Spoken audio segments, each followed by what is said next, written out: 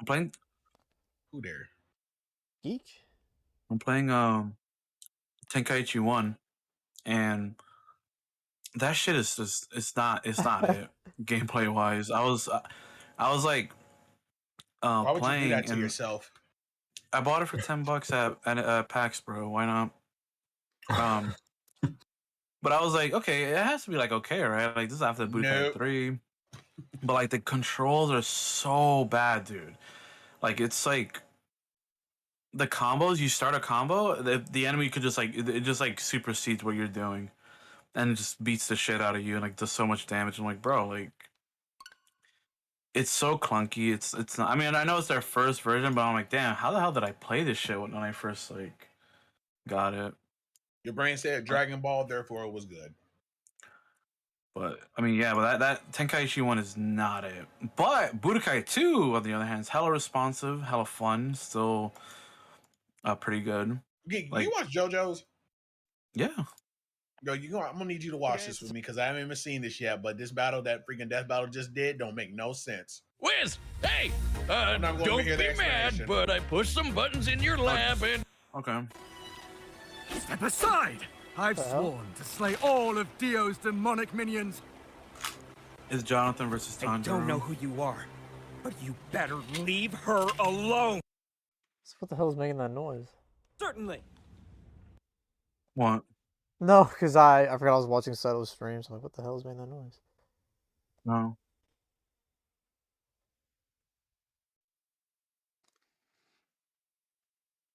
Alright, chat, we're gonna be checking out Forced Unleashed, which is remastered for the Switch, but don't expect it to look like gorgeous. It's probably just like in HD as opposed to whatever it was on Wii.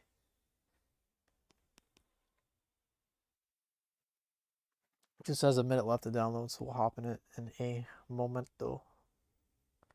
Yo, what's good, Mang? I say Mang? I meant to say Yang.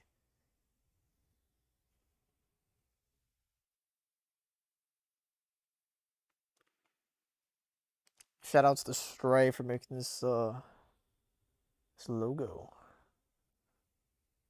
Background, I guess.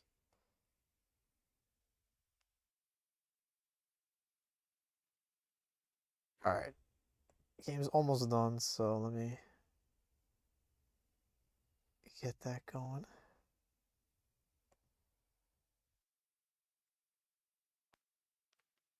Almost at 100%.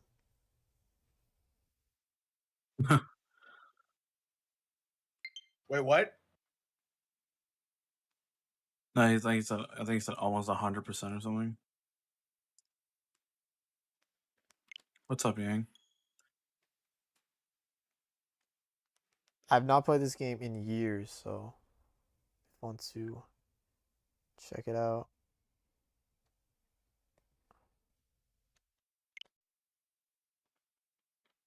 So I'm not playing this with the Joy-Cons. I'm playing this with a GameCube controller. Hopefully that'll be okay. But we'll see. Oh, bro, I forgot this was made by Chrome Studios. Those are the same people that made like the Tasmanian Tiger games. Register your game? What? Interesting. Brightness, that's good. English. Minigame difficulty, what? Okay.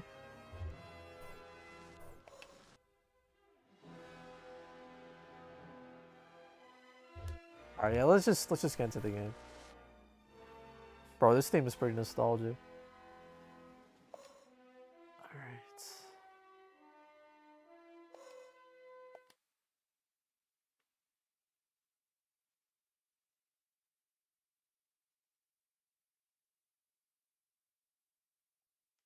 No, they had Jonathan win. Okay.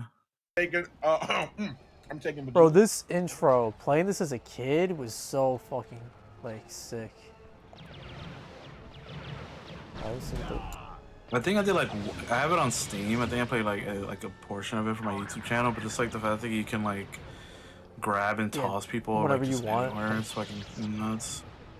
Okay, here we go. Yeah, I'm just trying to get the controls ready. Or you could like pick people up and And then Force Unleashed 2 is just built different as well. yeah. Oh, you could just like have that chilling next to you.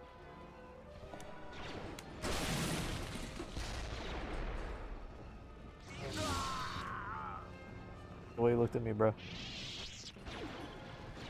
Look up his body. Just murder him in cold blood.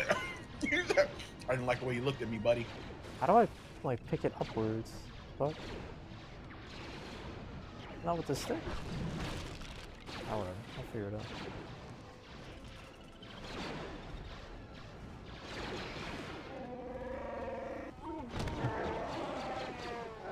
But welcome back, Geek. Welcome back.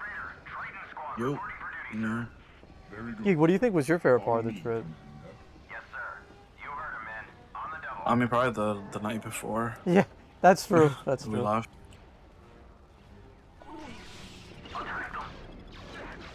Interesting things happened, but no, it was just overall really fun trip to the different state and city. Being around a bunch of people was interesting. I wonder if anyone took up the TMNT video, because it should be up soon, or hopefully soon. But yeah, that was pretty cool, meeting like dude, a that was dev super and sick. talking to them about Well, I think of TMNT. I think of Teenage Mutant Ninja Turtles. Yeah, Is that what you're talking about? exactly. yeah, we listen. Oh, excuse me. Oh my god, what the Oh, what but the oh, that's sick. we talked to the developers of Ninja Turtles Shredder's Revenge, the upcoming one. They're really cool. We had a hands-on demo to Iron, and Lethal played it. It cooked. Very good. Oh yeah, it game was so awesome, man. far. Like the only complaint I had, and it's a nitpick. It's not even like I would say like a big complaint. It's just that there's combo moves that you can do with the characters in the game, and it just seems like every combo move isn't unique to like each character. So for example, if you do a combo move with Leo and Mikey, it'll be the same thing if you did it with Splinter and April. But that was like my only criticism. Beyond that, it was a fine game. It felt great, it looked great. Well, actually, we couldn't really hear it that well, but no, it was Yeah. really fun. Only quote unquote regret I would have, I guess, is just that I didn't really get to play much of anything because I did a lot Yeah, of recording, pretty much. Really, I feel like I didn't get to play. I mean, compared to you, I played more, of course, but like I didn't really get to play that much either. I think I just. But no, there was some pretty cool cosplays. Oh yeah, and bro. stuff. People like you gotta love like the amount of dedication people do to make a good cosplay. Oh, what did that say? Oh, okay. Fuck. What the hell? That's what I get for not reading it. Yeah, I miss being on stream a little bit. Miss being on stream. Even though, bro, it passed so quick. Like it was like 4 days. Trying to Just hold it for one gone second. instantly. What are you saying, Geek? My bad. Not like the days Oh, just yeah, passed bro. hella quick. Like in hindsight, I'm like, damn, I really did like, cause I got home yesterday like at 2 p.m. Like in the afternoon, I'm like, damn, I'm home already. We were there for at least At the what 10 beginning. hours a day.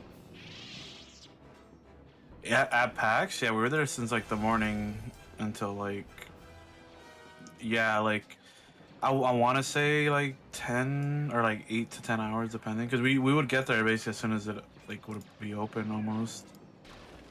I think my only regret was just not being able to take a picture with that one person we met. But beyond that, I generally have no regrets. The fact that I got to meet Mega Ran, take that picture, and then we all got to talk to Ash, like that was really fucking dope. It was really good, like networking opportunity for sure. I didn't really think about that like coming in, but it definitely is.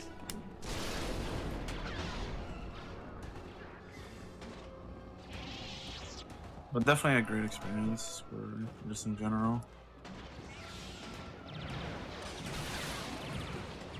Or you just pick up a turret and it shoots for you, like that's.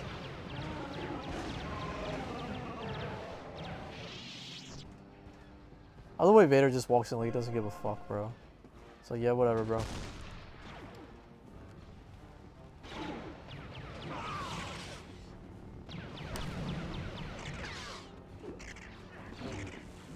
Oh no, yeah, yes, I do think. I know people are. Is this because people are comparing it? I wasn't really thinking about the comparison, but the Demon Slayer and One Piece thing, I don't really care about the comparison too much.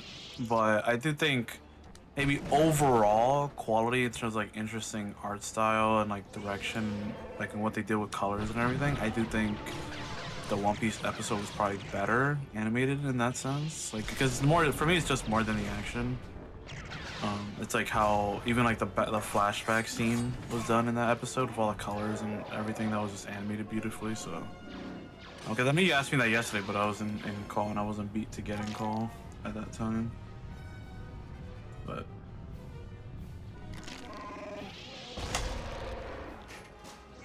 is you there? I'm talking to the board. Maybe Settle stepped out.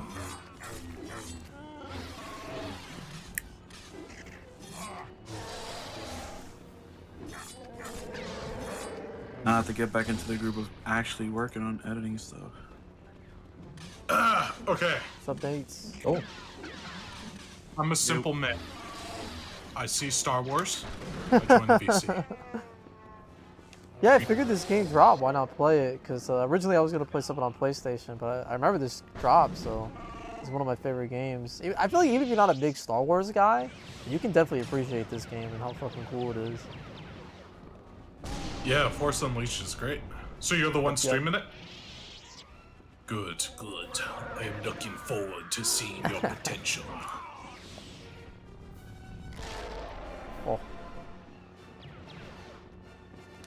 Hey, how's Yeah, I chat doing? Is anyone Quiet. here? What's up, chat? Hey, Broly, what's up, dude?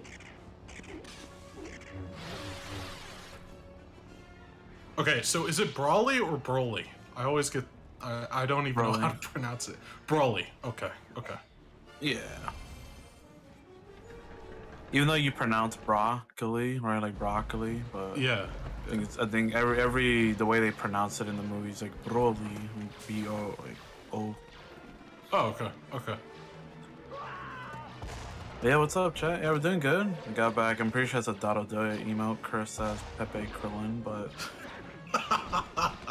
it is. yeah. Me and Iron got back from PAX yesterday. Yeah, yeah. Basically. How'd you guys like that? You went geek, right? Didn't you? Yeah. Yeah. There for. It was great. I thought it was really cool, different experience. I never experienced something like that. A lot of work, a lot of walking. Dude, my legs are like Killing you? dead. I legit. I'm probably. I think they feel good now, but I legit walked. Like Iron mentioned before, at minimum we were there from like open, which is like the floor opens at 10 a.m. and it closes at 6 p.m. But there's extra panels till like later. Right. Every single day we were there till at least only one day we got out. We left kind of early and took the shuttle back to the my hotel. I just at like 5:30, but like every day we were pretty much there till like 7 p.m. from like 9 a.m. or like 9:30 a.m. or something.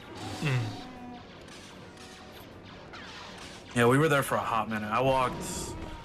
I think Hydro said he had like 12,000 steps. I think one time. I'm like, yeah, that pretty much that times every day. good for you. Jeez, that's insane, man. Yeah. Gosh. It definitely Well, like the that's- hardest what- part was the first day for sure. Then my legs got used to it. Easily, yeah. Was this so? This was your first convention at that size, or just overall your first one? No, I've been to one other one, New York Comic Con like 2018, I think, or whatever. It was about the same size as that, like kind of similar, probably even bigger. Had more. Oh yeah, I think so. Might have been. But this is the first time I went for like a game convention. Comic Con was also more packed, had more people. Yeah. Also, it's post-COVID, so that's another reason. But it was good. I would like to go to an. I like going to conventions. Just have to have a decent amount of money for certain things. But Yeah. but yeah, overall it was cool seeing. Like I bought Shaq Fu for the Oh NES. my just for, god, that game. for the For the lulls meme. of it or the meme? Yeah. Whatever you want, you won't find it here. Turn back. I Oh bought my Budokai gosh. 2, Tenkaichi 1. Even though I tried Tenkaichi 1, I'm like, yeah, this Grab hold sucks. of something quickly. But yeah, some pretty cool stuff.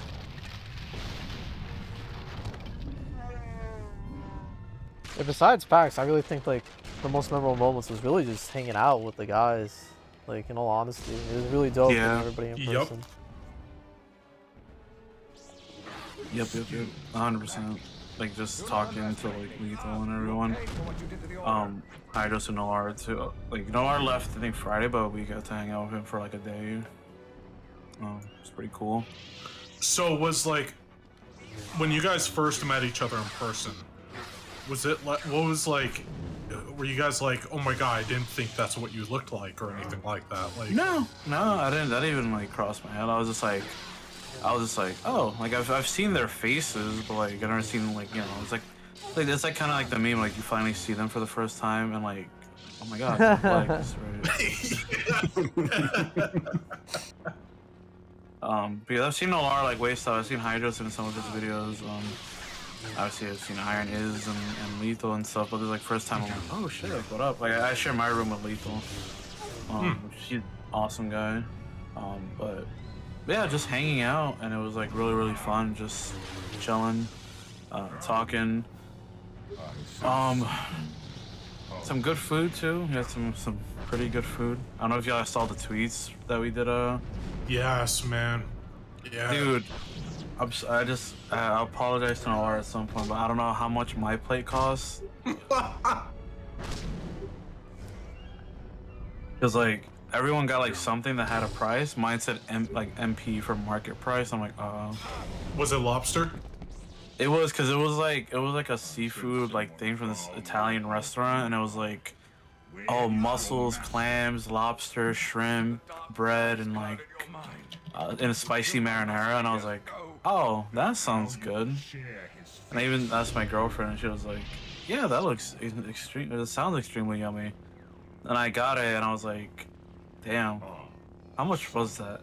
I was like, maybe I shouldn't have gotten that. It seems like it might have been a little bit too much, but I don't know. Nah, go for it, man. Was it good? Yeah, it was yummy. It was. That's very, good. very That's good. That's what matters. That's what matters. As long as the food's good, don't look at the price tag.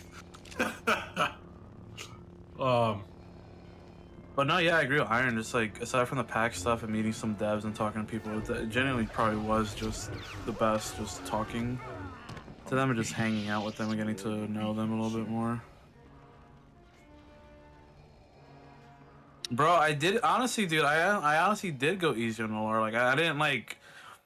Every time we try to get food or something, I'm like, all right, let me just be easy. It was just that one time where I was like, that looks yummy, so I want it. I feel like if you have a conscience, like you're not gonna be like, all right, bro, Nolar's paying, I'm gonna fucking like ring his pockets. It's like, bro, like if someone else is paying, you kind of feel a sense of obligation to like not go OD, right? At least not every single time. Yeah. Right. Like, that's how I was. I was like, okay, I think I went a bit OD with this, so I'm not gonna, you know. I'm not gonna like get like anything crazier later. Yeah, Hydro showed me the restaurant that you guys went to. And it looked incredible. I can't remember the name of it though, but he showed me it yesterday. See, what was it? He didn't.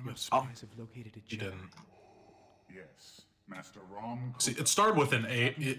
With an A though, or something. Can't remember. It was in. Let's see. Arby's. Yeah, Arby's. Yeah, the meat. Bro, I never realized how good of an impressionist Juki was until that trip as well. No witnesses. Nebo or Nebo. Yeah. Oh, yeah. That was where we went. Yep, right next to the hotel. Mm-hmm. Yeah, man, that food looked incredible. So did you meet any huge like streamers there? Like any huge like Markiplier? Iz did apparently. Or, anyone? Because Markiplier went on the. He's been to PAX in the past. I know PAX East. So I was just curious if you guys met anyone I think huge. Mark is under the weather. I think I saw he was in the hospital, but I think Iz met somebody. He was Met a streamer. I forget the name of him, but he has a pretty large following. Yeah, it is met someone. By proxy, I did too, but there's just a lot of industry like people, like writers and stuff, mainly.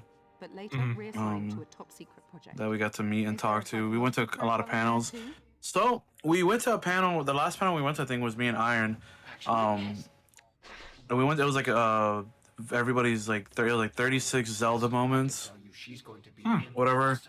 From like three of the panelists, which had great energy. They were all great. They're just talking about each of their favorite. Yeah. And they were like talking about each moment. I was telling Iron, we were in the back, and I was like, man, I played Ocarina like maybe halfway, like, or something, like in the GameCube era, like when I was like younger, but I never really touched a single Zelda game like that. Maybe Breath of the Wild I gave a chance, and I just have to go back and finish it. But I was like, this actually made me want to go and play Zelda. Like, I was like, I want to go back and play, which made me get the unfortunate Nintendo thing. But I'm gonna play through Ocarina of Majora's Mask finally, and like remember it this time. I forgot. I need to check if I have room to add you to my family plan, because that way you could just play Majora and Ocarina straight up on your Switch. Oh yeah. Thank you. Too late though, already. But I forgot you told me that because I just like got home. I was like, oh, I'm home now. I got my internet back on my Switch. Let me Oh shit! You got it. that. I mean, in the future. Yeah. I mean, I got a year now, so it's whatever. But I'll definitely try it and play it. I own the 3DS versions of Ocarina and Majora's. They are very good. I really never like played them a lot. Majora, but I do have. Dude, Ocarina. That was one of the reasons I wanted to get 3DS at the time, because I was thinking like, oh man, I really want to play like these other games, and they made You're hunting Jedi? They made an updated like 3D version of it for both of them on the 3DS, and I was like, damn, that would be like, that's when I wanted it. There's never I could have like got a chance to buy it. And then when you think about it in hindsight, and again, it's like Nintendo. It's like, bro, Nintendo, you literally have the 3D versions of those games, or like the cleaner 3D, right? Like the updated one. But they only exactly like the thing is, they only port the N64 version. They don't want to port the 3D ones. Like, it's like, bro, just port them to the Switch. Like double dip.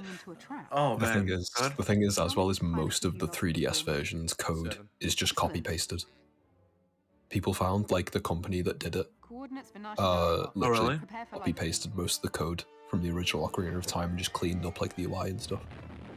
Because the games were basically finished, like not finished, but like it's all there. It's like same with Brilliant Diamond and Shining Pearl. Most of the code is just copy pasted from Platinum. Maybe That's even the more geeky fun fact of the stream. At that point, you know. Fun fact of the stream. Like at that point, just release it, man. It's just annoying. They'll double dip and have the normal N64 version, and then just double dip and sell those at some point later. I'm reading chat, Minato.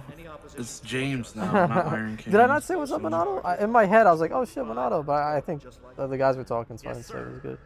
What's up, Minato?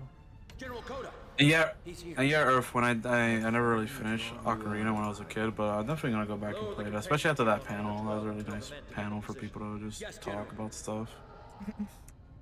You guys have a good time at Oh PAX then? yeah, man. Yeah. It was awesome.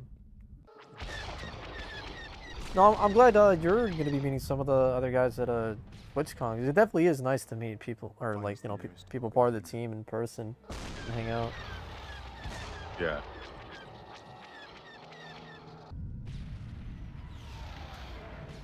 Yeah, I'm pretty excited about it. It'll be I've known Tysher for like almost a little over 2 years now, and it'll be my first time seeing him face to face. It's definitely pretty surreal. Yeah. Yeah, it was definitely a trip to remember. Yeah. Who joins that one? What up, Bat Brain? If there's any like holocrons up here. Oh, what up? How's everyone's day today so far? Boring. Nice. One day. I just got my internet back a little while ago, so. I'm gonna throw these guys out to space.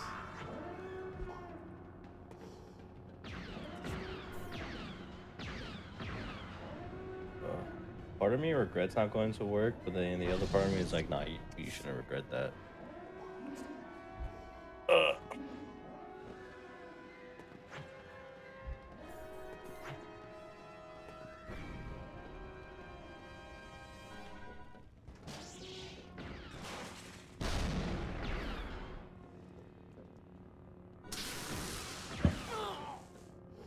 I can just use lightning whatever he wants.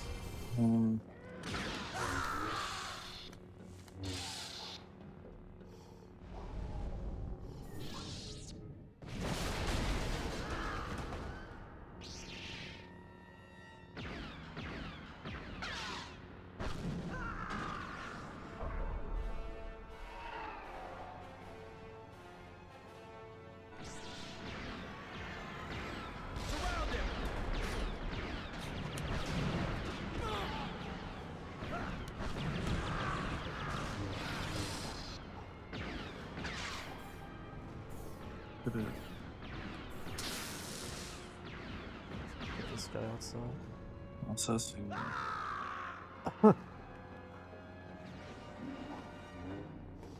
The hell? Processing and training.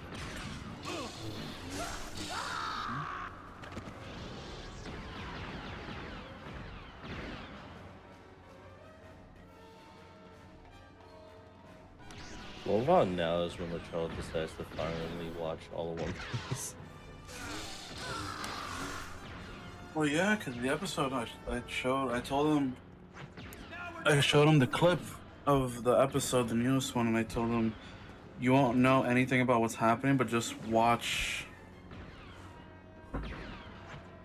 Just watch the new episode. Bro, Earth, they had some really dope Mega Man jackets at PAX. I was really tempted to go grab one, but I'm like, am I ever gonna wear this? So it's like, nah. They were pretty sick. Yeah, you know, $120. That as well. They were also kind of $120. You buy it, you wear it a few times on stream, and then you write it off as a business expense. That's fair. There we go. What? Easy. I mean, technically, since you stream from home, all right, you can write off a portion of your internet bill, portion of your rent, portion of your electricity bill, your clothes.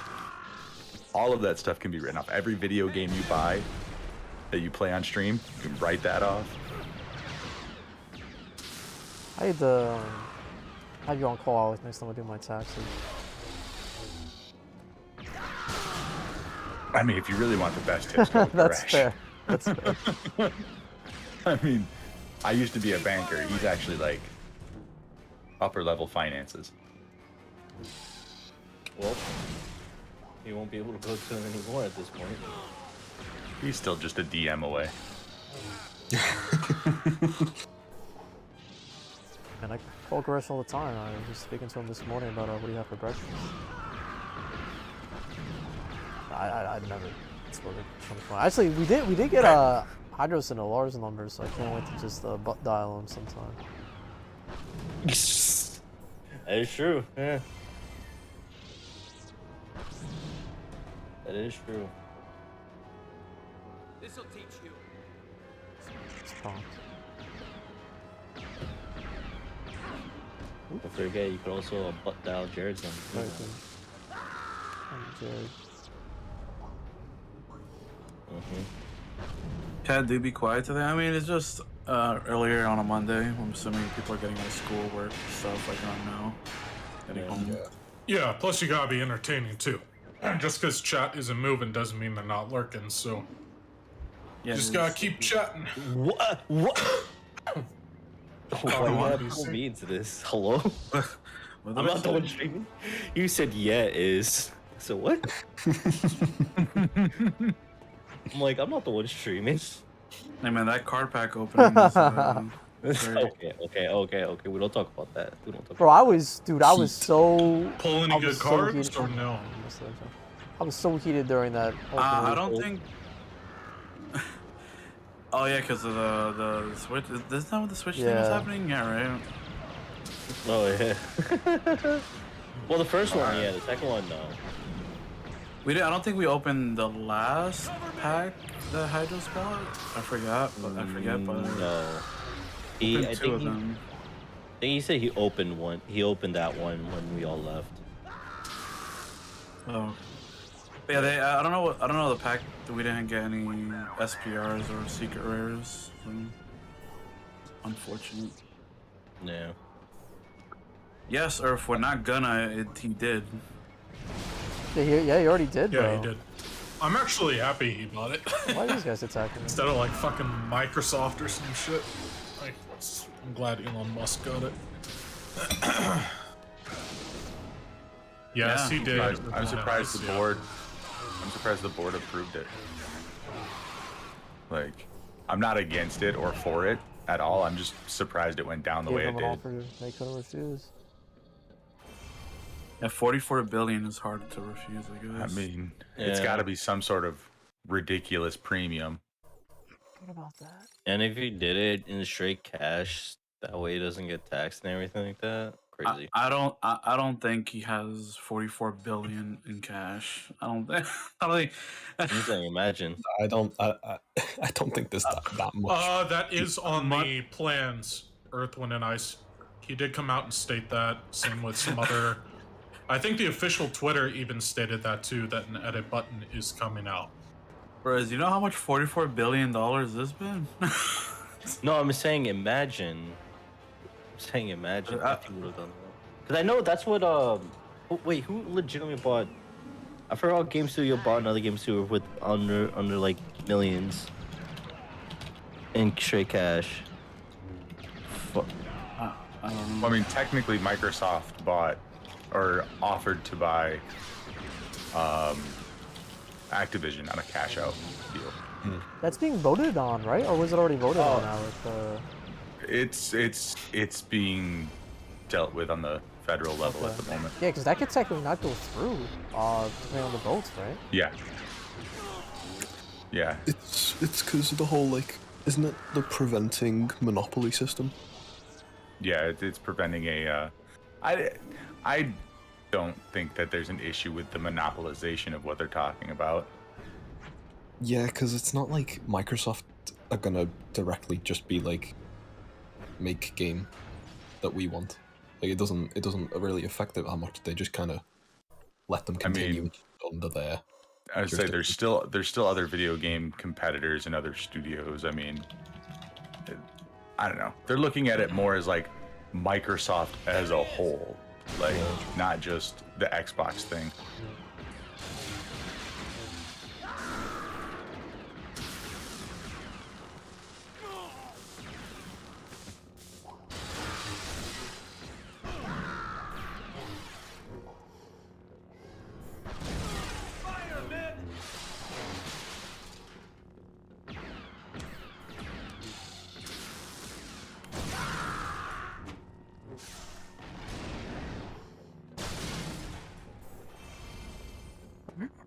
One game I wish I found there, Iron, was I wish I found Shadow the Hedgehog. Kind of hard on it, but I'm saying like, just for the meme again. I mean, like Kuba was saying before when he was here, that with PlayStation service, they're gonna have PS2 games on it, so potentially Shadow the Hedgehog will be on there.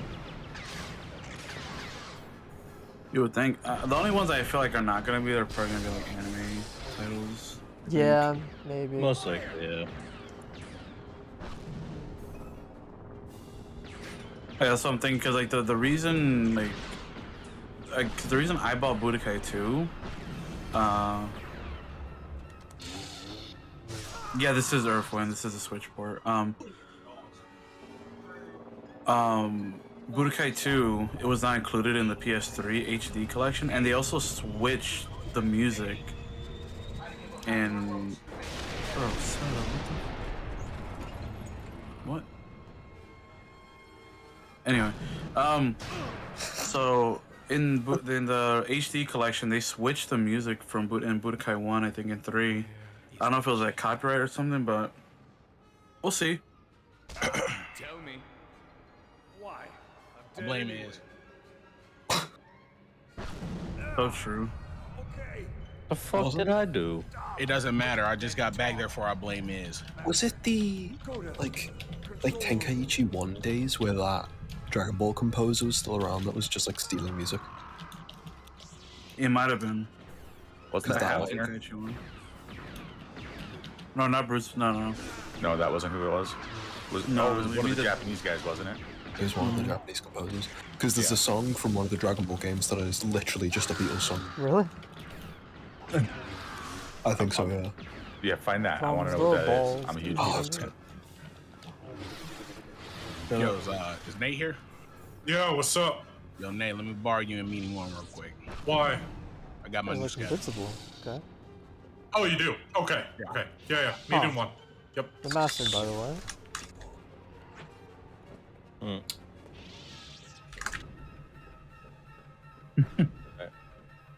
Oh, let's stop out for a bit. I'm gonna catch all the fun. Mm-hmm. Take it easy. Yeah, it's I'll pop it in Twitch general. It's literally like the main like motif of Eleanor Rugby.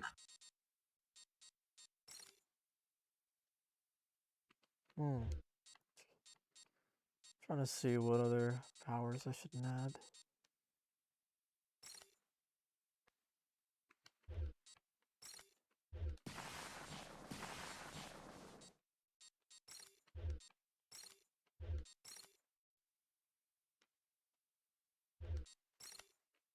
YX, that's why. That's hilarious.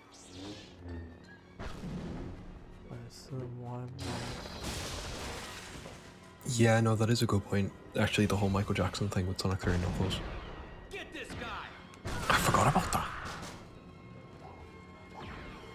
Yuki, what do you think of the trailer? Input. Sonic Yeah. Origins? It was cool. I mean, I liked it too. I feel like I'm like with like I think he's Neo on Twitter. It's like I'm all for remastering originals, but like I'm just gonna ignore all the 3D ones like that they haven't touched like at all. It might just be because they have the two teams, like the Mania team and the Frontiers team. Because I'm saying, but go ahead. Frontiers is probably like the main 3D team, so like trying to shove the Mania team onto a 3D project might be a bit awkward. I mean, yeah, that's fine. I just want a remaster or something. A re-release. I don't care if it's the Imagine same the version, but remastered something. Unleashed, bro. How good that game looks good on its own, man. They don't need to. That thing on Series X is fucking incredible. So it's like I don't know. They have it like in those services, yeah, like you can stream it on PS Now and whatever. But Adventure 1 and 2 are fine, plus Unleashed Generation just ignore the missing 3D. I would argue that 06 had a good story, just the gameplay and everything else around it is shit. Well, the music, of course. And the music was good. I'm not that much of a fan of 06's story. You know what games they do need to remaster though, or re-release? Rush. Oh, and Rush bro, Adventure. the Rush games are so slept on, bro. I agree with that. They are peak. I love Blaze as a character. That's how I was originally introduced to her, not in 06. Yeah. I think that's when I played on PSP, right? There's Dude, that was DS. DS. No, the PSP was Sonic Rivals, right? Oh, Rivals was so good. I didn't really care for Rivals when I played it. I didn't hate it. But I mean, like, I just feel like they should just release like especially with all the Sonic love finally that he's getting. He was dead for a good decade, but now he has a successful movie franchise. Yeah, like the games. Like it seems like the comic book writers writing the story for the new game and stuff. So Yeah, which is a big step up because one problem was that like Sega, I think it was actually like an interview with one of the Sega executives was like, yeah, we want to make Shadow basically Vegeta. Like that's just example they used and how they're characterizing Shadow. Because outside of Heroes and his own game, he just kind of does nothing. Yeah, I mean, I like Shadow in 06. I like his motivation and story in there. I especially like I feel like everyone likes this moment, but the moment where he's fighting like the army of clones, and then he kind of takes off the... I'm sorry, I didn't mean Yeah. That shit's sick. No, I mean, yeah, that moment is... He takes off the rings and he's talking about, like, you know, fighting for his whatever, and I'm like, yo, that's dope. I appreciate that. That's fucking sick. Everyone's seen Sonic 2, right? I mean, I think everyone here, but I wouldn't, just in case. But I mean, it has been like 2 or 3 weeks already, man. Yeah, it's been just about 3 weeks. I think most people would have seen, like, the big stuff in the film anyway. Yeah. Because a lot of it's just kind of been posted. I say there's not a lot of like significant, like, oh my god, it's such a spoiler. Yeah. Like the biggest thing is the post-credit scene. And I guess like the final fight, I guess, but that's something I kind of expected. Because even if you like follow the games even remotely, like chronologically, that what happened at the end happens anyway. Yeah. I don't know. I told Iron this, but were you like, how were you a fan of like the emeralds and all that stuff? Is that how canonically, like how the size of them are? Because they're like really small, and then even the Master Emerald is like tiny too. I think it's just to make them like comparable to the humans, but I think that's at true. Some point, I think it's also just because it's probably easier to animate in CGI. Because if they had to like have Sonic, Tails, Knuckles, and then the human characters hold the emerald at one point, like Jim Carrey, like if they had to have him hold it and it was bigger than his entire body, that would be really awkward. Are you referring to the Master Emerald or everything. just the regular emeralds? The Master Emerald, because the Chaos Emeralds are basically the same size as I was gonna say, I think the Chaos Emeralds are a fine size, but yeah, the Master Emerald, hopefully they make a little bigger afterwards, but if it keeps the same size, I guess it's nothing. It's not the end of the world. They did anyway. Like in the first trailer when they showed it off, it was even smaller. I remember that. I remember people were complaining about that. But no, I of course I like. I mean, the pretty colors, right? And I like the way they were used. Yeah, just again, like, I'm so used to the Master Emerald being on this giant. I mean, it was on an altar, but like on his giant altar, but the thing, like the fucking Master Emerald was like the size of like a fucking car or something. Like, yeah, it's huge. But I dug it. I mean, it wasn't too bad. I was just curious, like, but like you said, I think making them comparable to the humans is probably the idea behind it. Yeah, because like I genuinely like was so, when I first heard reviews from like critics who, like, obviously I didn't take them into account on my enjoyment of the film, but it was just like the critics were complaining that the human characters weren't focused on enough, and I'm like, it's not called Donut the movie, is it? It's called Sonic the Hedgehog. Yeah. So the human stuff could have been taken out of that movie and it would have made it better. I think a lot of stuff between Tom and Sonic was fine. Most of the wedding sequence was kind of it was funny. The whole Hawaii thing funny but completely unnecessary. That's fair. Yeah. It was literally just to pad out the runtime, which I don't think is a problem.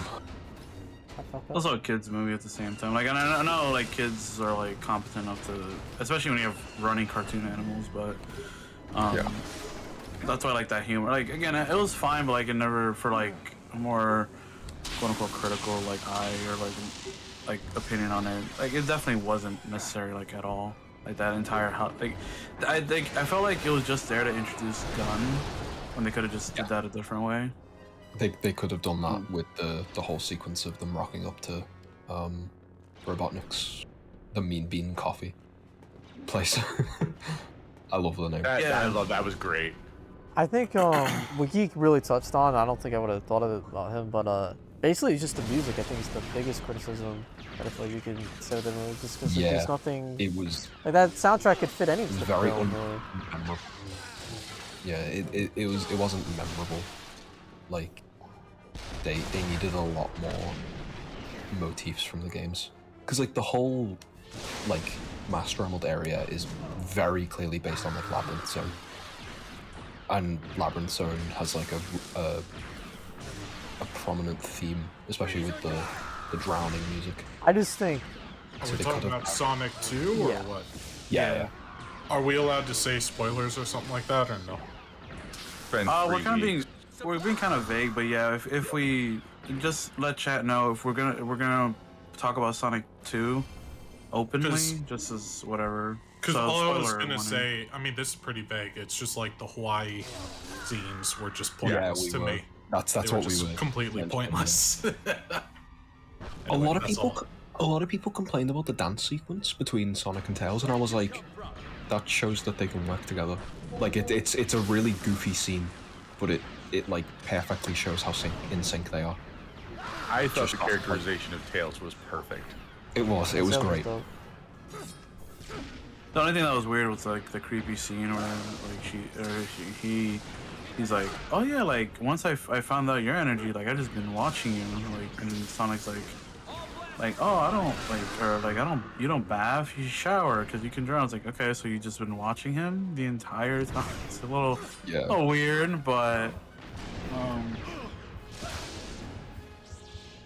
I like that they're like, he has to take a shower because if he takes a bath, he'll drown because Sonic can't swim. Yeah. I love it. I was very happy when they had the air bubble. little joke.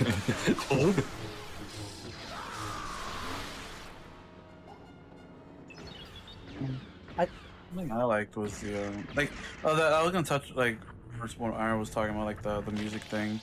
I like after leaving, I was like, okay, that was good. Like I had a lot of fun with the movie, but then they just didn't do anything with music, because like of course like Sonic has a bunch of good music, but when he goes, like, obviously we're talking about spoilers, and we're talking about like Super Sonic, like I'm thinking like, bro, if they had like Open Your Heart or something that they licensed, that they own or whatever, I would have been like, that would have amplified that scene so much more, because like great scene, but I feel like the music just wasn't there to like amplify it. Like it just didn't feel it for me anyway. Because the music was just missing. They had the money to license the music, considering they got Uptown Funk. Yeah, exactly. And they own like Adventures. I know they can. Well, it's like they own their games, and like I'm assuming the music is for the games. So. It would probably be like distributing it to Paramount might be a bit difficult. Yeah. There's all kinds of layers of business deals there, but like me, I was never really like a big Sonic player growing up. I was a Nintendo kid. I didn't really have Sega, you know. Yeah. I played Sonic on Nintendo. That's how I got into Sonic. I don't have the attachment to like the music, the nostalgia that you guys do. But that being said, most of the music in that movie sucked. Yeah, it was just like generic superhero soundtrack. It's my biggest complaint with Endgame is that like the music is good, but they use the same motif 120 fucking times, and I'm tired of hearing the Avengers theme. Like I just feel like they could have just. In the trailers, they had like a thing for Emerald Hill. They had a little motif of Emerald Hill in the trailers, but they never had that in the movie. It's just like, well, why play in the trailer? Why show Tobey Maguire's Spider-Man suit with the word murderer spray painted over it in the trailer? I'm not gonna show that in Morbius. Why did they have him say "I am Venom" in the trailer and then like another line? But then that's just not how it goes in the movie. He does say "I am Venom." He just doesn't say, "Oh no, I'm Michael Morbius. Nice to meet you." Which is fine with me, because in the context of that scene, it would have been one of the worst lines of the film. Who cares? That's saying something for that film. It was already pretty bad. Anyway. All I've seen from that film is the Matt Smith dance sequence. And after growing up with Matt Smith as Doctor Who, I am very disappointed. Dude, I was so psyched to hear Matt Smith was in that movie, because I love Doctor Who, right? And We get in there, and when you see him at first, you know, you're like, okay, I see what they're doing here. And then when he changes, Yep. like, I was hoping for more, like, It was very drastic. I guess less. Well, I mean, yeah, it was. First off, it was a complete coin flip for the character, but like, just it was too over the top. There wasn't. It was like he was trying to straddle the line between fearsome and camp, and like tumbled the F over. Like, it was so bad. Stop and think.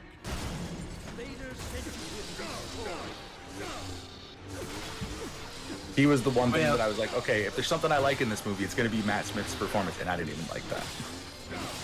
He was probably given like really shit direction. Probably. Because like there is definitive proof that he can be a good actor.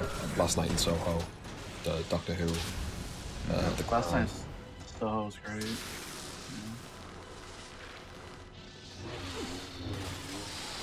Dude, his first episode of Doctor Who was fantastic. Oh yeah. Like, he came out the gate. The speech at the end about the Earth being protected. So basically, run.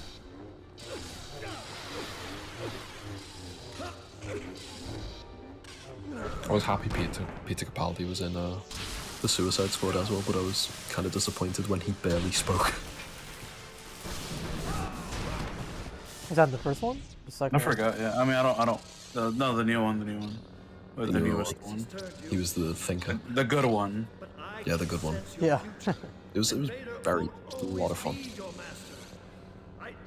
It was like yeah, it was like the I don't know. It kind of like I left it and I was like, I like a lot of James Gunn movies, but I don't want him to write another one like this because I think I've seen enough now.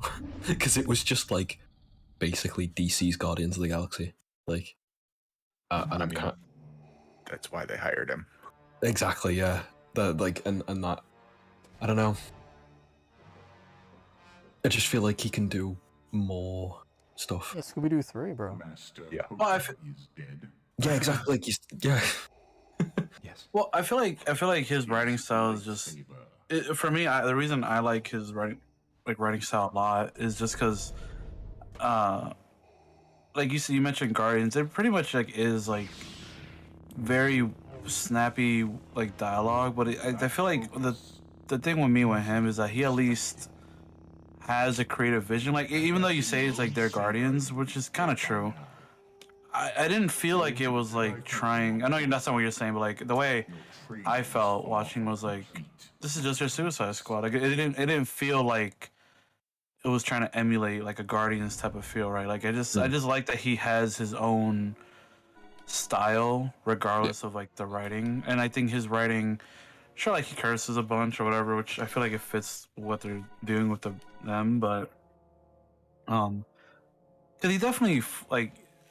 he definitely tapped more into like his humor and stuff in Suicide Squad than he did with Guardians, because he was allowed to, you know, hit the R rating with Suicide Squad, so he definitely unlocked a little bit more. Yeah. So that's why I like the way he writes, because even though it can be seen as that he kind of has a similar kind of beat in each movie, I feel like each of them have enough different that I can't like compare them to be like exactly like, you know, like copies of each other. I mean, that's like, at least to me. I mean, you can take any, you know, similar basic plot line and be like, oh well, Dances with Wolves is just Pocahontas. You know, like, if you can do the mental gymnastics to get there, but yeah, I see what you're saying. Is I haven't seen the new Suicide Squad, so I can't say personally whether it feels like Guardians or not. Yeah, it's overall. Good. Oh no, you go. Codes. I was gonna say, like, it's also another at least important factor that, at least to me, distinguishes like just like visual aesthetic too. Like, yeah, like Suicide Squad looks very vibrant and has a lot of cool, crazy imagery. The title cards and everything, like it very much has its own identity. I think it's a lot more. It's more like what people think of when they think comic book movie, which is one of the reasons I really like. the writing was very much James Gunn, but the direction was like very different, which was breath of fresh air. Yeah, which is why I like him as a director and writer, because like I think it could have been easy for him, like you were saying, to just make, let me just make Guardians of the Galaxy, but like with DC characters, right?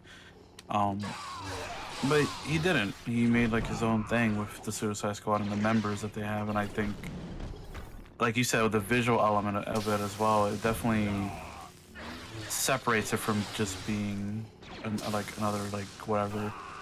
Yeah, it separates itself from being like another DC movie, but also another superhero movie. Because he definitely tapped into his horror roots with this one too, with some of the stuff with Starro. Yeah.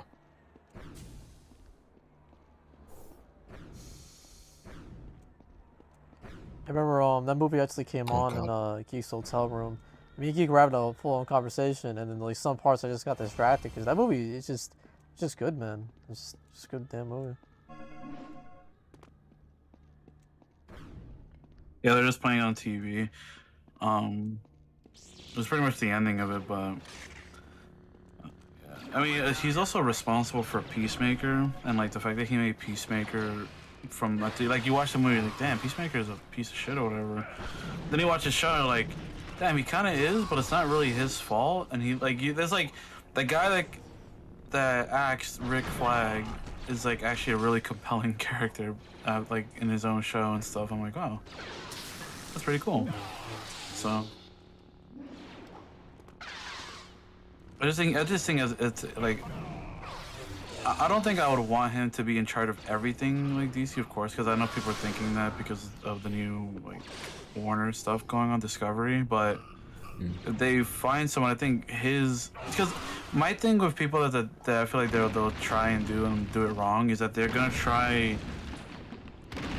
The way you interpret James Gunn's work on comic book movies is not saying, oh, I should write each movie like this, like snappy, funny, witty, or whatever. You should take the fact that he's so unapologetic about the content that's in it. That's what you should take, because he doesn't give a shit about like if you know the character or not. Bro, I didn't know who the fuck Bloodsport was. I didn't know who the Guardians were.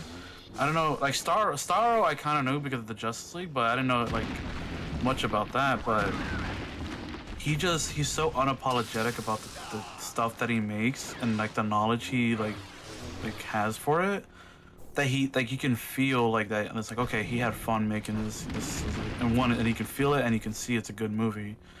So that's to me the lesson that people should take from James Gunn, and not necessarily like, oh, we should all make kind of like what they kind of did the Arrow with like the Joss Whedon like version of Avengers, is like, let's just make everybody quirky and funny and do witty jokes all the time. It's like, no, that's not what you like do.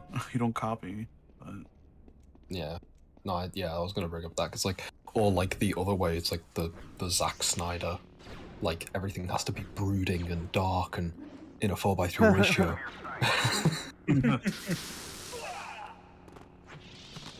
Have a good time at work, Earth. See you around. Yeah. I still don't know why he put his version of the Justice League in 4:3. Like it's his creative vision, but it just doesn't make sense to me. He's a pretentious twat. Oh, I'm sorry. Did I say that out loud? Oh, my bad. That was supposed to be the inside voice.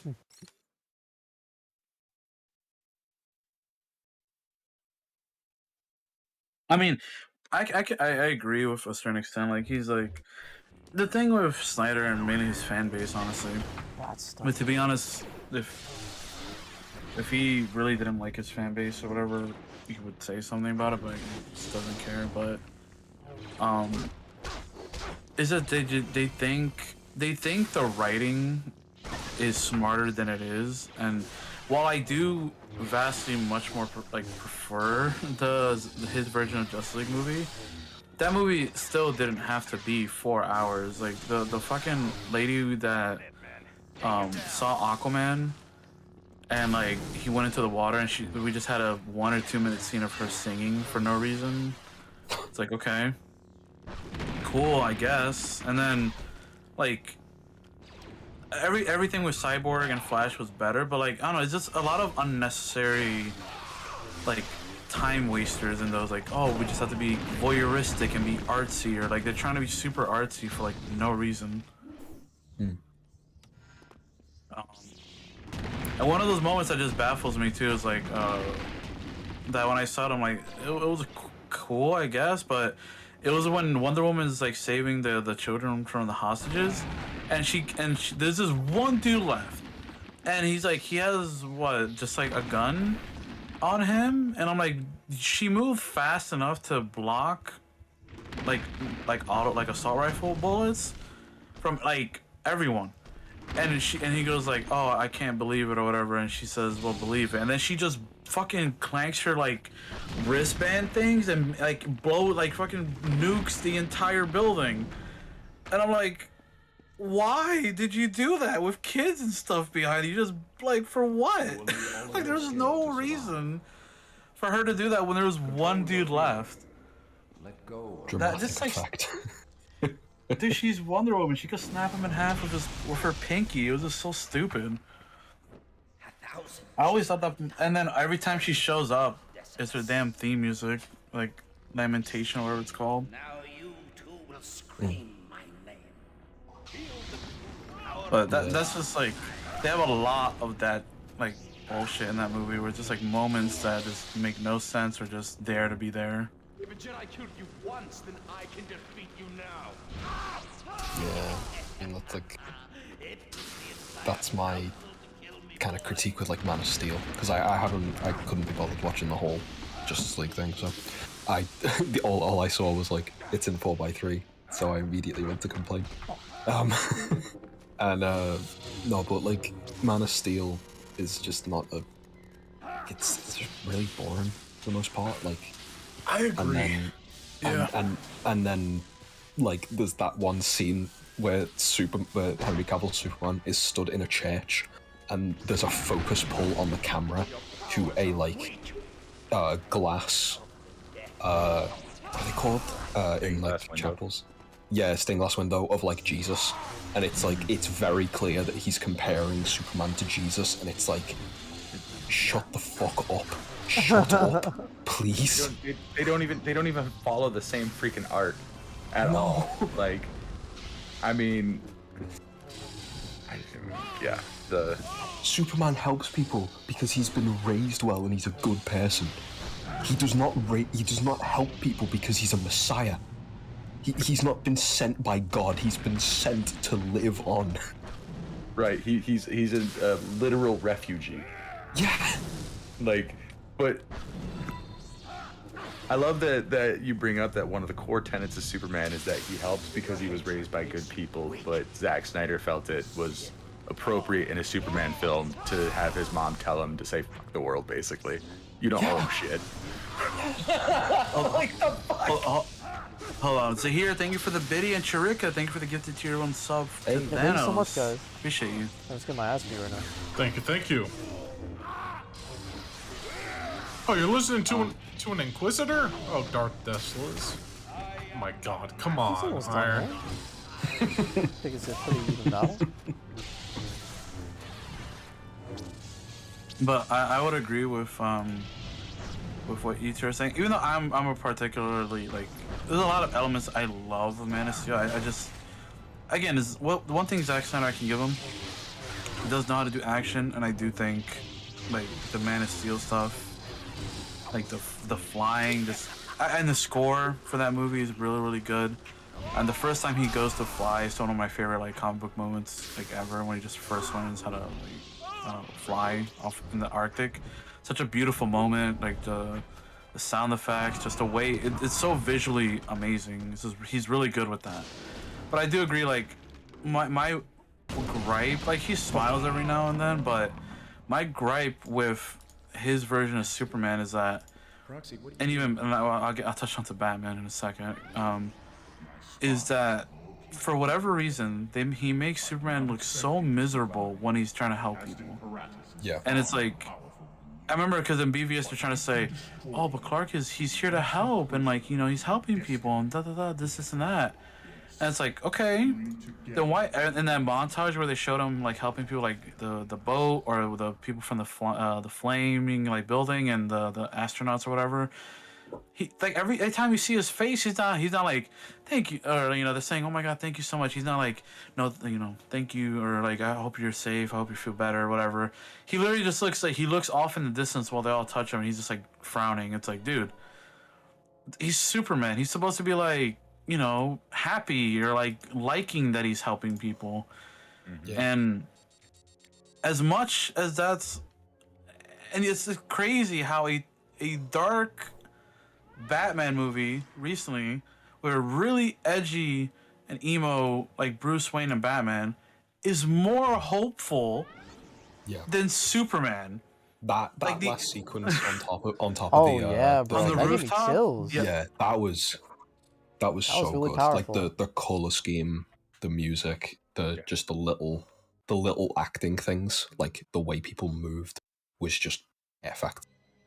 Dude, the way the girl that touched the girl that he carried when he let her go to be carried, but she like touched him and was like no, don't let don't let me go. But then he put his like hand on her hand and was like gave her that look like you're gonna be okay.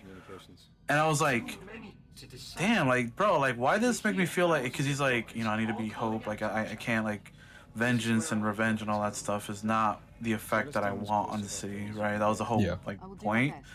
And like you see that, and then like, damn, what about Superman? Let's go watch Man of Steel or like BVS, whatever. And it's like, oh, he's just really sad and depressed, and now they appreciate him because he died. And then he comes back, and he's like an edgelord, just super different. Yeah. He's like just the same. It's like, dude, he doesn't crack us. Like one thing I don't like Joss Whedon, and I don't like his version of Justice League. The only good thing about that movie was that I don't know if you remember when like Superman was actually laughing, and like he made a joke with Cyborg about like when they got hit with the explosion from the mother box, and like Superman's like cracking a joke like, oh, like I really like I'm glad I didn't die again or something. He's like laughing because Cyborg's like I didn't even know I had feelings on my toes, but I felt it on my toes.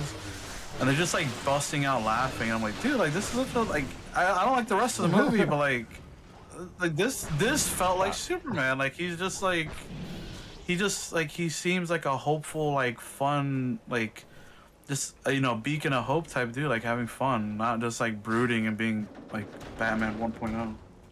Yeah, it's weird. Like, we haven't seen the right Superman in a movie, like the right style of Superman, since Christopher Reeves. Yeah, I know Return. I have to give Returns another shot, but that one's another one where it's a little long, but I don't know. Well, it drags. The plot is so bad. Brandon Routh did a good job as Superman. He did a good job as Clark Kent, but nothing else in that movie really was good or memorable. The only thing I remember though is they also turned the airplane. They also had the whole Superman's kid thing, which I don't think we were ready for at that point in time. But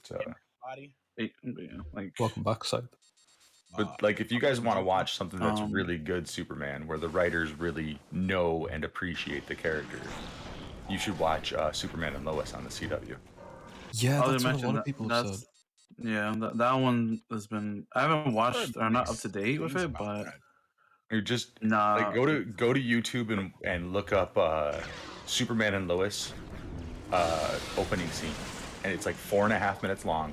And just from watching that 4.5 minutes from the very first episode, you realize that these writers know and care about the character of Superman. It's like, yeah, like they understand Superman. Yeah, it might very well be the best superhero TV show in the last decade. I think call Luke Cage.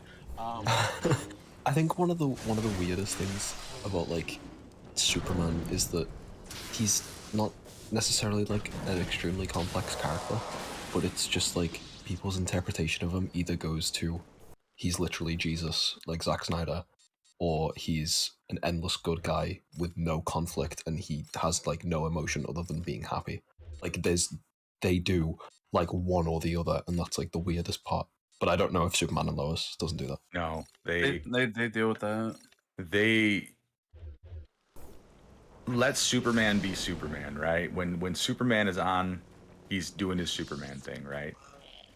But the character of Clark and how those two characters mesh and intermingle, there's so much emotional depth in the show, and Tyler Hoechlin is probably the best Superman we've had since Christopher Reeve. And it just sucks because, like, I would say, I feel like all of us would agree, Henry Cavill would have been a perfect Superman if had he got a better director and writer to actually handle it.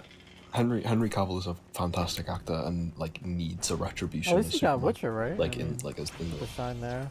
Yeah, he's amazing as Geralt in The Witcher.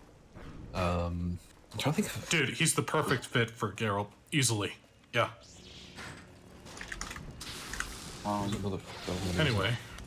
But no, you're but I agree with you. Like the thing with Superman, like people, I think the animated movie Man of Tomorrow is a good one. If you haven't seen that one, it's pretty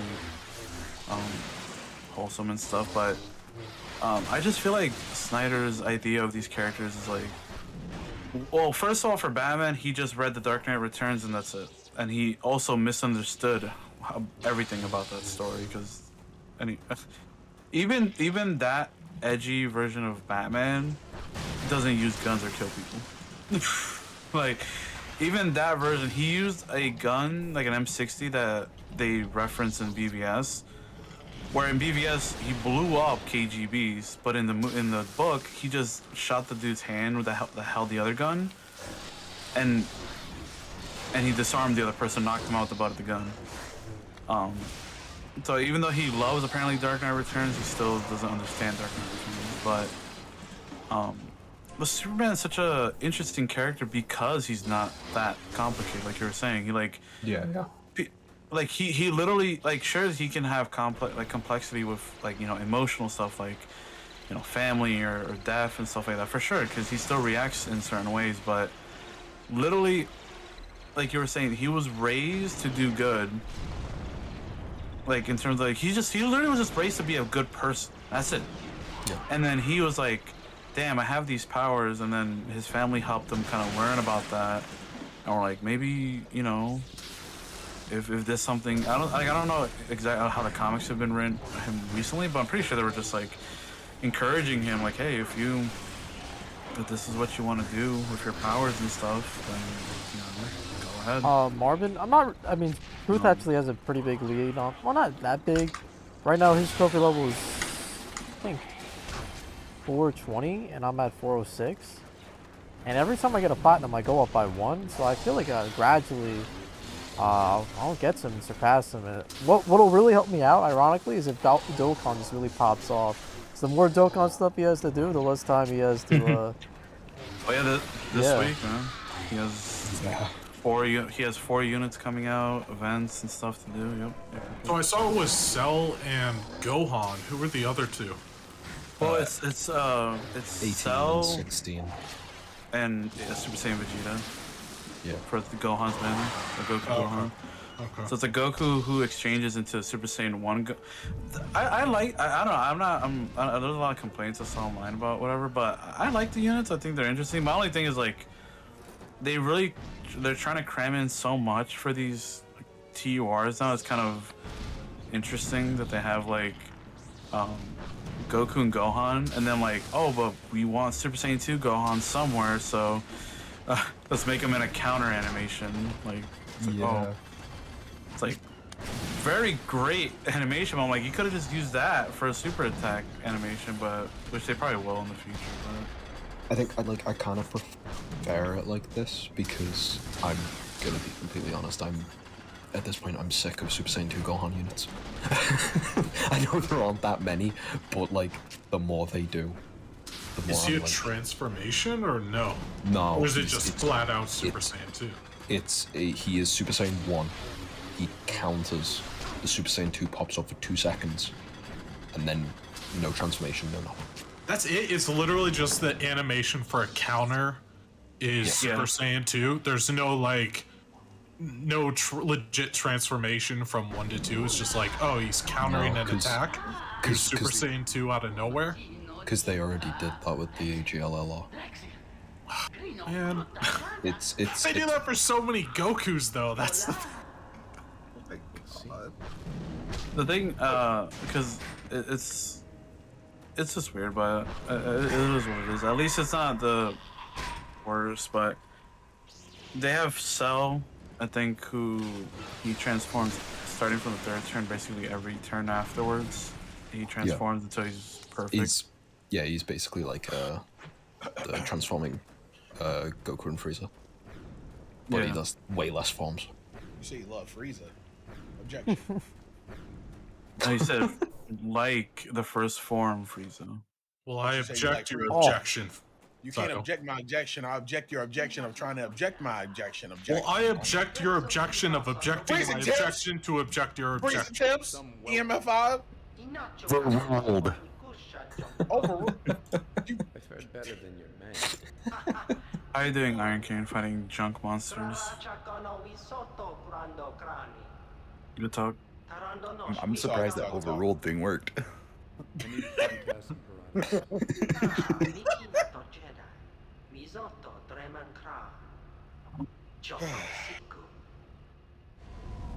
I gotta figure out what I'm gonna eat today. What did you eat so far?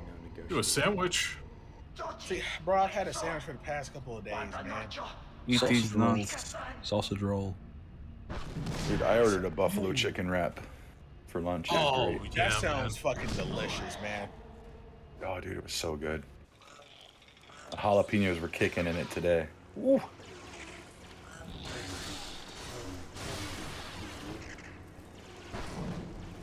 Well, there you go, Saito. You buffalo chicken wrap. There you go, man. Buffalo chicken wrap. Yeah. I got mine with onion rings. Never mind. I can't have that. I hate onions. Really? Well, then get it with something else. Just get the buffalo chicken wrap, bro. Alright, bet. I'm back in. Did you get it from Wild Wings or where'd you get it? No, I got it from a local bar. Oh, nice. Yeah. Called Brewski's here in Omaha. Dude, I love that place so much. They have fantastic Phillies, good wings. Their buffalo chicken wrap is godly. Hold on. Brewskis, you said? Yeah. Alright, I'm gonna finish editing this up a bit. Probably later. Bro. See you around, geek.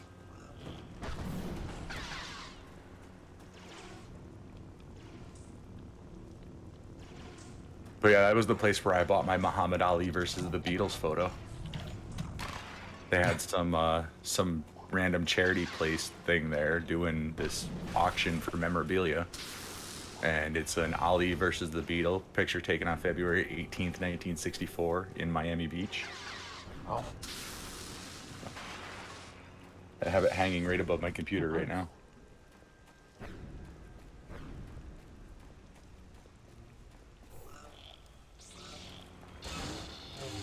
They don't reuse animations for Dokkan Fest. Yeah, they tend to reuse animations in these games, man. Yeah, they. Don't be talking about Dokkan. You're gonna have bad dreams. I'll be there. Yeah, they've started like less and less reusing animations only for like SSRs and then making completely new ones in the TURs. The only time that they reuse them now, I think, is free-to-play units. Yeah, free-to-play units. And it's just the basic, like, first year, like, Kamehameha basic key attack. Picture in Twitch General. Oh, shit. And that's a legit photo? That's not like some just like... It's a replica of the original. The original's in a museum. That's sick. That's cool, man. It came with the frame and the plaques and everything. Can you imagine seeing those legends in the same room doing that? Like that? Yeah. That would be so awesome. It's just Fairly Odd Parents I'm looking at. What? I mean, Mike Tyson's incredible, dude. But I mean, Muhammad Ali is the greatest of all time. I mean, one floats like a butterfly, stings like a bee. The other one chews off somebody's ear. There's literally no comparison. Look, we exclude that one incident. Tyson was on some shit right there. Okay. I mean, hit like a dumpster truck. Let's just say, if I was Holyfield, I wouldn't be serving myself up for seconds. But the man did, so respect. I will say Mike Tyson does have a pretty funny animated series for like no reason. Yeah. He has an He animated does. series. It's called Mike Tyson's Mysteries. What? Yep, it's on Cartoon Network. It's pretty messed up, but. Nope. But Alec, explain this to me, please. I need an explanation. The explanation. That's the live action Timmy Turner in the new live action fair. No, I'm not lying, dude. Yo, instead of having 2 buck teeth, they gave him a whole front row of teeth. That's what you're freaking out about, the teeth? Oh no, man! Really? His eyes look like about to pop out his head. And you got Cosmo and Wanda looking like these stickers. I was about to say he looks he's like a crackhead. He looks. Well, I mean, this is aged up because the story's not about Timmy. It's about his niece or his cousin or something. So he hands off Wanda and Cosmo to whoever this kid is. That's the main character of the show. He doesn't get to decide that. They're already wrong. We're talking about right. The rules. No, the rules is they get their memory freaking wiped and then they get reassigned. They won't remember them. Even in the series, even in the official cartoon series, there was an episode where Timmy Turner gradually gets older to see when he would lose Cosmo and Wanda. Yeah, and I believe it was what, his mid-20s to late 20s or something like that. So dude, like, he looks like he's in his fucking 30s, bro.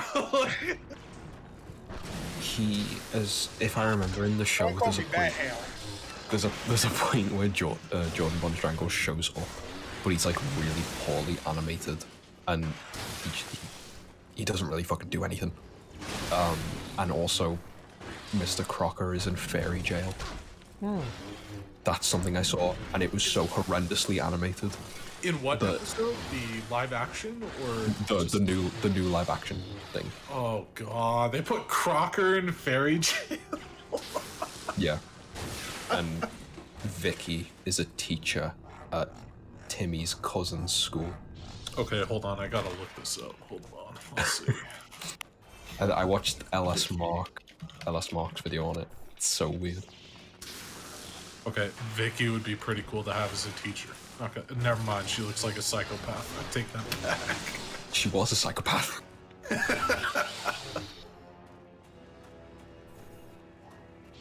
You guys ever play the old Fairly Odd Parents games? I actually thought they were pretty fun. Nicktoons Unite, Unite, dude. dude. Sick. There you go, guys, in Twitch general, if you want to see the horrible animation in this new Fairly Odd. Oh, that's it.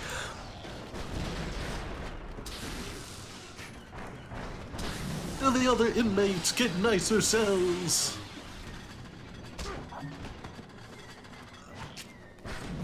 Guess I'll throw this in Twitch chat for you. Oh, they put a live studio audience sound over it? Oh my god, no. It's not what you always wanted, mate. Yeah, that's just what I've always wanted. We needed a laugh track. Something that I never wanted to see was Crocker from the front. It's like those frames where Phineas is looking like at the camera, and it's just horrifying.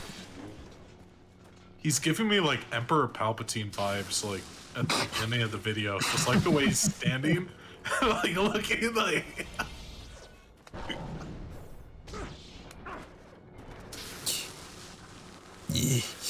Fairies. Fairies. Young Anakin, have you ever heard of the Fairly Odd Parents? For the longest time, I thought it was just Fairly Odd Parents, not Fairly. And the tragic... Yeah, the Fairly Odd Parents.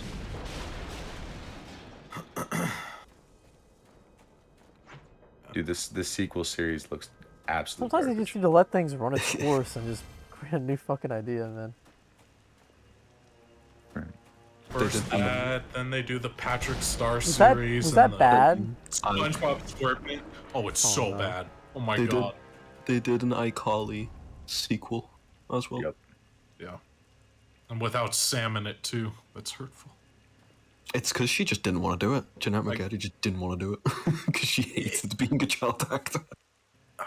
I mean, I don't blame her being an actor at their age. Like, it's tough being a teenage actor or a young actor or actress. It's tough, man. The amount of pressure. Especially and you don't have a life of a kid because, like, you know, there's so much pressure on you either, and it's just 14-hour shooting days and shit like that. Exactly. Yeah. Especially with Dan Schneider. Like, I don't think anyone would want to spend 14-hour shooting days with that man. But,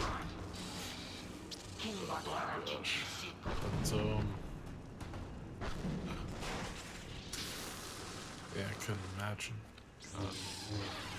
Dude, Nate, you missed a turn 1 win in Clue on Saturday. How'd that go? It was fun. It was just me and Ty playing, but we had fun. We played OG Life, Battleship, Clue, and Game of Life 2. Nice, nice.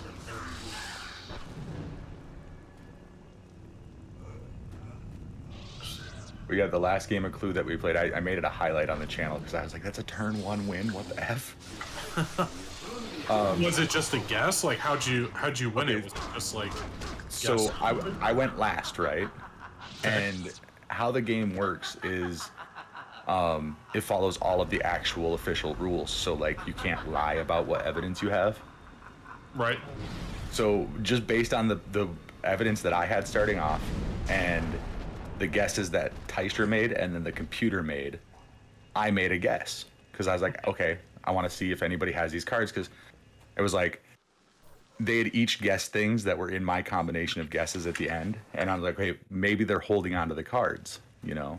So I guessed those things to see if they're holding on to the cards. Nobody gave me a card. And I wasn't holding any of the cards. So I was like, accusation. Uh-huh. And I was right. I was like when it went through and nobody gave me a card, you could hear me on the stream. I'm like, no way. I have never had a turn 1 winning Clue before. It was awesome. Well, that's good. That's good. Are nacho fries good from Taco Bell? I am probably in the minority when I say I do not like them. I like them. I think they're good. But the thing is, though, man, is that Didi, if you do get them, make sure to ask for extra nacho cheese because they don't give you enough to dip them all in there. They really don't. Also, they give you like a little pint size, like 1 ounce thing of nacho cheese to dip in it. So make sure to get like 2 nacho cheese things instead of just 1. For that reason. And then the other thing that I would suggest is make sure that you're eating it there. You're not getting it through the drive-thru and taking it home because those fries are only good for a limited amount of time. Or just eat it in the car. Yeah, on your way home. make sure the fries are fresh and hot is all I'm saying. Yeah. They're good though. They are good, I'll have to say. But yeah, like I was saying, like get the cheese though, man. Well, that cheese sauce is really good. Like they have them in some other items, but I feel like for that alone that you're saying, Nate, that having with the cheese, I'm weird about fries. I kind of just like all the salt and shit. I don't like dip my fries in ketchup. I don't dip my fries in anything. I just eat them like straight up. That's cool. That's the beautiful thing about fries, man. You can dip them in whatever, or not dip them 100%. in whatever you want.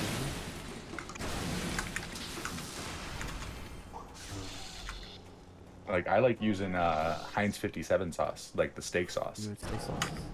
You know. Oh, steak sauce is good, yeah. Well, I mean, it's not like an A1 steak sauce. It's like a thicker. It's almost like a barbecue sauce, almost, really, like as far as like consistency. But they bill it as the Heinz 57 steak sauce. But it's really good on things like fries and onion.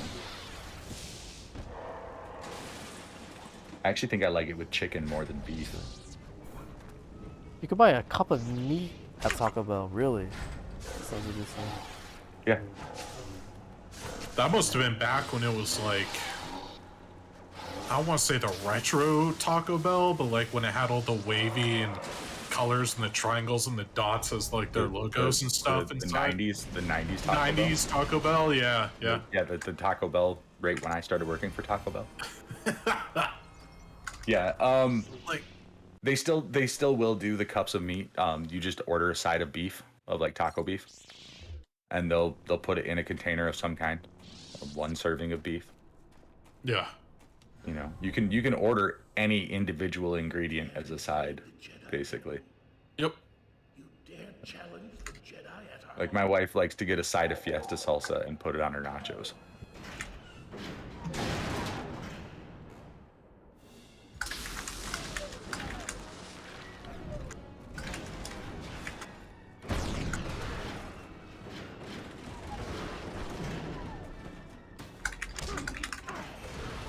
Yeah, there's a lot of stuff that you can buy at restaurants that are on the menu. Like if you just want a hamburger patty from McDonald's, you can get that. Should be like, I want a hamburger patty, and then put it in a little plastic container. I always get like extra hamburger patties on my burgers. There's always these flimsy little ones like at fast food restaurants, and it's just like the new quarter pounder's not bad. I love those quarter pounders at McDonald's. Yeah, they've definitely stepped up the game on the quarter pounder. But like when I was cutting carbs, I didn't stop going to fast food restaurants. I just went to like McDonald's and ordered my stuff without buns.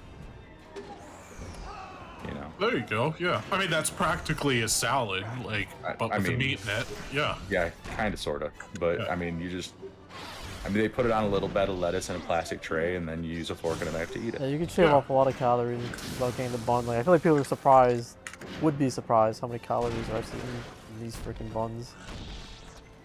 It was never really calories for me, though. It was carbs, because I'm diabetic. Okay. So I have to watch my Yeah, I guess it depends.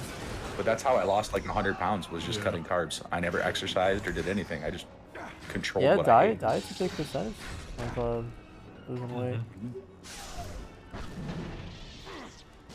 What I like to do is I used to, or I still do at times, is replace the bun with just straight up lettuce. So instead of like just a bun, it's just a chunk of lettuce instead. So it's like Hardee's actually has that.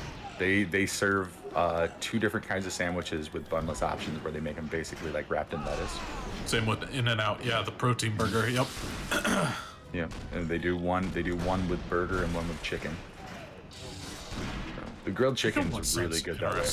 Yeah. Like I don't really like the crispy chicken that way because it kind of defeats the purpose of cutting carbs.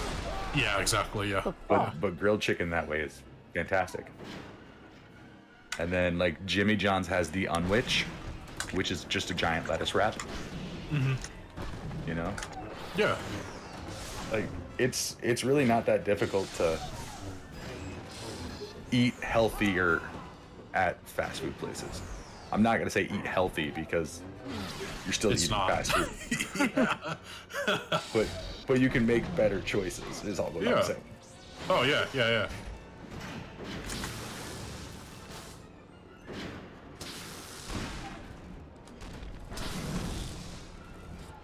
Exactly, DD. It's like a fast food secret menu. Exactly. Yeah. So, yeah, it's just my personal fast food life hacks. Yep.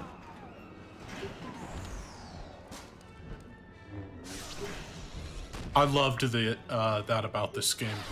The button, whatever it's called. Quick times? Quick times, thank you, yeah. Dude, I hate quick time events. I went to go play the Tomb Raider remake. What was it, the 2011, 2012 Tomb Raider remake? And outside of when you're like exploring or whatever, everything's a freaking quick time event. Every time you have to like dodge a boulder, it's a quick time event. I could see that being annoying, yeah. You know? Yeah. Like, this game does it well where it's like part of your attack combo. You get to a point where there's an opening and you can do a quick time event to do some cool stuff, in the middle of combat. Yeah. But like, just being constantly forced into quick time events, like having to mash your L1 and R1 to act like you're climbing is the dumbest thing in the frickin' universe. Yeah, that sounds like it'd be really annoying to do. Yeah. I remember when I was a kid, me and my brother were stuck on the Superman game that was based off the animated series. And there's this part where you had to, I think, like stop a dam from like bursting. You had to mash the A button to like prevent it or whatever. And me and my brother, we could not mash the A button faster than the game wanted us to, and we were just stuck. We could never beat the game. There's a cheat code that made stuff like that easier, but that was like literally the only way we progressed by putting in that cheat code. Was it Superman 64? It was not Superman 64. It was on GameCube. Oh, okay. I was about to say. Superman the animated series game. I remember it. It's pretty cool. I don't remember it being like that great, but I think they made another one for Batman too. Or, I mean, it might not be the same developers, but I think it was like Batman Vengeance, ironically, since that was like the whole thing of the movie.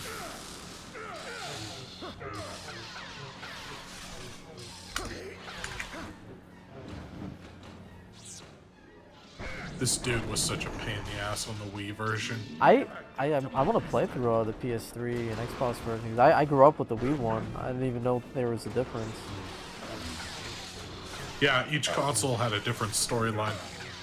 Did it really? Yeah. I think Xbox and PlayStations were the same, but the Wii one had a different one. Yeah. Huh. That's weird. See, I played it on PC, so I'm wondering what storyline I'd I got. imagine you'd have the console one, but don't quote me on that. The master shipment is interrupted during their meditation.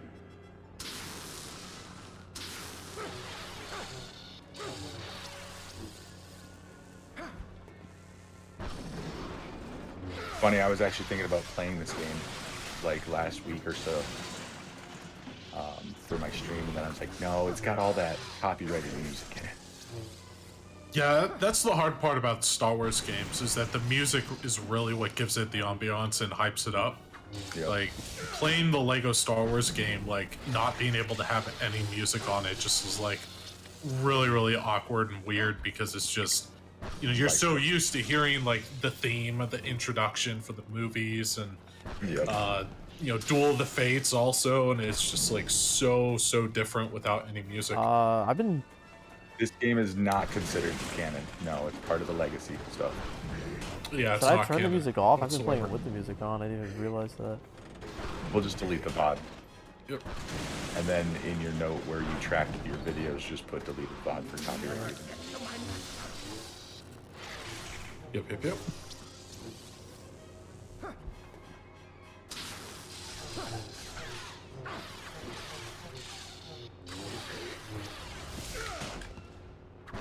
Oh my gosh. Nice thing is I can play the MMO, Star Wars The Old Republic. I just can't start a brand new character on stream. I did it a couple weeks ago, and then I was like, the first bits of the trumpet started up. I'm like, no, skip.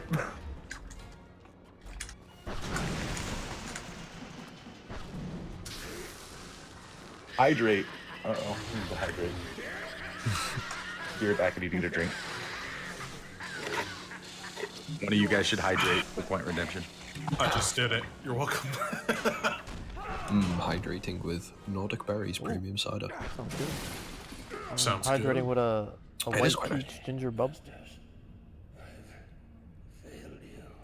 I am going to hydrate with a Guinness, so I will be right back.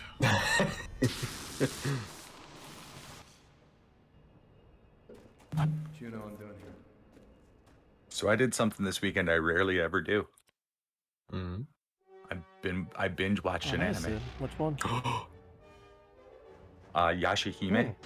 I haven't heard of it. It's the legacy sequel to Inuyasha. It's about Training is almost Inuyasha's daughter and then Sesshomaru's twin daughters. You've defeated an old man and an outcast. It was pretty There good. are more tests you must pass. What tests? Go to the Jedi Temple. Recently, My only complaint was. Oh no, you got it. go You got ahead. it. I was gonna say my only real complaint was that I was watching it on Hulu and I was watching it dub, like because that's how I watched original Inuyasha.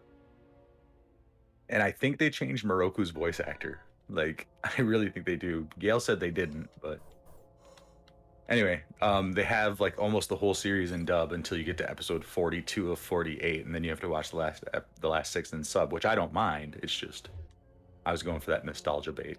Feel you. Oh, Griffith just reminded me of the other complaint that I have. Sesshomaru's wife is Rin. I'm back.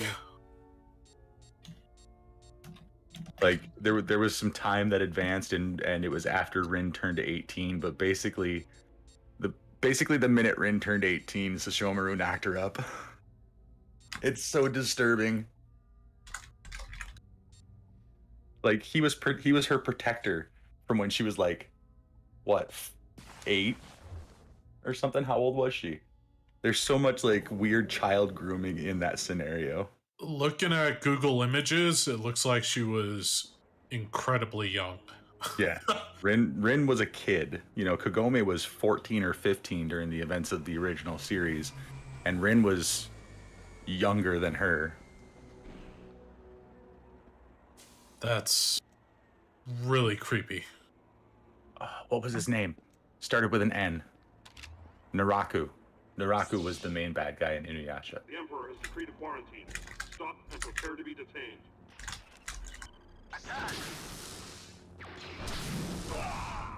Did you play these games, Sadie? Or you just never like even didn't look interesting to you?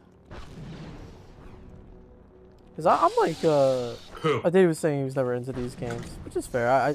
I'm not even like a huge Star Wars guy. Like I like Star Wars, but I remember loving these games as a kid. It was just so much fun. With the amount of freedom you have with the powers. The Force Unleashed is incredible because it gives you a whole insight and a whole like imaginative power of what the Force is like and the abilities that the Jedi and Sith are able to wield. But I'm really glad this game is not canon. Yeah, whatsoever.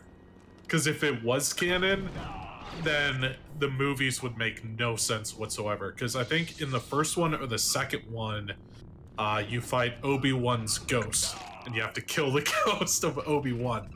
And, you know, then it'd make the movies make no sense. Because Vader's dead, and Obi-Wan's ghost is still there, so... like, yeah, but, I don't know, it's just...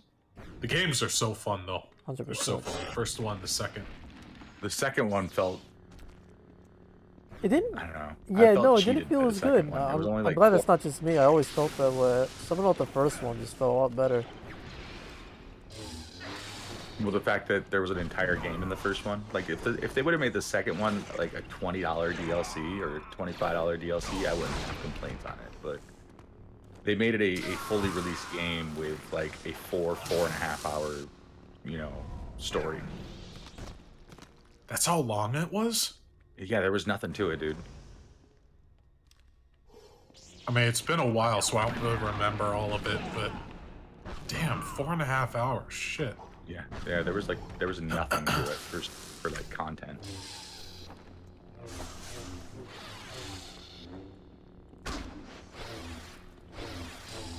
I mean, at least they made Shock T beautiful in these games. Yeah. But, I remember when these games came out, the graphics were like, oh my god, good. Yeah. And now, like when you see the cutscenes play out when they're talking, just dead, lifeless eyes staring. Yeah. It's so creepy. The Lucas games were pretty revolutionary. I feel like they always like push the bar.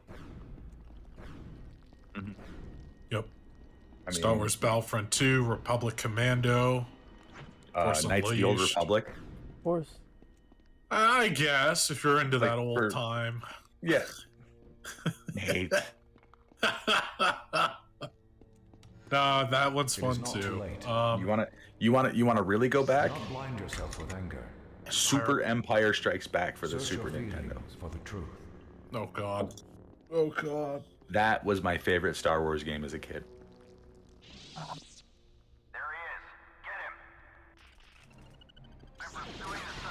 Hey, what about the Angry Birds Star Wars game? There he is. Get him. We don't talk about the Angry Birds Star Wars. Never happened. Never will.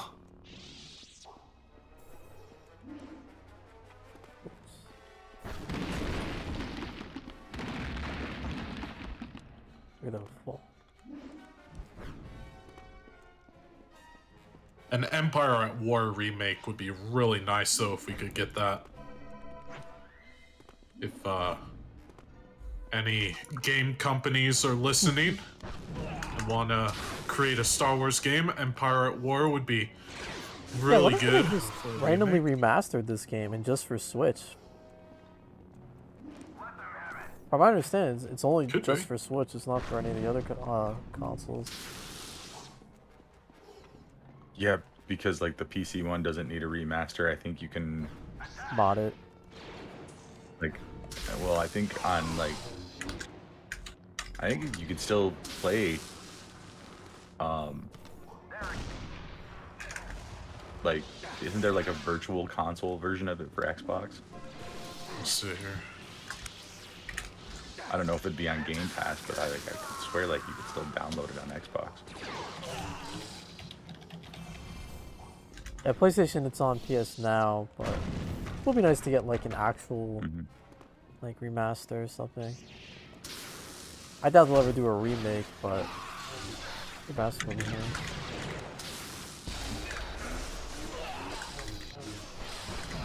Yeah, I'd like to see a Force Unleashed style game where you're just like ungodly powerful with the Force in like a newer engine.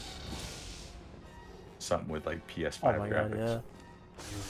Well, that the destructible environment and everything. Oh my god. I'm really excited because Amy Hennig, she was supposed to be working on a Star Wars game. They got canceled, and now again she's it was announced that her own team that she's like created is working on a Star Wars game. So I'm very excited to see where that goes. Because she was the director of all the Uncharted games, like 1 through 3.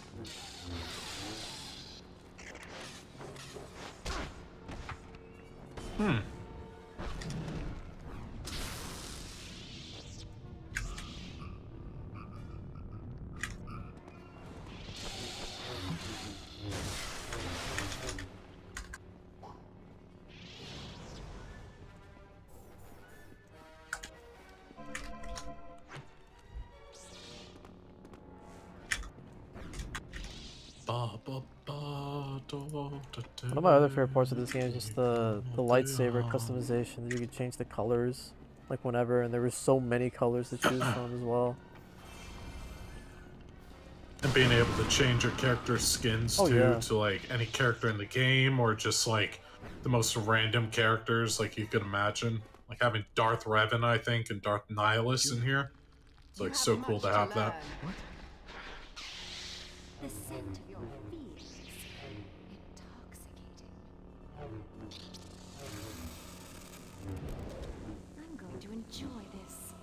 I can taste you. Come on, Power Strike.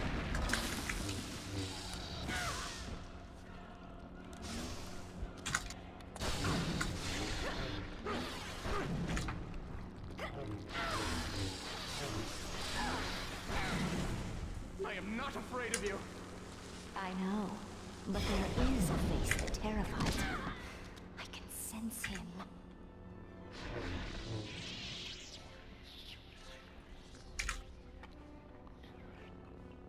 I know your every move. Just teleport? Oh, there's nothing. Oh. There it is. Your buried fear. The death of some The lightning clashes are dope too.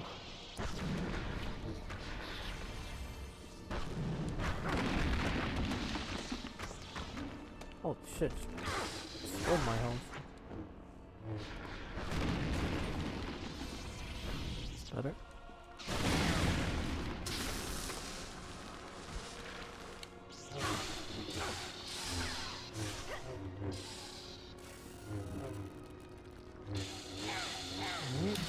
We're about half.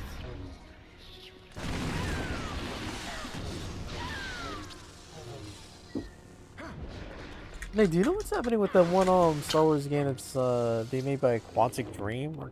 Or am I thinking of the wrong developer? But Eclipse? Yeah. Was there like?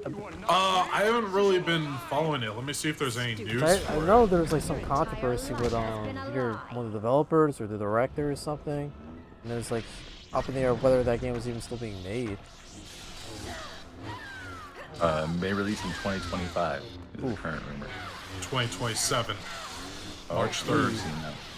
I'm watching Star Wars Theory right now. Oh, I'm looking at the news clips on Google and 1 week ago.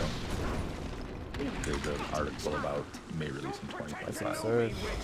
I didn't announce it. Don't know.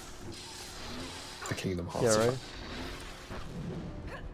It could be that they announced it and they were under development with it, and then they hit a roadblock and just went back to the drawing board. I mean, look at Metroid Prime 4. Very true.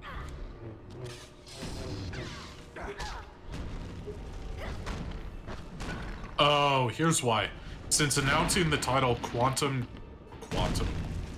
Dream has reportedly had difficulties when it comes to bringing aboard new staff members. So it's probably that their employees, like, they just don't have enough people to work on the game. For the size of the game or what you're able to do on it. Well done, my young apprentice. So what games this year are you guys most looking forward to? Master Shock T, one of the last of the Jedi Council. What else comes out this year? Like, my big ones are already out, so. Yeah, same. Splatoon 3, I think, is this year. I really like Splatoon 2. I like Splatoon 2, man. So, I wish I had somebody to play the multiplayer with, because I know playing it by myself was a blast. The Octo expansion DLC was sick as well. I never got that. Check Splatoon. Oh, it's really good. I think it's becoming free with the online shit, okay, soon. then I guess I'll be getting it. I mean, Vampire the Masquerade Blood Hunt comes out on the 27th, but it's, I think it's the PvP one. There's nothing crazy coming out, though. Like...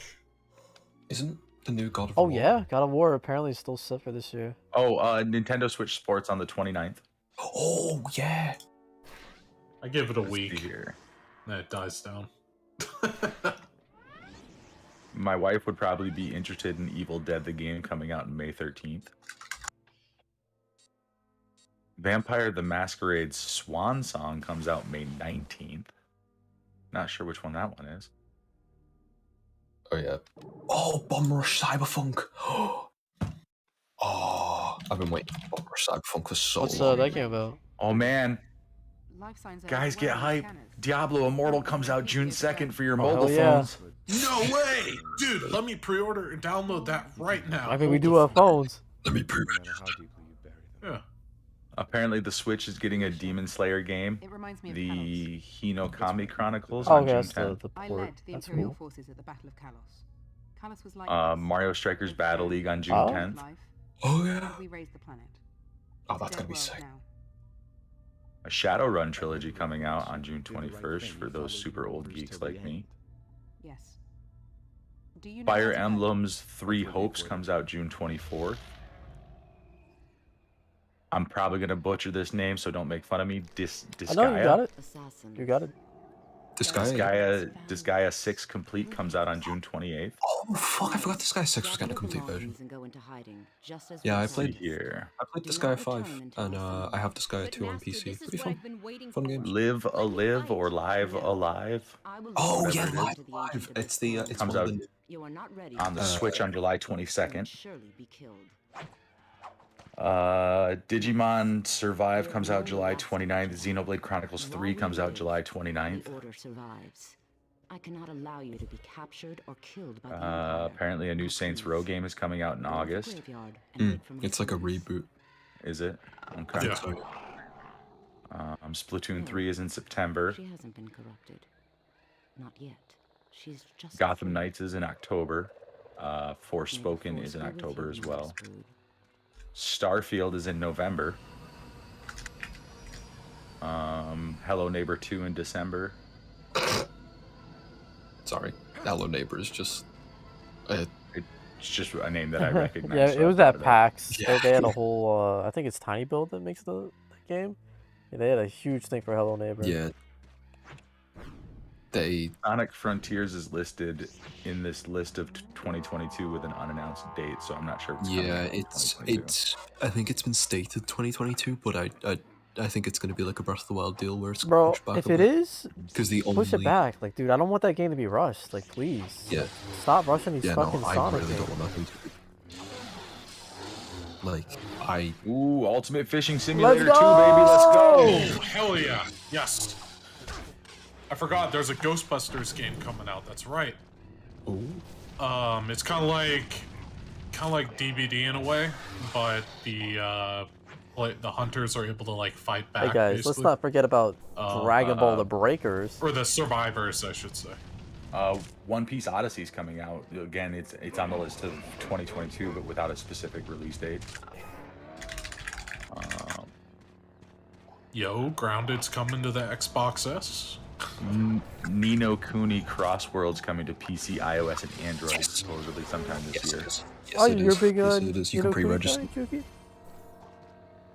Yeah, Breath of the White Witch is like my top one game. I Am I really Jesus like Christ is coming out this year. Marvel's Midnight Suns? Oh yeah, I remember What is that. this? I was gonna say, Juki, I played the first one. I didn't really care for it as much as the second one. I really like the second one. I haven't actually played the second Why one. is Iron Man on this box art?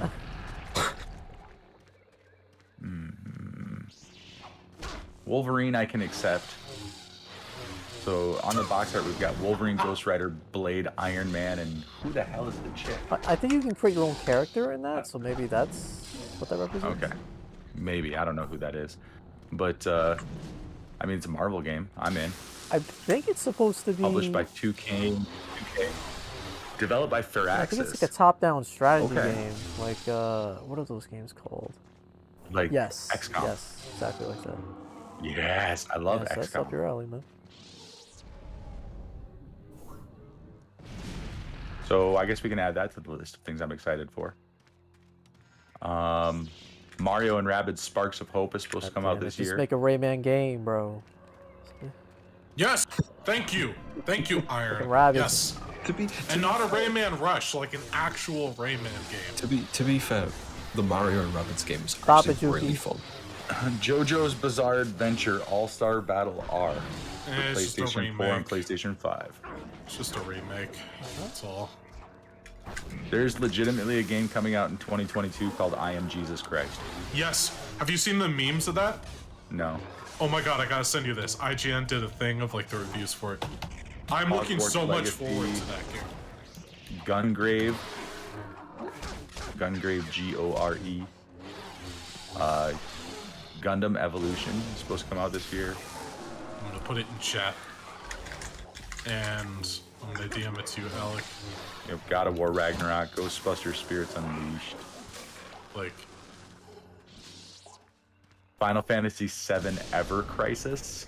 Oh, yeah, that's supposed to be like a remaster, or well, a remaster of like the original Final Fantasy VII, like the top-down view of like the original game, but for mobile devices. Dragon Ball Breakers. Yes, sir. Oh yeah. Destiny 2 is getting another expansion this year, apparently.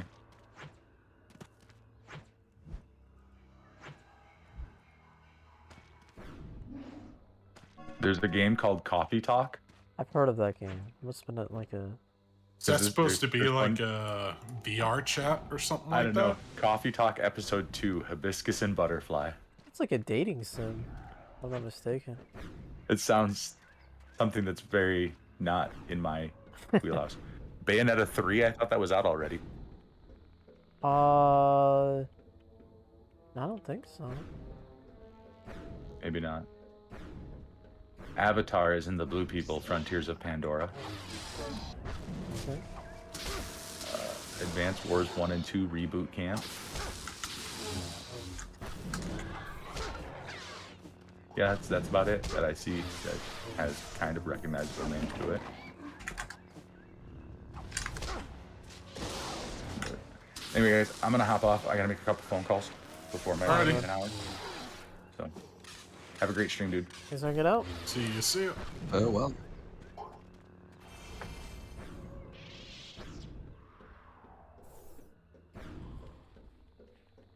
I'll probably go for another hour or so. Originally, I was planning to do like a. What you left on me? I'm just watching IGN's funniest reactions to I Am Jesus Christ trailer. They read all these like comments that people have put, like I wonder how many loot crates it's gonna take to unlock the walk on water ability. But anyway, you were saying you're going for another hour or so? Yeah, about that. Just start a little later today. Yeah, fair enough, fair enough. Unless you want to take over at any point, they just let me know. I'll take over after. So just go for as long as you want to. Yeah, originally I was planning to do some trophy grinding to beat that boy Truth, but I got the HD60X Elgato, and unfortunately a USB doesn't fit because they put all the connection thingies on the back, and mine is like it goes sideways, if that makes any sense. It's not like your traditional USB thing.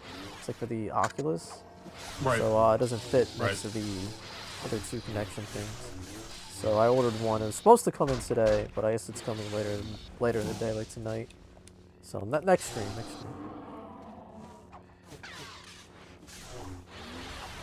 I think the game will be a religious experience. Bro, I remember playing the Bible game on the Game Boy, and it was just a quiz on like different things that happened in the Bible, and you know, I was raised Catholic, but fuck me, there's only so much shit that I knew, so I never could beat the game. It was basically just Bible trivia.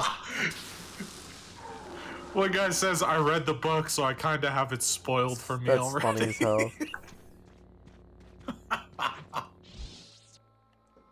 Oh my gosh. No, but I'm looking forward to that game. It's gonna be fun. It's gonna be fun.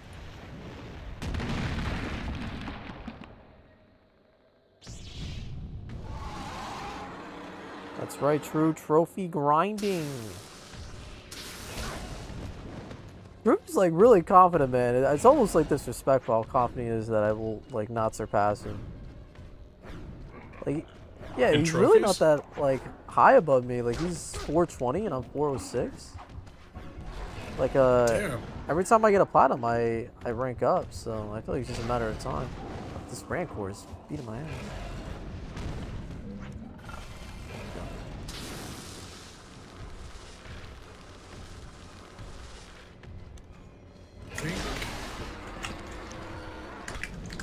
I played the Nier. No, I will definitely 100% go back to Nier Replicant and Automata to get the platinum in both those games.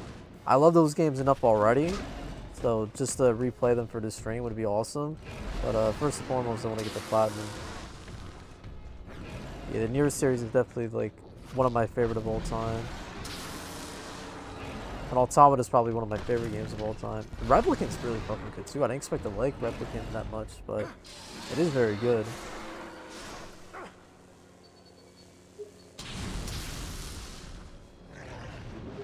Like fan servicey outfits aside, like the story and music of those games are just phenomenal.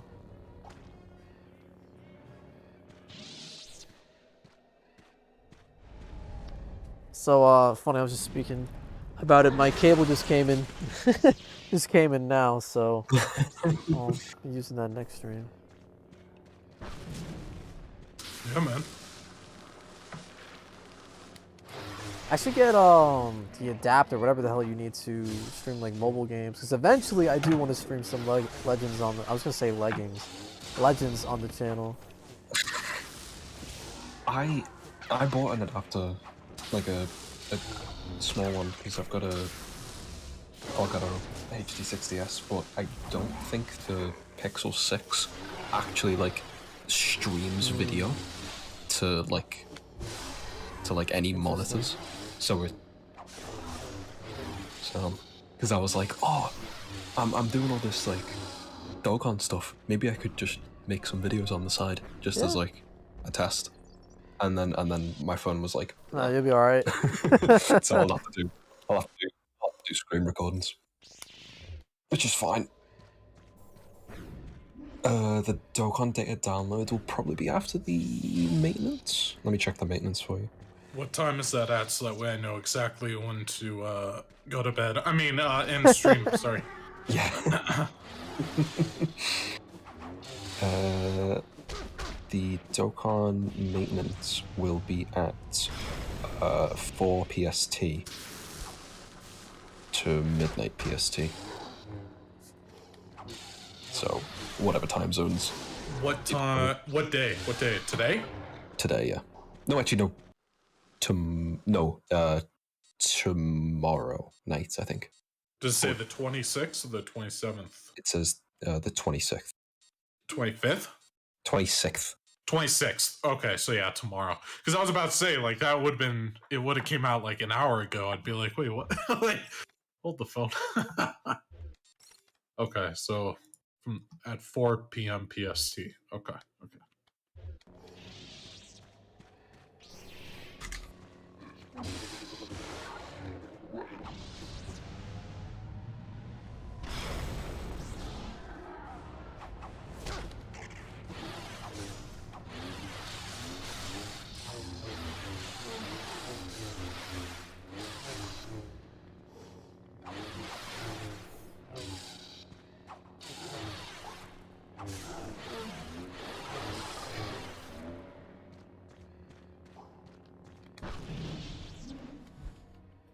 I was kind of planning when we went away to PAX to grind some games for trophies, like when I was away, but I didn't even touch my Vita, dude.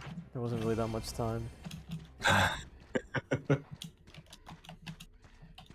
I love my Vita, bro. Like I didn't have a smartphone for a long time growing up. It's like my Vita was basically a smartphone for me.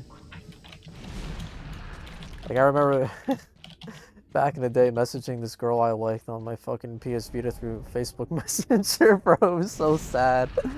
It was so fucking sad. Hey, dude, if you like a girl and you're willing to contact her any way possible, whether it be Facebook Messenger, I don't know, Morse code or whatever, dude, go for it. Oh yeah, bro. Tweeting her on the Samsung fridge.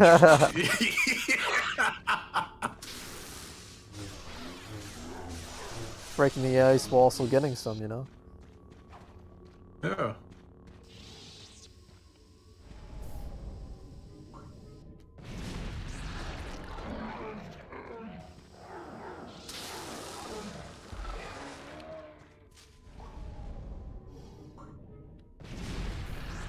So Juki, bro, how long have you been at 5'9"? You said you've been here for a little bit, but also like still relatively, you know.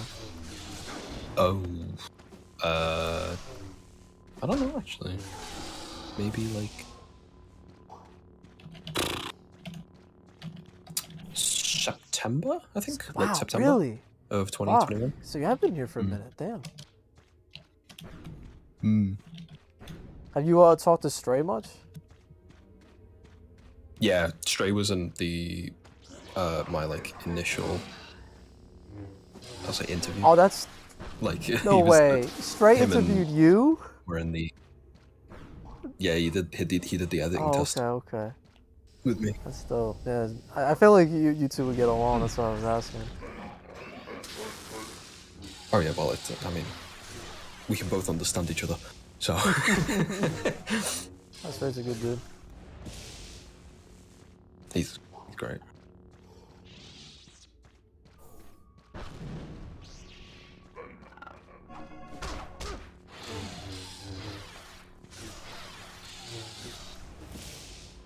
When I first met Stray, he was like so cordial, like so nice, and just like like the way he texts as well is like you want to know like when you speak to him. It's like an entirely different person sometimes. He's a funny guy though. Yeah, first time I joined 5'9", he was so nice, and then it's just after a while, it's just like, it was sarcastic, like, at times, but he's a good guy. Good guy, dude.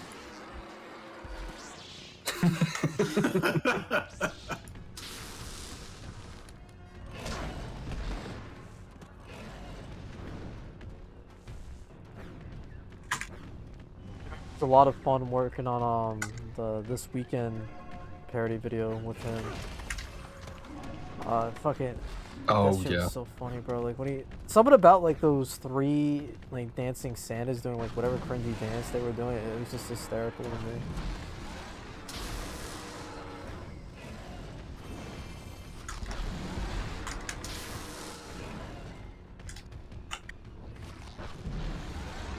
Dude, I'm curious, bro, because I'm like a very, very novice editor. Like I can edit like the bare minimum, just like to get by in classes and shit. But when did you start editing? Oh god, like 2019, I think was when I like started. Like I got a really shitty version of Premiere Pro, and just like, my friend had a really, it was like a decent capture card. And we literally just like, I think they're still on my channel, like really crap videos of us playing Pikmin 3. And that was like the first time I properly started, because the other videos on my channel are joke videos that I made in Windows Movie Maker. Because I thought they were funny. And then like it took off from there. And when I got like, I went from like a really crappy HP laptop to the computer I have now, and that's when I started like doing more content. And then I saw the 5.9 ad and I was like, I want that. Bro, send me a link to your channel when you get a chance. I'm curious, I want to check it out. I have a YouTube channel too, but I never really like took it seriously. Like I kind of just PlayStation has this share feature, and you just record shit off of that. So I would just like Share Factory. yeah. I know a few friends from school used to do like Minecraft videos using that. Of course, fucking Minecraft. But yeah, no, I would just like play games with my friends, and I would just edit, or not edit, but I would just record it and just straight up upload it to YouTube, and we'd watch it back. A lot of that shit I have off just because goddamn some of the fucking, you know that shit you say as a teenager that you were like, fuck man, why did I say that shit? So a lot of it's unlisted, but some of it's not. So it is nice to go back to be like nostalgic, like damn bro, that was like, I was in high school, we were playing like that. It's like, bro. Yeah, because there's a channel that exists, me and my friends had, where we played through the entirety of Sonic 06, start to finish, and some of the shit that we say in that is like, it's not bad, it's just stupid. Like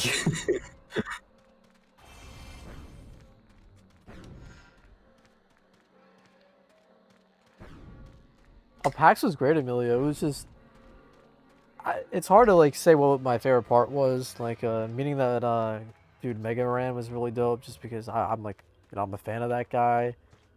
Meeting Ash from Game Explain was really dope. We got to get some advice like for 5.9. We gave him the business card, so potentially we could work with him in the future, and like that would be like really, really sick for the direct guys, including myself. And honestly, just hanging out with Hydros, Nalar, Lethal, Geek, and like in person was just really, really dope. Because so far, I mean, Geek lives close, so that's why I've been able to see the movies with him for the movie reviews. But to like see Nalar and Hydros and Lethal especially was like really awesome. It's like, you get along with people online, but like actually like being in person and like eat together, drink together, fuck around together, it's definitely a different experience. It is really, really dope. But PAX is great. Like for me, when I originally went in 2019, it was kind of just for funsies. I was with my friends just playing games and shit.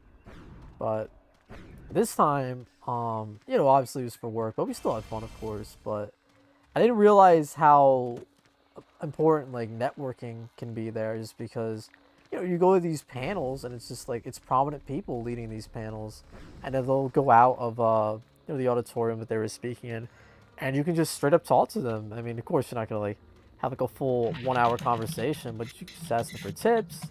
You can ask them to take a picture, and that's just how you build relationships with people. It's just really as simple as that. I guess that's never really dawned on me that just like say you go to a panel and like fucking PewDiePie is there, like somebody like I know PewDiePie's going to panels these days, but just your favorite YouTuber, if you see they're going to a convention, fucking go, bro, because you could very well meet them and like talk to them. Yeah.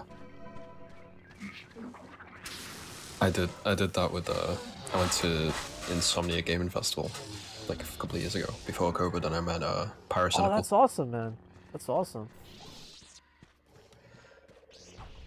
It was before his whole controversy as well, which was quite like yeah, it was quite awkward. Going through that. No, there's this YouTuber where I was a pretty big fan of his. It was Chase Face. I got to interview him. Well, I didn't get to interview him. I got him for my college's TV show, like about like video games or whatever. I got him for an interview on that show, and it's really dope. And it's really cool to like get to know like someone that's actually like doing YouTube. But he also had a pretty bad controversy. I mean, it is pretty fucking bad. So I don't know if I'm gonna keep in touch with the guy for that reason. But it was a very like cool, surreal moment where just like I feel like a lot of people don't realize like there are YouTubers that are very secluded. They don't really interact with fans too much, and that's their personal thing. There's nothing wrong with that. But some YouTubers, they're very open. They'll like if you like comment on their posts, they'll reach out to you or they'll DM you. Like they're just people at the end of the day. It's not like they're fucking huge. I don't know. They're yeah, just doing their job, right? Like I mean, YouTubers are like, I don't know how many pegs down you want to say from a celebrity, but depending on their following, they're like B, C list. Like I don't know. I feel I don't want to insult anybody, but just like. It's not like they're fucking the president of the United States or some shit, right? Like you can approach these people. That's what I'm basically trying to say. I don't even freak out around celebrities. Hell, at KamehamehaCon, we hung out with the voice actor of Farmer with a Shotgun at this one restaurant. He went with us and hung out with us there, and we were all just chill. I mean, they're just people doing their job. And when they're not doing their job, they're super nice people, or, when you're just being normal and treatment, because they don't get that a lot. They don't. They walk down the street and people are like, oh my god, let me get a picture with you. Oh my god, this. But when it's like, you're just like, they're just doing what they like to do, doing their job. They're just person also, it's like. Yeah.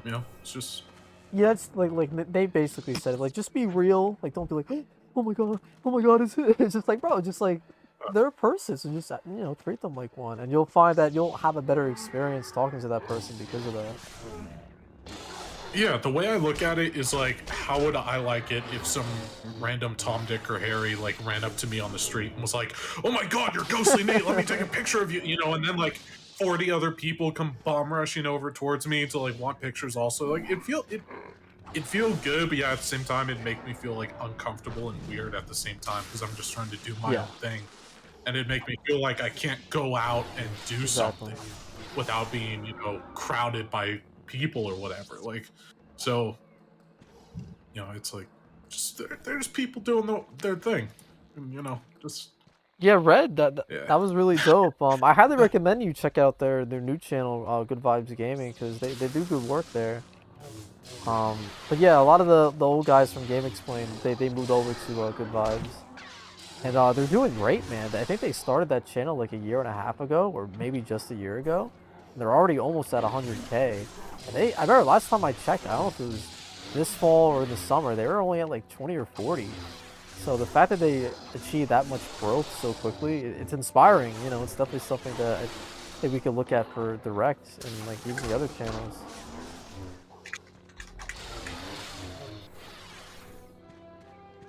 But what I got, like, to going packs and talking to these people is just that nobody's, like, it's not cutthroat, right? I mean, there probably are some people that are, like, very competitive and cutthroat like that. But, like, the people I spoke to, they're very down to earth and they just want everybody to succeed and not afraid to give advice.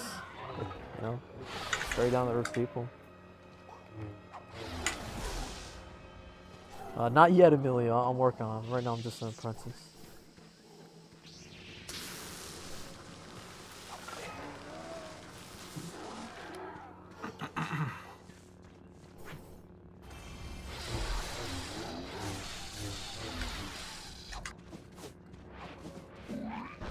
Yeah, I think they have a weekly podcast where they have a special guest. I've seen Scott the Walls appear on there. I've seen the Completionist appear on there. So they I think for every podcast episode they try to have a special guest. Maybe one day you'll see Talon or Lethal pop up there, dude. We gave them our business cards. So.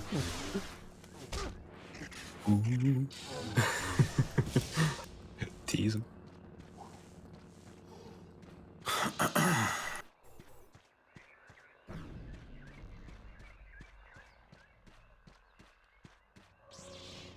Fortunately for me, like a lot of the YouTubers that I watched growing up, they tend to like just stream. They don't really go to like public conventions anymore, which kind of sucks. But if there was one YouTuber I definitely would have liked to have met, definitely would have been Uber Haxer Nova. I don't know if you're familiar with him, Tuki. But yeah, bro, I just watched that guy like religiously. Unfortunately, I don't really watch it as much now, just because I'm not too into the RP stuff, and that's what he does on his Twitch. But that's what he enjoys, like, power to him. It's just not my cup of tea.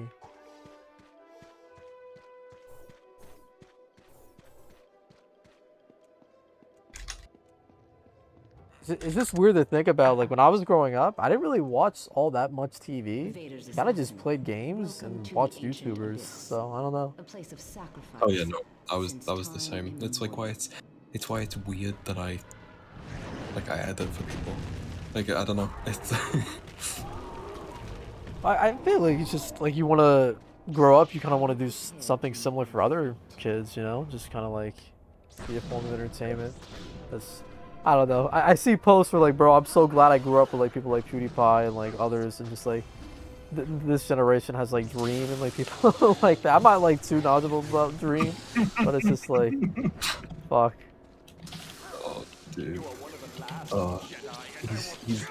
Dream is very easy to make fun of. That's all, because he's kind of an asshole. Apparently. Yeah, I've seen some of the stuff he's tweeted. I'm like, huh. I don't really, again, I don't know too much about him, so I don't know. Can't really say much, but all I know is that he's a Minecraft guy, and it's like, bro, Minecraft has been, I don't know.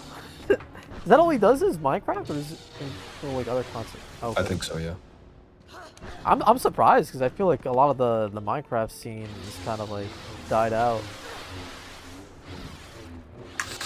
Especially because a lot of the old Minecraft community was not very healthy. I mean, like, everything's come out about Scatter's Minecraft. A lot of, like, older Minecraft YouTubers just aren't doing Minecraft anymore. I guess you just outgrow the game, right? You're doing it for so long. Yeah. And then, like, it had its resurgence with, like, Dream and that. And people tried to come back, but it was very obvious it was just for money. So, it didn't really work out for them. I know that, Super Mega and some of the other guys, they had like some private server. I never watched it. That seemed like that was pretty interesting, where they had a lot of people on, like Markiplier and I forget who else. That's cool. You know what I'm talking about, Juki? Like they had a big server, like a bunch of YouTubers were on it at a time. Oh, yes, SMP, yes. yeah. I'll be back later. Seal. Here on it. So, Swagful just in the chat, Sunday. You forgot about Sunday. He was one of the Team Crafted guys. He's still making content? Jesus, I didn't watch too many Minecraft YouTubers. Like, the closest thing I guess to that was like Uber Hacks and Over Creatures when they did like a series on it. But I didn't like watch Minecraft specific like channels. I was a big Minecraft kid. Nah, dude, it was all the rage, and it's still a great game. But yeah. It was definitely, dude, that was YouTube for a time. Oh yeah.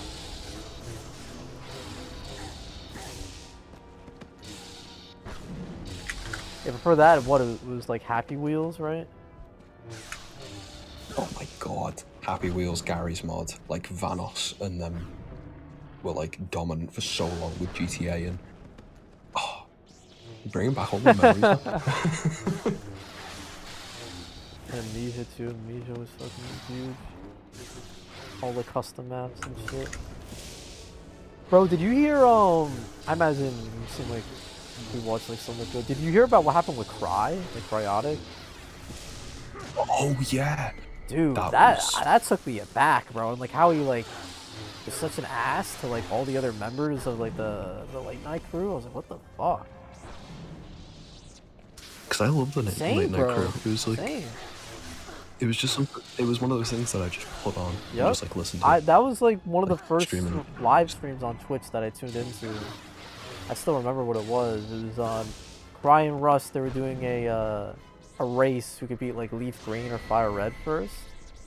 But yeah, dude, I'm glad that that all the guys, they seem to have like found success like solo. Like Rust streams on his own, seems to get like good viewership. Snake as well, and then John, of course. I think he probably had the best success out of all of them. But it is fucking crazy, like these people that you watch for years and like the backhanded shit that they do on the slide. Yeah. Like, again, like, to bring up Skyler's Minecraft was like a massive part of like just content for me. And then like finding out everything that came out earlier this year was like scary. Yeah, it's sad, man, because sometimes you'll want to go back to videos for like, you know, like, damn, this is what I used to watch, but for nostalgia or just like to get a laugh or something. And it's just like sometimes it's like, fuck, do I go back and watch this asshole? It's just like, I don't know. Like you feel conflicted. Yeah, exactly.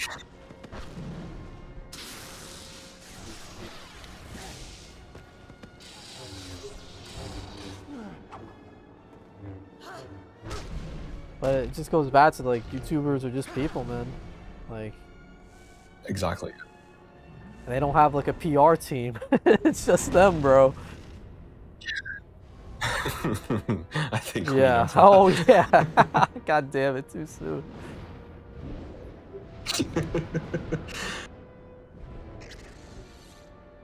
No, it's one of them where like I think it's also just like that I used to watch Stampy. I did used to watch Stampy. He, especially because he was British as well, he was pushed to me more, I think. Same with Dan. A lot of the British Minecraft YouTubers were pushed to me. I am still a big fan of the Yogscast. Like they've kind of stuck with me as well because their content is just fun.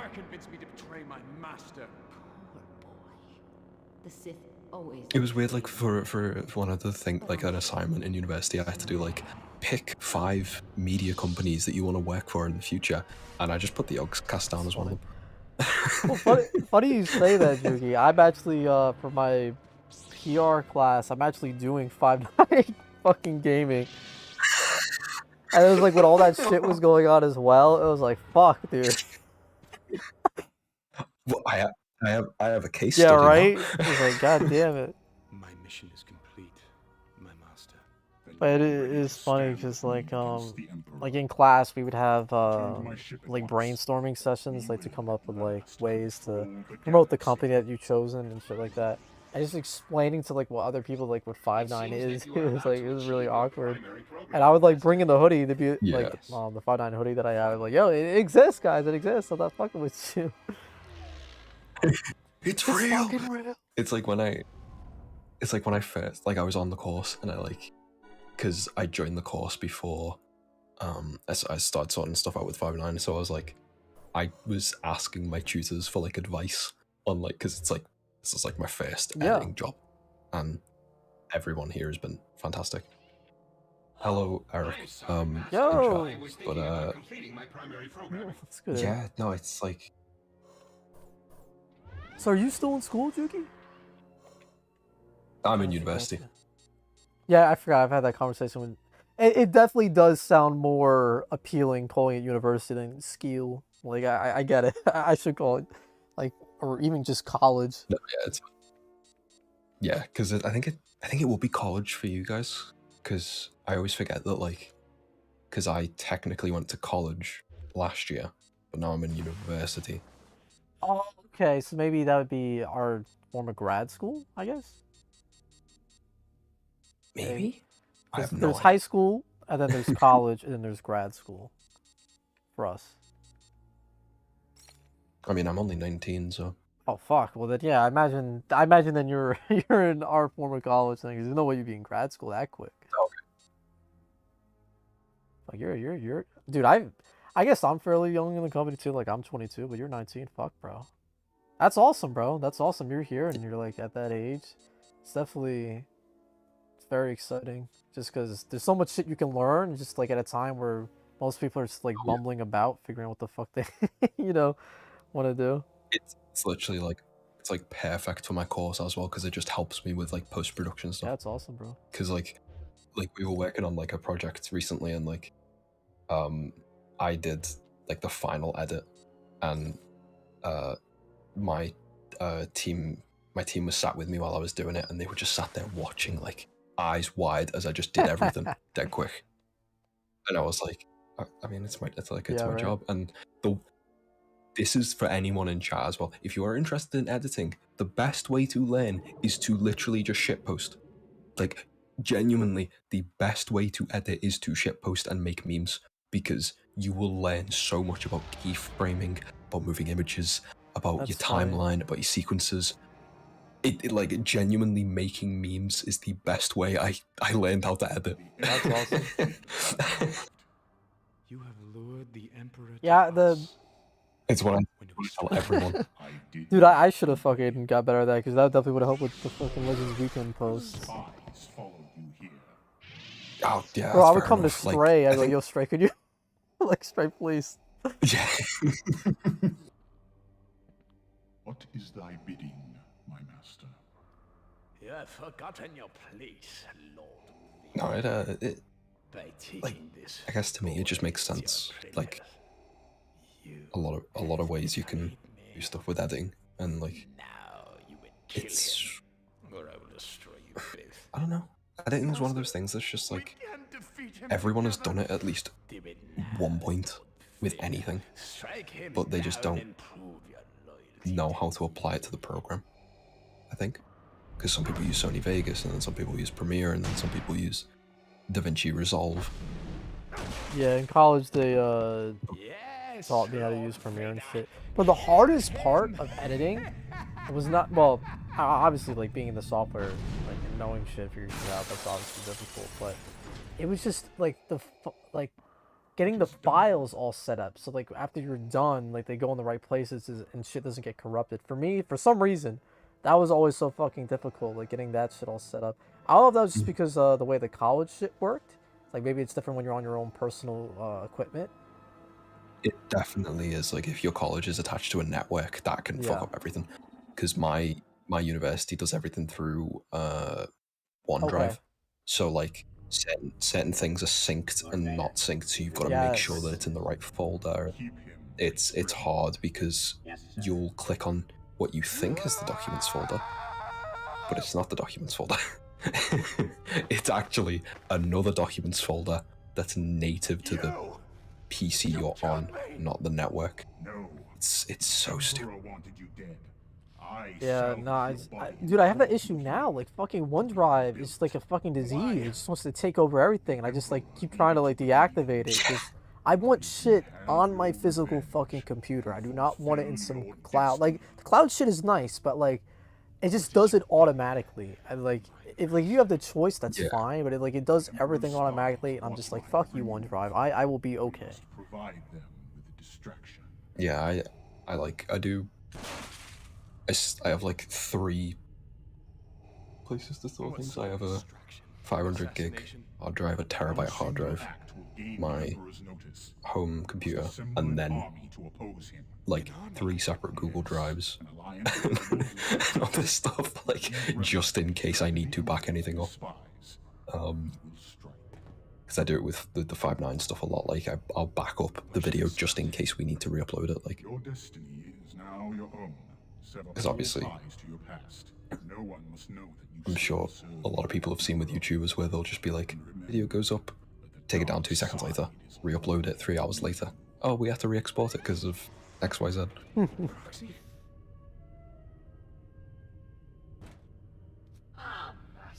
I'm pleased to see that you're not dead. I am to do everything I can to help you vanish. So have you ever played this game, Juki? Shadow for lunch? No, I have not. This is my first time looking into this. You go ahead, Al. And it looks very You know, fun. these games are a lot of fun. The only thing I'm a little disappointed about is I remember on the Wii version at least, you could or even on the PS3 version as well, you could like when you grab people, you can move them like up and down, left and right, and just like fuck with them. In this game I can't, and I think that's just because I'm using a controller. I think if I was using the Joy-Cons, because I think it's with motion. This is like a port from the Wii version. Oh yeah. And I'm using I can send you. It's like one of those. The fuck is PDP controller. That's a Sonic one. My friends got it for me. It's a GameU controller that like has like all the functionality of a Pro controller. So. Oh, okay, yeah, I know what you mean. You came back. I've been branded a traitor to the Empire. Yeah, there's a funny meme in the second game. I think yeah. So basically, spoilers. This main character dies, and the second game he gets cloned, and this chick that he basically gets romantic with her, and at the end of the second game, Vader tells you that like your feelings for her are not real, and this guy screams on the top of his lungs. He's like, "You're real to me!" And it's just people use that meme like when it comes to like the anime girls or like waifus and shit like that. So that's why I really like glad that meme gets like resurfaced because of fucking waifus and shit. Then what's wrong? What's the Star Wars? Is it this game Force Unleashed where For the first time in my life, it's I don't know where to go. like the guy in the snow and Vader's just like, Oh yeah. It is this game. Yeah, he's like, I forget what the fuck he says, but he's like, I lied. Yeah, that's just funny as fuck. He's basically like, fuck you. I'll do what I want. Might still be alive. We actually might get up to that cutscene, but I don't know how much longer I'm gonna keep going. When I fought him, he said he'd be part of my future. Let's hope he was right. Had to nurse it up. Is the main character in this game Yes. Starkiller? Yes. Okay, no, I've heard a lot about this game now that I'm like remembering a lot more. Because doesn't he just like bring down an entire Star Destroyer? It does, yeah, that was one of the cool. I think in this version, unfortunately, it's a cutscene, but in the PS3 version, you actually get to play that out. Either that is like a quick time event, one of those. Would that be in the? Because this is obviously like a port, isn't it like a remake? This is the remaster of the Wii version. They never remastered the PS3 or the Xbox versions. Oh. Well, which I found so like it's kind of random. Like, why just? I mean, I'm totally down for it, but why just fucking randomly remaster this game?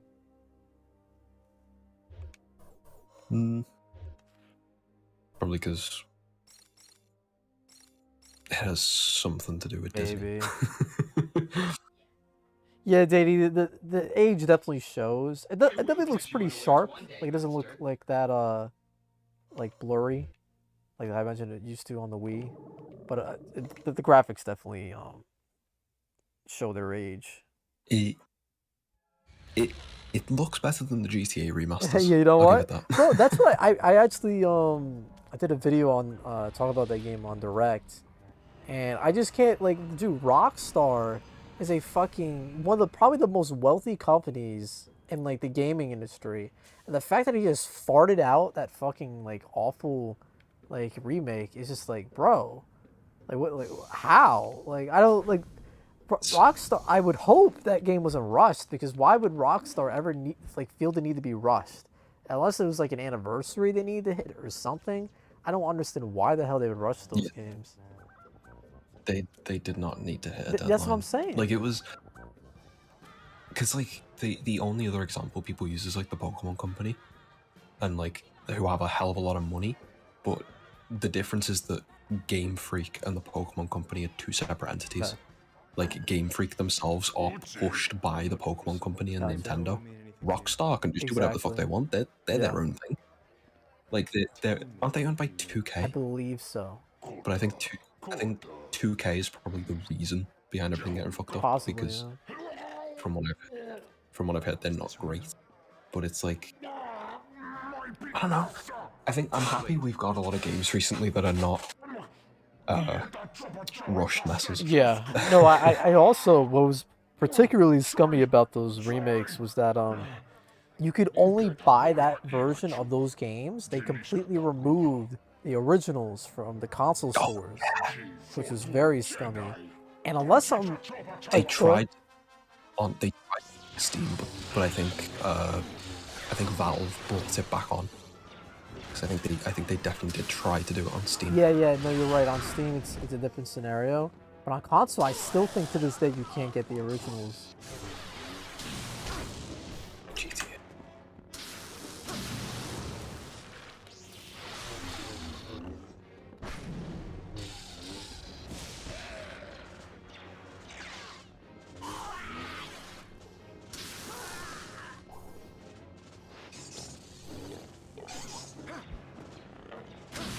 Have I seen the Dead Space? I disagree, Deity, man. I feel like the Dead Space remake looks really impressive. From what I've seen, like it's cool that they're showing little bits and pieces of it. I would just say give it a chance until like it fully releases, because it's obviously not gonna look its best. But I'm just glad they're working on it, man. Yeah, I mean, Blue Point has killed it with I think, didn't they do Demon's Souls? Or am I thinking of something else? I'll have a look. But yeah, I remember Blue Point was pretty... They did Demon's Souls, yeah, they are very good about remakes in that case.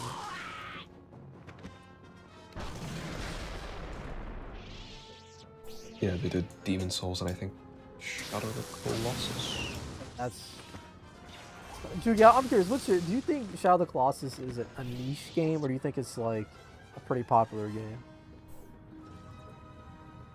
I think a lot of people know what it is.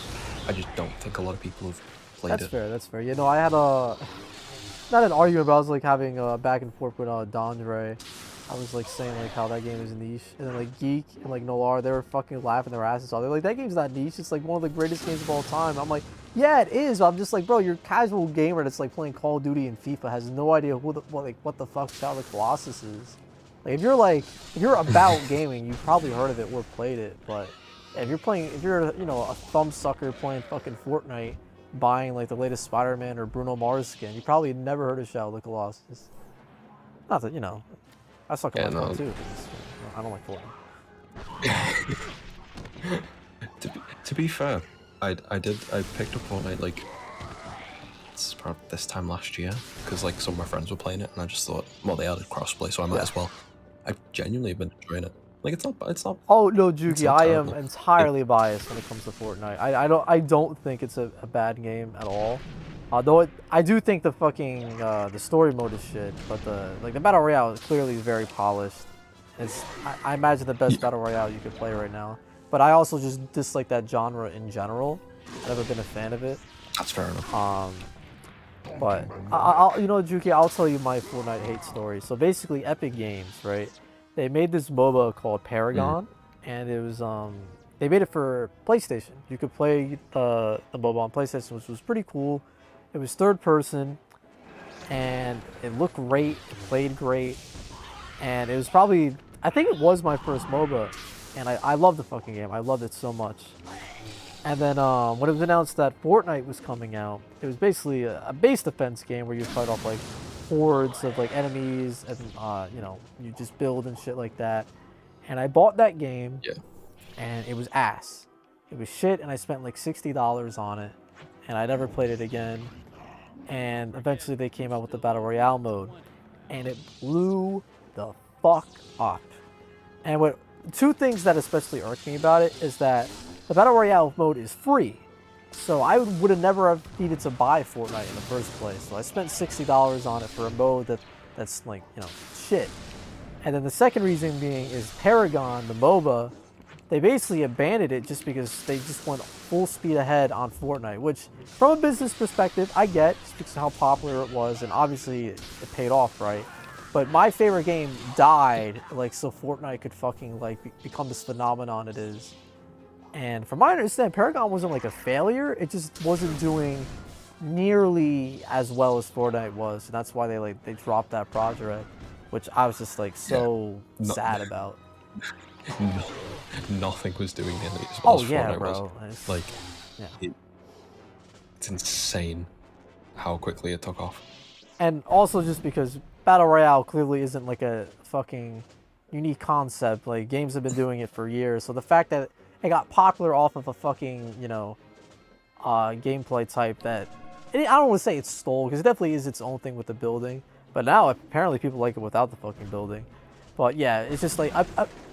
Yeah, no, it's because people, like, in my experience with the game, people went from, like, building, like, a staircase to literally building a fucking penthouse with a spa to, like, a fucking... There's a corner shop, there's, like, an Asda, fucking just everything in, like, 2 seconds. You just press a couple of buttons, and it's like, I can't fight this. You know, all I have is, like, an SMG. Like, what the fuck am I supposed to do? And, like, with everything else the game has, like, the weapons and the items and stuff, like, it is a bit better without the building, to be honest. Like, it just, like, the actual, like, environment shines a bit more. Because the environment isn't just, like, flat. Like, there's loads of hills and shit, so it's not exactly, like... Definitely is. I definitely feel like Fortnite deserves the success it got. I just wish it didn't have to be at the sacrifice of my fucking, one of my favorite games dying. That's all. Bro, if both games could exist, I would not hate Fortnite. Like, sure, I'd probably be jealous because they probably still put more content into Fortnite than Paragon. But it's just like, bro, like, Paragon brought you to the party. Like, fucking don't leave without them, you know what I mean? Like, I feel like without, who knows? Maybe they were working on Fortnite before Paragon and it would have came out regardless. But I feel like Paragon had some success, and without it, like, I feel like Fortnite would have been able to exist in the first place. But who the fuck knows how true that is anyway? But it was a fun game, man. There has been, like, spiritual successors made, and Epic Games basically has given, like, the resources to these developers trying to make, like, these spiritual successor games. One of the popular ones is Fault. That's at least good. Like, it still shows that they at least, like, care about the project and they understand people care. But, yeah. Also, just seeing, like, characters like Kratos fucking hold guns just kind of pisses me off to no end, or, like, flossing, or, like, hitting the whip is just like, bruh. I find it hilarious. It definitely I have is. the Master Chief skin. I have the Master Chief skin, and I Gangnam Style. It's the funniest thing I've ever seen. I think also what sets me up about the game too is that I remember once I was just in a diner with my family, and then, like, this kid was just fucking flossing, like, just by, like, the counter. I was like, God damn it, bro. God fucking damn it. And you know it's because of Fortnite, right? Because that kid's not just gonna, like, I don't know. I don't know how prominent flossing is, but I feel like that's because of Fortnite. Yeah, I mean, it was in the Sonic movie. Dude, yes, I fucking hate the Sonic movie as well, and I'm like, there's no way they're gonna do it in the sequel, Juki. There's no fucking way they're gonna do it twice, right? And they fucking do. I was like, God damn it. I really hope they do. I really hope they fucking don't, bro. I hope that dies. I hope. Oh my god. You know what? Imagine he does, bro. Imagine he fucking does. No, Maria's gonna fucking floss. She's gonna floss as she gets fucking shot down, bro. She's gonna dodge the bullets by flossing, dude. Oh my god.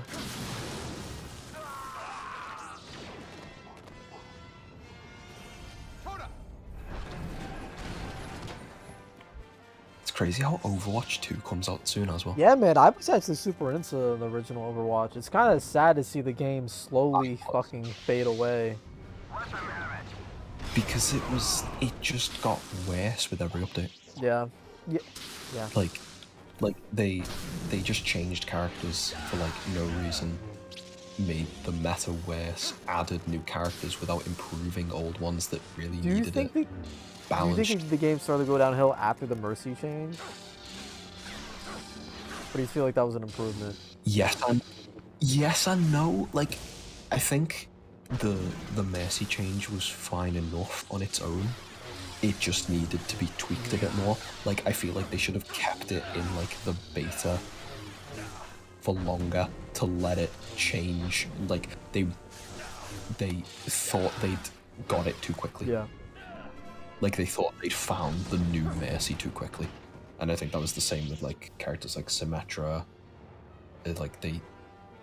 And then they basically just left characters like Bastion completely unchanged, who was still, like, a dominant force. Like, he was basically required for every team. Like when your game goes from, like, you can play as any character you want to you have to play these specific characters to win. Yeah. It was very damaging. It's also sad to see that Jeff Kaplan has left the company since, and I kind of respect it just because, like, with everything that was happening at that company, to, like, leave that, and, like, that was like, he was the face of that game, right? So he totally could have stayed, but I guess to leave with all that shit going on, it just shows that guy was a good dude. He was a seriously good guy. But it is sad that we won't get, like, those developer updates with him, you know, involved anymore. They were quite fun. Like, when I'd load up the game and the fucking battle.net launcher. Jesus. And it just, like, God. Did you ever? It's just what's up? I was gonna say, did you ever see the videos that Dino Flask would do, where he would, like, fucking make Jeff Kaplan say goofy shit? Were they like the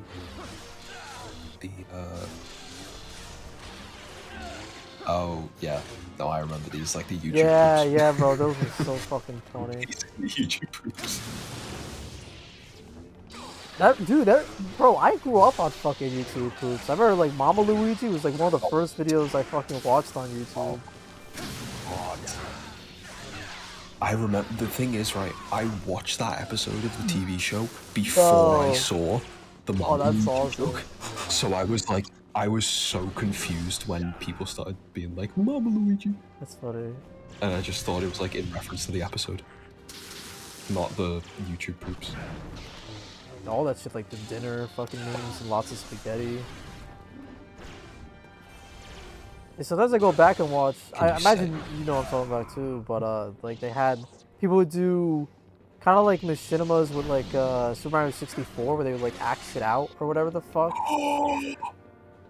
I lived on that for, like, a year straight. I genuinely, like, lived off of that content. That was so good. Yeah, like, I remember one of the big videos like that was, like, the Scatman fucking song with Super Mario 64. My God. That was, like, huge nostalgia. Hang on, wait. What do you want to say? You gonna say it? I'm preparing the mouse on the mod, just in case. Dorkly? Oh my God, Dorkly. Oh, it was just hi. Hello. Drowning in semen. Your amazing Twitch name.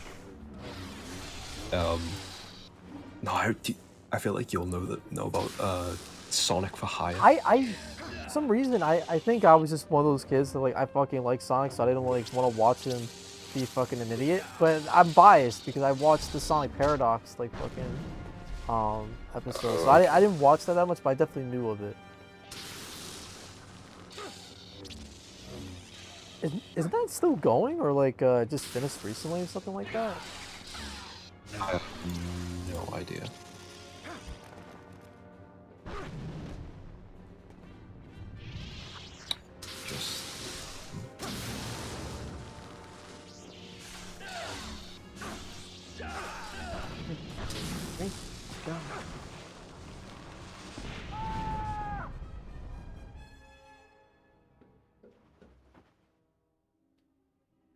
Bruh.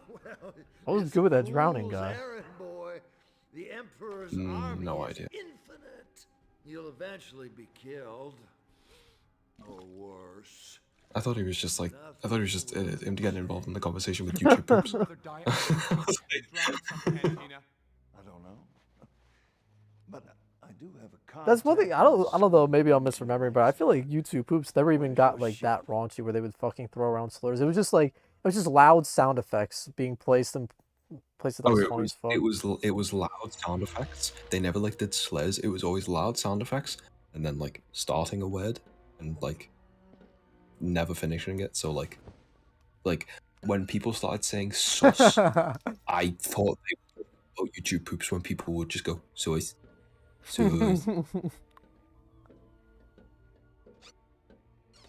Where do we go now? Yeah, there's this one YouTube poop that one of my friends and I quote all the time. Where I think it was a Spider-Man 2 one. It's like Spider-Man does spider things or some shit. And it's like when he speaks to Jonah Jameson, he's like, "Can I get my fucking raise in advance and snants?" It's just like that shit fucking kills me. Or like they edited his laugh. J. Jonah Jameson's laugh is. Is that the one where like they repeat his laugh for like 10 minutes or something? Yeah. Dude. Oh my god. Oh, I need another drink. Rooster, very soon, bro. Actually, my semester ends like in like 2 weeks. All my big assignments are due. Like, I have one big project due next week, so I gotta get cracking on that this weekend. But yeah, a lot of my shit is gonna be done within the next 2 weeks. Yeah, mine's the same. My final assignment for this year is due Friday. Gotcha. So. And I'm finished with my first year. Oh fuck yeah, because you're 19. Oh yeah, so you're definitely so you're a freshman in college. I feel like probably right. Yeah, I'm just called first year. Because we don't have like freshman, sophomore, stuff like that. Yeah, I think I joined 5-9 as a junior. Yeah, when I was in like my 3rd year.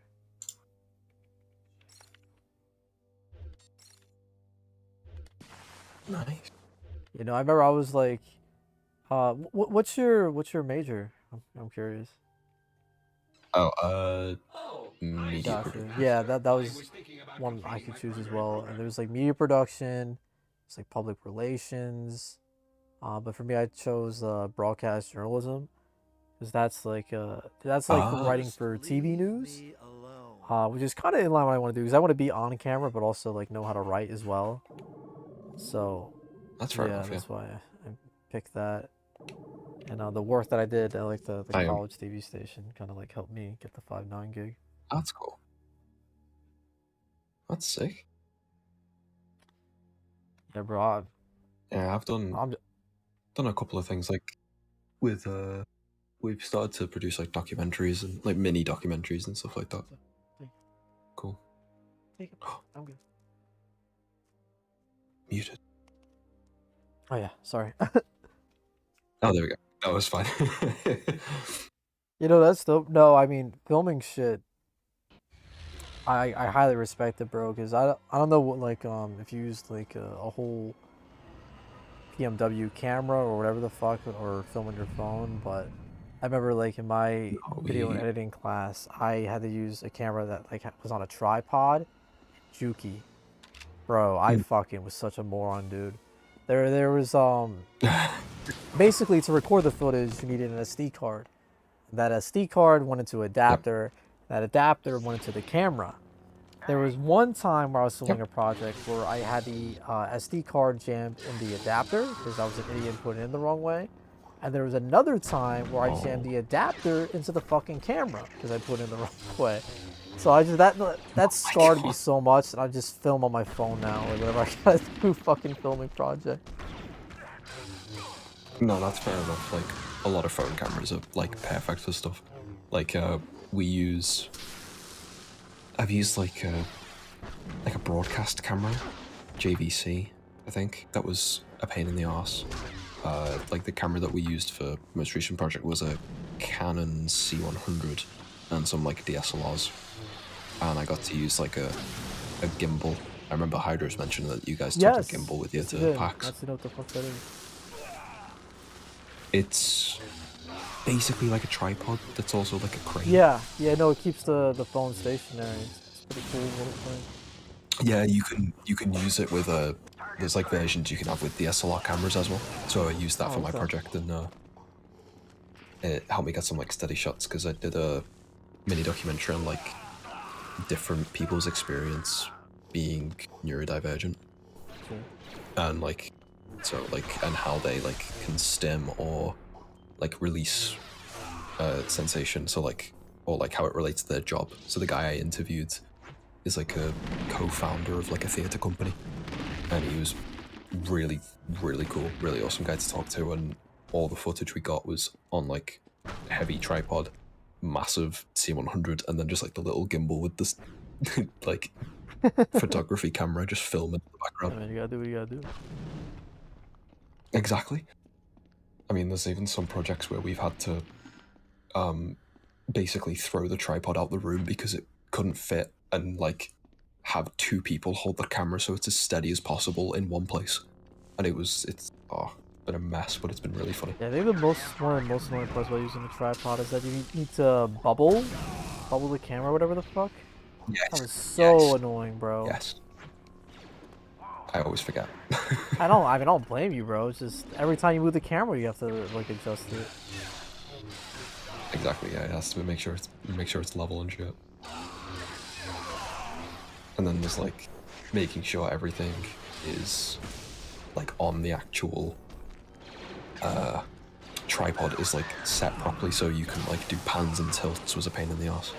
Because if you make it, if you unlock it too much, it'll fall apart. And if you don't unlock it enough, it'll be jagged and not move fast enough, and it's a mess. Yeah, dude, I'm so glad I'm done with that part of my fucking academic fucking whatever the hell you want to call it. That was like, once I got past that shit, it was like relatively smooth sailing. But that was probably to this day, that video editing class where I need to do that shit, was probably the most stressful class I ever had. Wow, man, damn.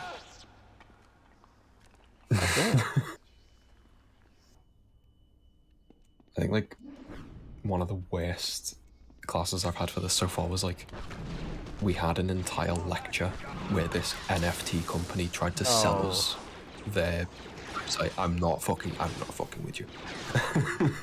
They came in and they tried to sell us their site and like NFTs in general, and no one was having it. So strange. Like, even like the actual lecturer who organized it in the first place, the whole thing was basically just like, oh, how media's evolved, like from like vinyl records to VR, and like NFTs are a part of that. Even though we don't like them, they are still involved in that in like a shitty way.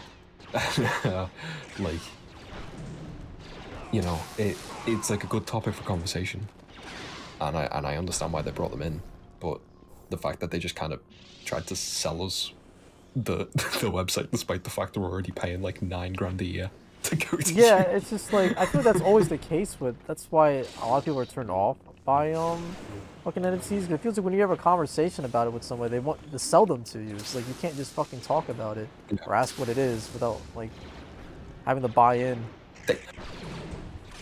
They talked at us for a full hour and a half. I still don't know what an NFT is.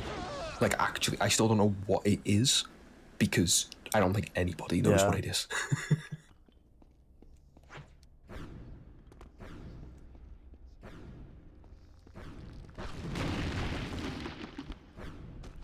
I don't know, man. I'm not good enough with.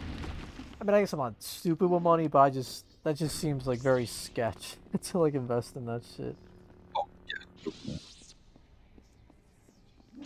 I would much rather put 100 quid in the ground and wait for a money tree You're like fucking than buy an NFT. Yeah.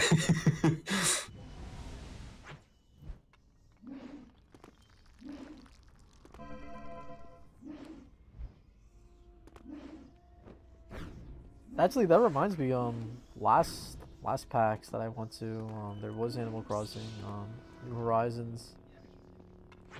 Oh yeah. Did you play that game, or are you an Animal Crossing game? I'm not an Animal Crossing guy, but I picked up New Horizons because lockdown. Yeah, dude, that's how I feel like that game did very well, and I think that's definitely the reason. But like, and like I played it a lot in like the first 3 weeks, and then it very quickly fell off. Literally same. Because, like, I think everyone did that because the game was clearly rushed out, and like, I went back to it recently, and the amount of stuff that they've just added is insane. Like, they've added whole new islands, whole new places to explore, like, loads of stuff. It's like, it's good, but also, where was this 2 years ago? I remember for me, Animal Crossing was just like that game in the middle while I was waiting for Xenoblade, the remaster to come out. Oh, yeah. I never even beat that game for some reason. I don't know why. I was like very close to the end, and I just stopped playing it, and just... Sometimes when I stop playing something, or I just stop watching something, I just never find the fucking... I don't know, the need to go back to it. I'm like, yeah, I guess I had my fill. That's fair enough. So are you a Xenoblade guy? I played 1 and 2, but I guess there's only fucking 3 games, so I don't know why I'm acting like that doesn't make me a Xenoblade guy, 'cause I don't know how many fucking games you need to play. Yeah, because the only one I didn't have was X. But yeah, you were saying? I played 2, and I have very strong opinions about 2. I really That's don't the like thing. 2, like, I understand, like, you probably immediately turn off to 1 just because of how 2 was. For some reason, I haven't played 1. I've only played 2. So that was my first experience with the series. It's just like the only thing that I genuinely can say like is really good is the music. Yes. Because the music is phenomenal. The series' music is phenomenal.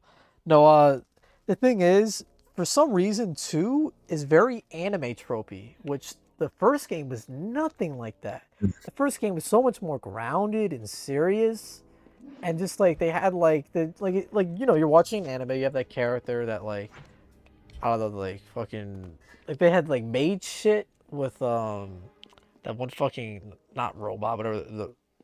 You know what I'm fucking talking? Yeah, Tora. Like, Tora was like a fucking meme character. There was less memey shit in the first game. It was definitely more grounded and serious. It definitely had its, like, funny moments, but it's so much more grounded. And dude. It was like... Yeah. The thing is that, like, the character of Zeke, the guy with the eye patch, like, he was the wacky, zany character. But when he had his serious moment, that was like the best part of the game, because you actually got to see like the wacky zany character be serious, and him and Morag, the god captain, are like genuinely engaging characters, and I wish we got to see more of them, and not just Pyra and Mithra, who are very boring, and I don't like them at all. There's only like one main character that's like has some eye candy shit, but like that game, the amount of fan service was just kind of like off-putting. I was just like, it's like, bro, it's like I get it, like butts and ass, like, or like boobs and ass is like really fucking cool, and it, like, I don't know, it does things for people. It sells. It sells. I get it.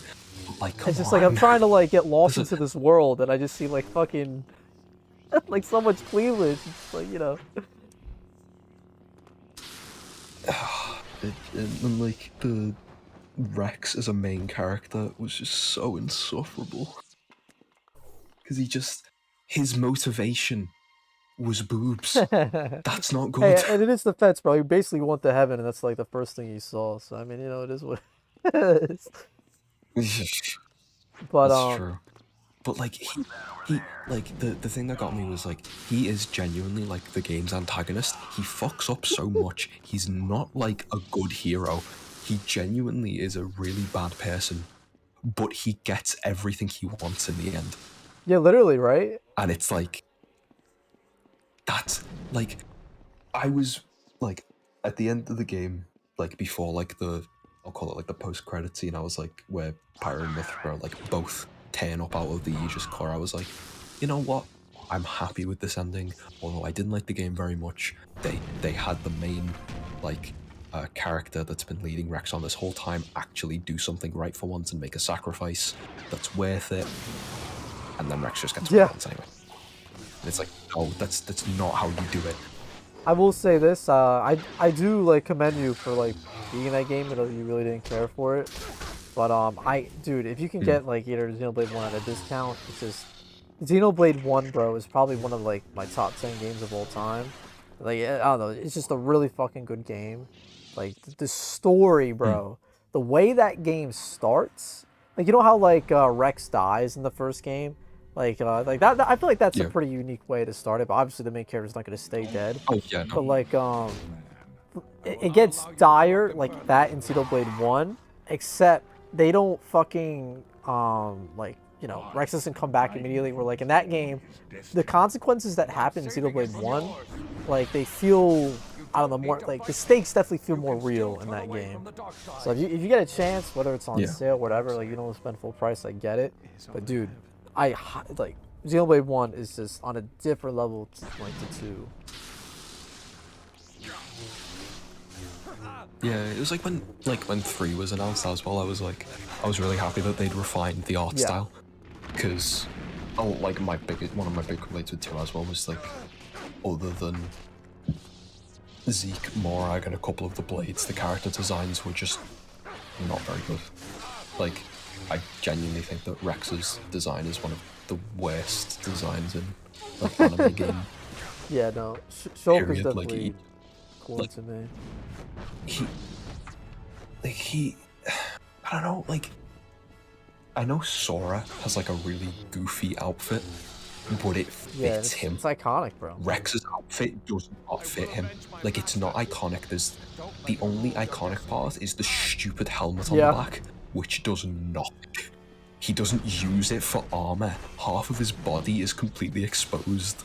Like, so stupid. Yeah, I wasn't in love with the whole driver mechanic where like you needed to like level them up to like go to some places. Like that was kind of annoying to me.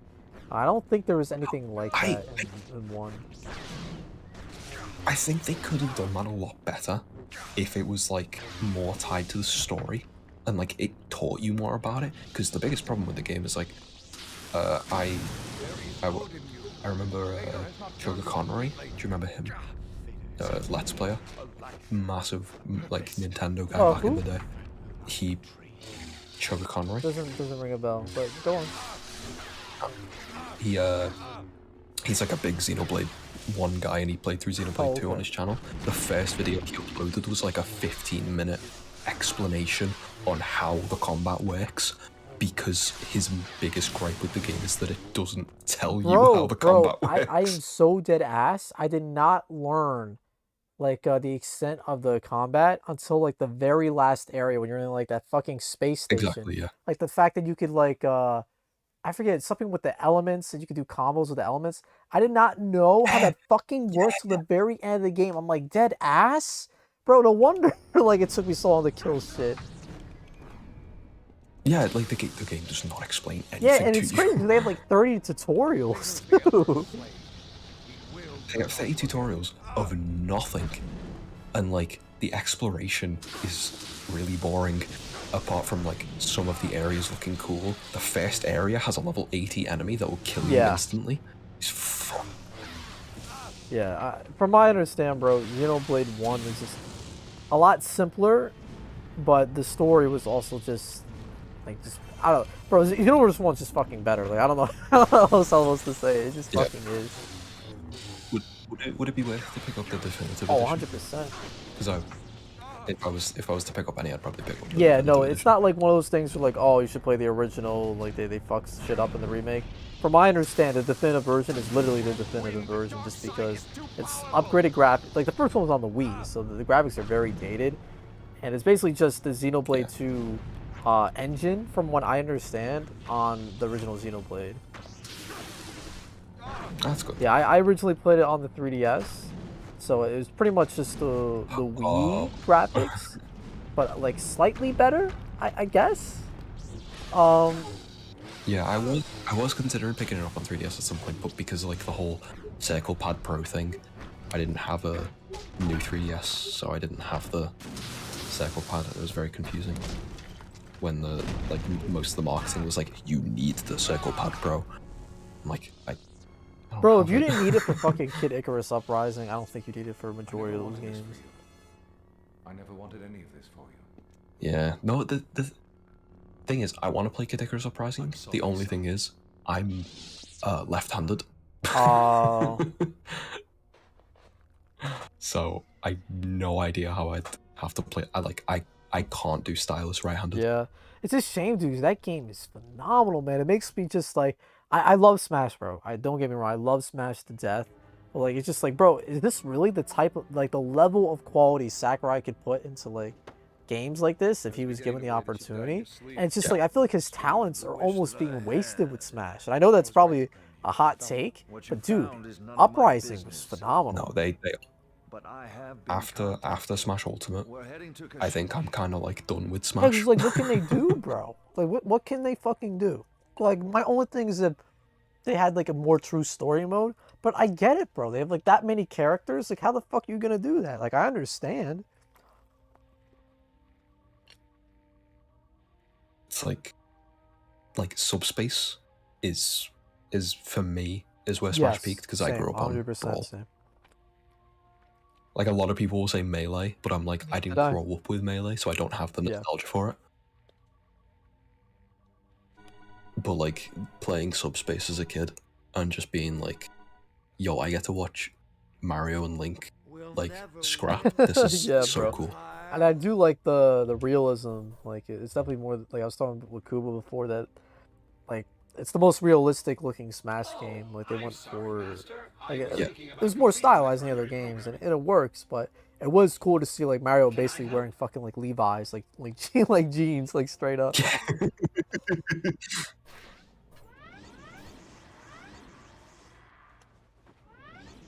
Yeah, it is kind of a shame. Like, it's like Smash will never be like get back to that in a way because like I don't know.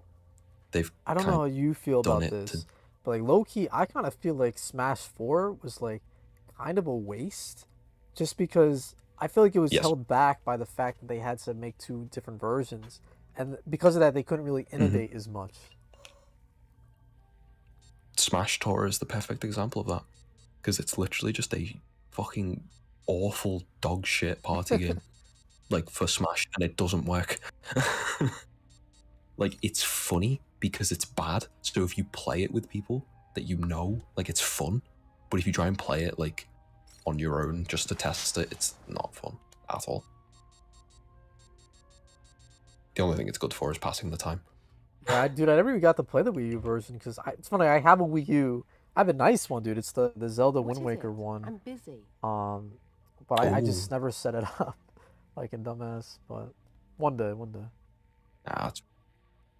the Wii U is like the Wii U has a lot of good games, like Pikmin 3, the HD Zeldas. We've reached I'm trying to think now. I still think they put Pikmin 3 on Switch, right? Completely controlled by the Empire. Okay. They did, yeah. I was 3 gonna say, Deluxe. like, that'd be stupid. It was I don't think it sold very well, which is a shame. But no, Pikmin 3 is. I never fantastic. played a Pikmin game, man. I definitely want to try them out. They are very fun. Like I played the original Pikmin on the Wii. Like when it got the new play control like version. Device is fully functional. So I was like adjusted to motion controls by that point anyway, thanks to Mario Galaxy and stuff. But dude, Mario Galaxy just continues to be like one of the best games. I was just gonna say, bro, Mario Galaxy was probably that's another game where I'm like, if I had a top 10 list, I'd probably have to find a way to include it on there. That game was just so fucking surreal. It looked fantastic, like even on the Wii. I remember like it was the game I got for Christmas when it released. I think I got my Wii and that game. That was probably like my most fondest memories as like a kid, like having that game and playing on like Christmas night. It was so fucking dope.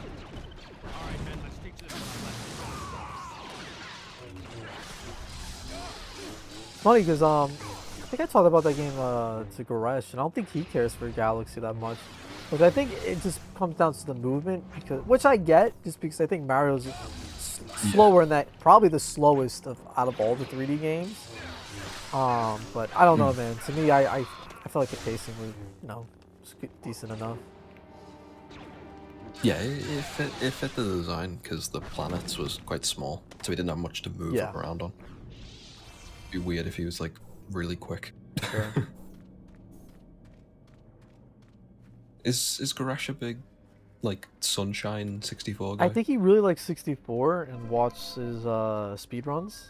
Because he played 64 like last, actually not even last December, the December before that. And yeah, I think he was trying to do some speedrun techniques. And I think he actually pulled a couple off. Where I was watching, I was still so new at the time, so I felt like you know, kind of bashful, or you know, I didn't really hop in VC. So I was watching him play, but I think he was able to pull off some of the speedrun shits. Cool. Nice. But no, I'm telling you, I'm like, bro, I want to watch you play Sunshine, because I feel like that's, in terms of Mario games, I feel like that's the most that's like Sonic in the sense that it's the least polished, I guess. But it's definitely probably one of the more fun games. Yeah, like I like it because the movement is so weird that it just lets you kind of like have fun with it. Like once you get the rhythm, you can just go. I remember, dude, and I'm definitely not the only one, but the fucking bird level, like, fucked my day up. Oh, dude. Oh my god. I remember playing that for the first time, like, because I never picked up Sunshine until, like, I had a computer powerful enough to run emulator. So, when I played it for, like, the first time on emulator, I was like, I died to it, like, 20 times. Because I had no idea what the fuck I was doing. I think what really got me about that level was just that I didn't know that the red coin was, like, all the other ones, I think, like, all 7, or what is it? Is it 7 coins you need to collect, or 8? I forget. It's 8, yeah, because there's the one last one on the top of the That's tower. what I was gonna say. Because everything else is in a fucking path, and the last one, you're thinking like, okay, it's gonna show up any day now, and you just keep going on the fucking burger, like, where the fuck is this goddamn thing? And then you realize you have to jump off. Yeah. Mario games do that a lot. They make you wait, and then they kill you.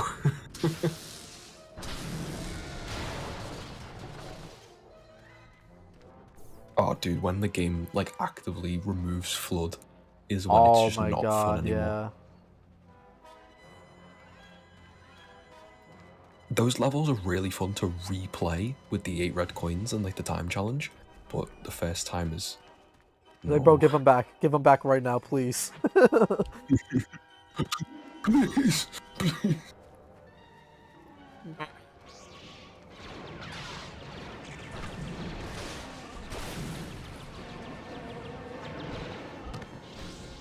I wish they would have made, like, I know a lot of people were speculating during the Wii U days that they would make a sequel to Sunshine just because it would have been perfect for the gamepad, but they never ended up doing it, unfortunately. Yeah, like, I still kind of wish they did Odyssey DLC. That too, man, yeah. Because, like, Isle Delfino is on the globe on the Odyssey. Really? Like, it's fully textured on there, yeah. What a tease. And then they were just like, yep, Odyssey is the 3D Mario game, you're not getting anything else. What did you think of that game? Odyssey, I thought it was great. Like, genuinely, like, loads of fun. I picked up the speedrun, like, a little while ago. I haven't went back to it since, but, like, I got, like, hour 20. Oh, dude, which is, like, pretty fucking quick. What the hell? I practiced a hell of a lot of the skips. Like, the biggest skip in the game is, like, you know, the moon cave at the end. Right. You can skip right past that with, like, very accurate that's like, jumps. what is that, 4 boss battles that you're skipping out on? Yeah. Basically. You just go right straight to Bowser. Oh, you should stream that either on your own channel or here. I bet people would love to watch that. I did try stream it on my personal, but I got caught up in everything else that I need to get back to streaming, because I also I did a lot of Kingdom Hearts 2 randomizers. Oh, bro. I took part in a couple of league tournaments. I didn't do well in them, but I had good fun. It's all about. Because the guys here, like if you're streaming and they're about to get off, you know, they could host you as well and help introduce people to your channel. Yeah, I'll probably end up trying to stream more once I've finished last assignment. It's like just doing an essay, but I want to make sure I've got it finished.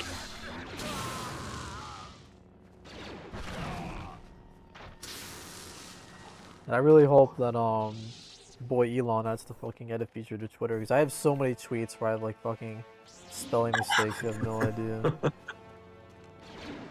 Oh, dude, I'm terrified by the fact that he's just buying Twitter. That is, yeah. It's fucking terrifying. I remember there's someone response to him saying how he was like gonna buy Twitter, and like they sent like a very like unappealing picture of him. And it's like, are you buying Twitter so this can be removed or some shit? But I don't know. It's just like, I don't know, bro. If I had that much fucking money, like, and I hear all this shit happening with like global warming or like scientists coming out thinking that like we're like fuck. I don't know. I'd probably like help out with that. I don't know, but that's just me. You know, or just make the Tesla Cybertruck, you know, just like fucking an asshole. He makes me so angry because he's like the perfect example of just rich white guy who doesn't do anything. Yeah, bro. I know like people compare him to like Tony Stark and shit. Like, bro, they I don't know. Maybe he's donated some shit, so I don't know what to say. I don't know too much. He doesn't, like, Tesla doesn't pay tax. They're like one of the companies like Amazon that just doesn't pay tax. Yeah, it's fucking nuts, bro.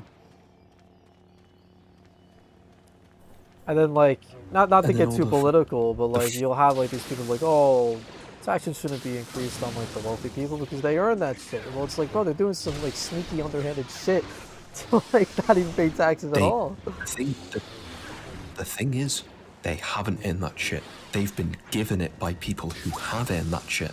Because most of the rich people have been either like given a bursary from their parents, or like have had like companies reimburse to them.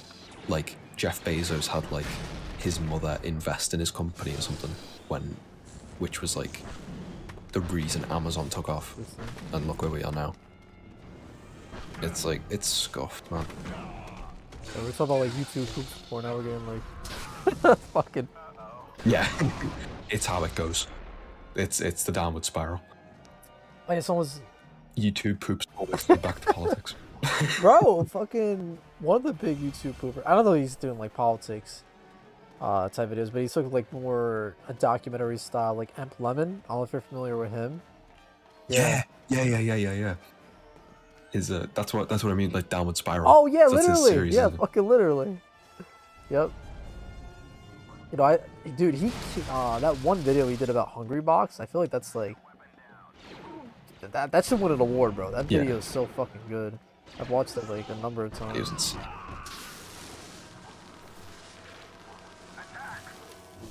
It's like if we ever get the chance to like edit videos like that for 5.9, I'm jumping at the opportunity.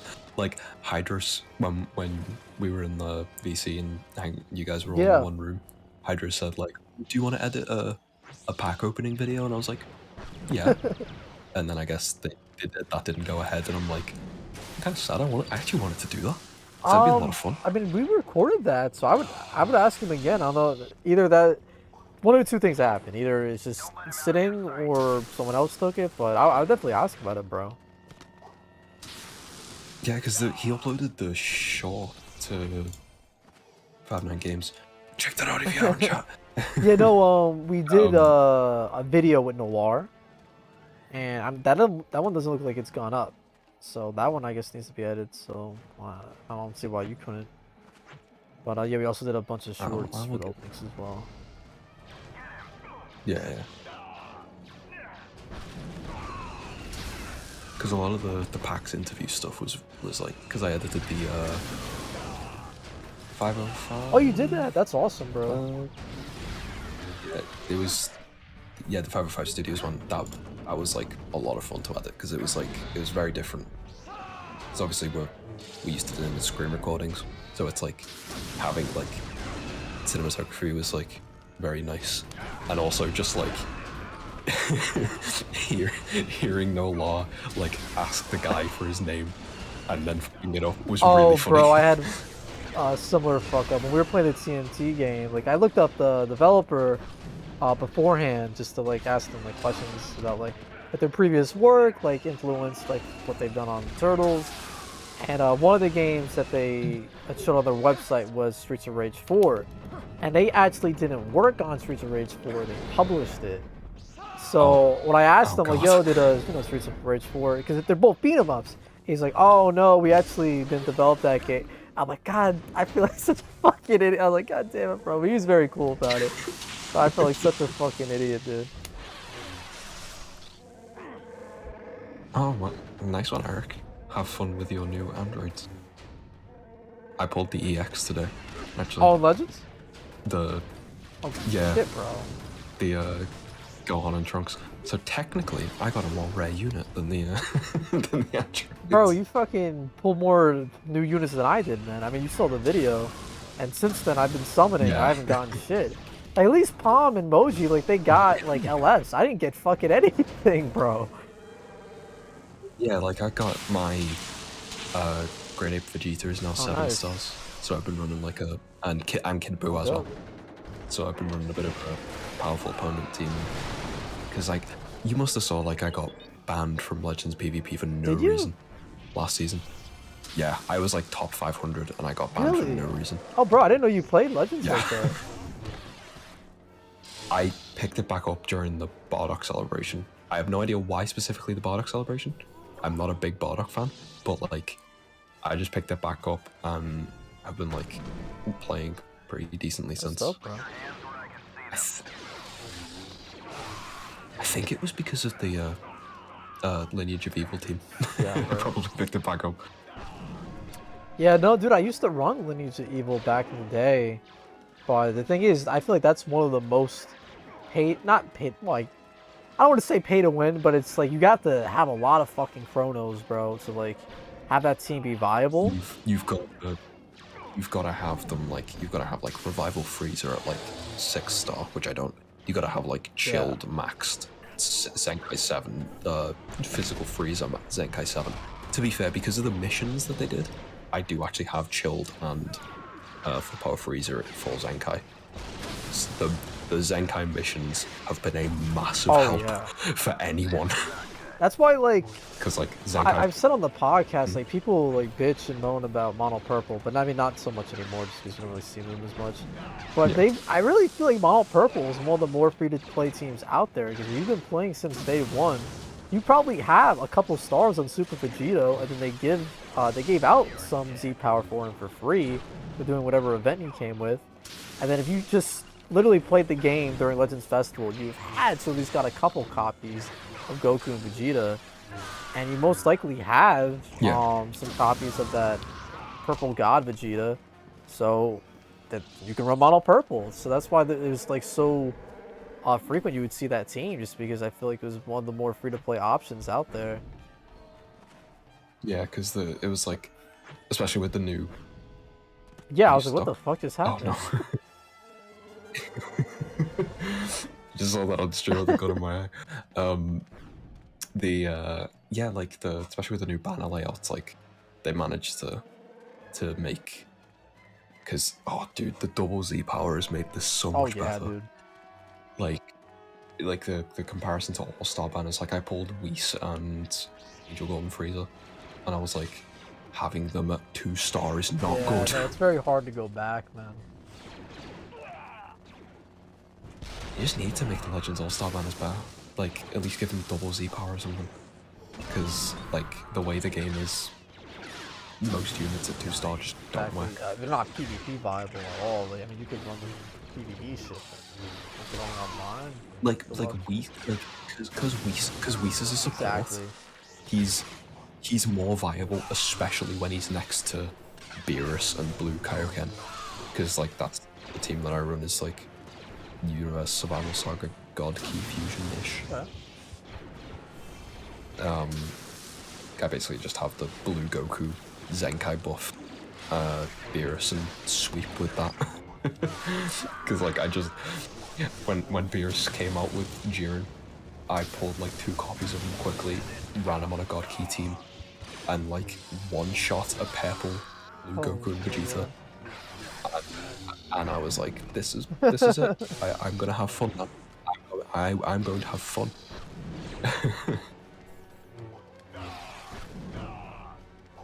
I basically just stole Moji's team, which is both the Ultras, which I know was very scummy.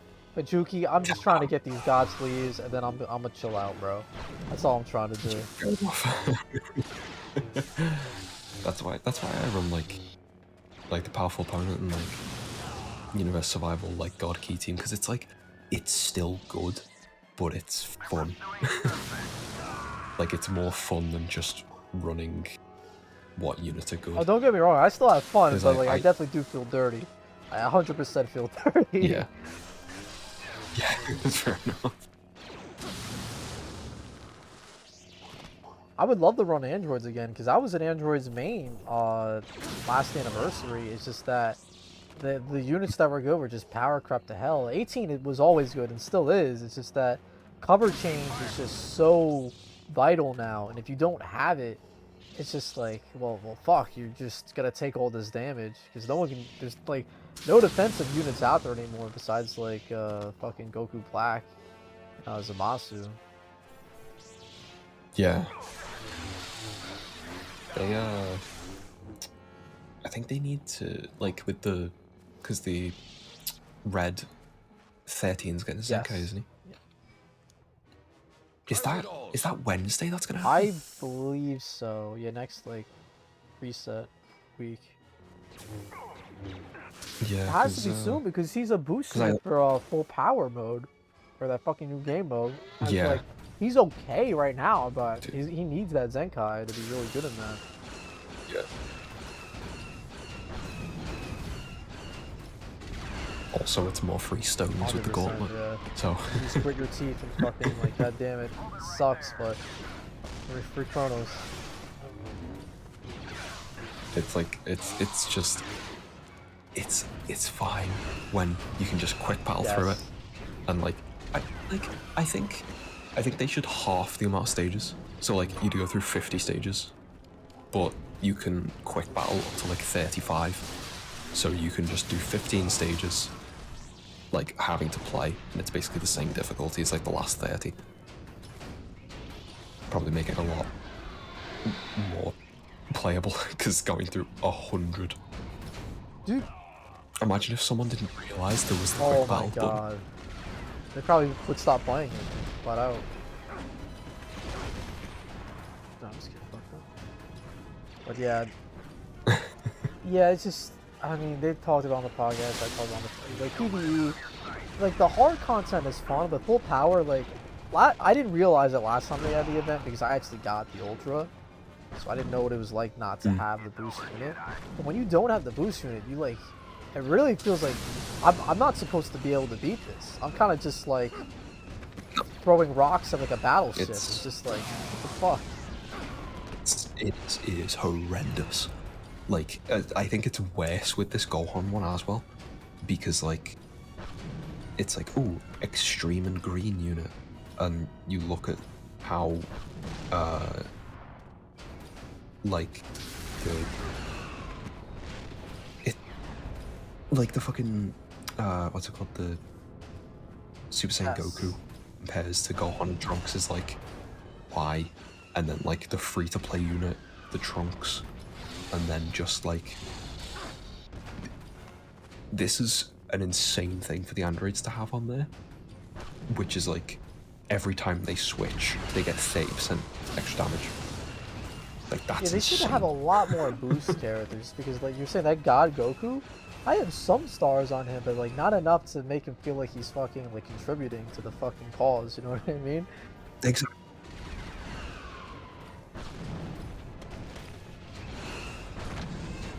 But the only character that like deals work is the Super 13. And he's not even Zenkai'd yet. Yeah, like the characters I put on red Yeah, 18 powerful opponent the Legends Limited Grenade Vegeta. I don't even. And then I have 2 stars, that's why I don't use him. that's fair enough. I'm like I'm very lucky to get him to 7 during this banner because I can then just use Rose as a Zenkai bench, and the Comrade slot, which is good. Still don't know how the Comrade slot works. So from what I understand, what it does is that you get the Z. Oh no, Comrade. So you know how like you can select battle bonus units like for each character, and you can like pick from your guild mates or your friends. Those Comrades are basically what your friends can choose from. So it's no benefit to you. It's just like helping your friends out or your guild mates. No, yeah, that's what I mean. But like, what benefit does it give your battle nothing. member when you? Absolutely nothing from what I understand. Really? So like, so like, if I pick the exchange, Gohan and Trunks from my Gohan and Trunks, it doesn't give them like a Z ability or anything. So I'd have to double check, but I don't think so. No. That's insane. Yeah, it's just purely to help out allies.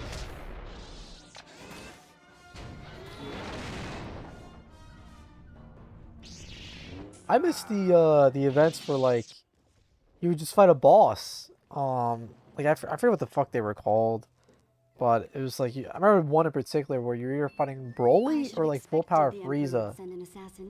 And Broly. No, I remember the Broly one because it came out with the Family Kamehameha. yeah, units. like those. And I remember I struggled so hard to beat it with like because I only pulled the Super Saiyan Goku, not the Goten or Gohan. So I had to run like this really awkward team of like a crappy purple unit. I think it was the purple Great like Legends Road Great Saiyaman, purple Broly from the Broly movie, and then that Goku. And it was a terrible team, but it worked. That's what I like. Like even if you didn't have the boost units, you could like make it work by just being fucking good and just compiling a team that somehow made it work. Mm.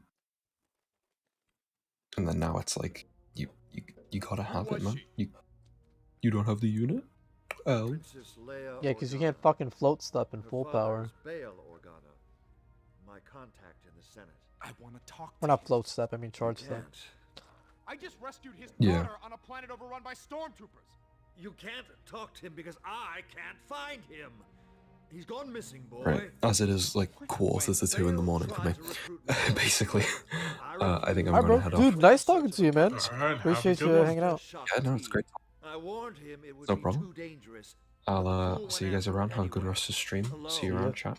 Farewell. Vanished as soon as See he you soon. landed on Felicia. Word, Chapo? Alright, let's see here. Nate's not gonna like those The words. force is strong in you, my boy. You know, it's okay. He must be a Trekkie. That's fine. Then you should already know our Let's next see. mission. We're going to Felucia to rescue Senator Organa.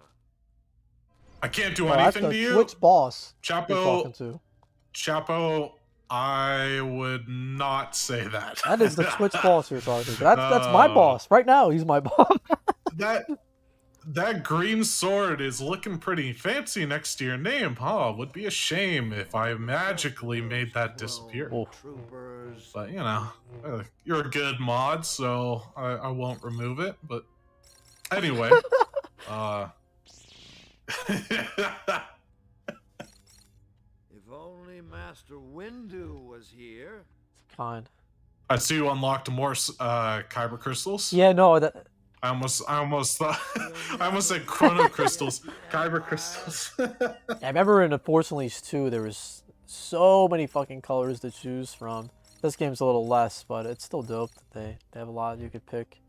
Yeah.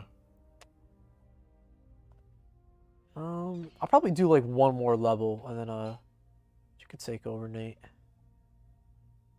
Yeah, I might do some Lego Star Wars. Yeah, I got you in the Star Wars mood, huh? Yeah. Let me see here, though. Eat up, Senator. Why are you keeping me here, Maris? Your master would be disgusted with you. You're something to trade if Darth Vader finds me. Now shut up and eat. And if you're thinking about escaping, just remember that my new pet is very hungry.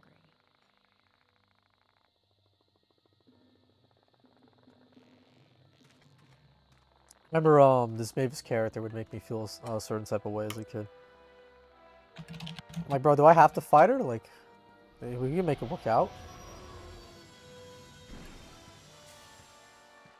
Oh, Shakti's apprentice? Yeah. Where will you start looking for him? Where I first confronted Shakti. If Bail was searching for the Jedi Master, then he might still be nearby. Does it disturb you to return here? No, if I let it affect me, if I think about my past for even an instant, Master Koda will sense it. It's dangerous having him with us. If he discovers who you are, he'll expose us both. Hey, if he senses who I am, He'll expose us both. he's not gonna have the chance to tell anyone. That's what I'm afraid of. Hmm.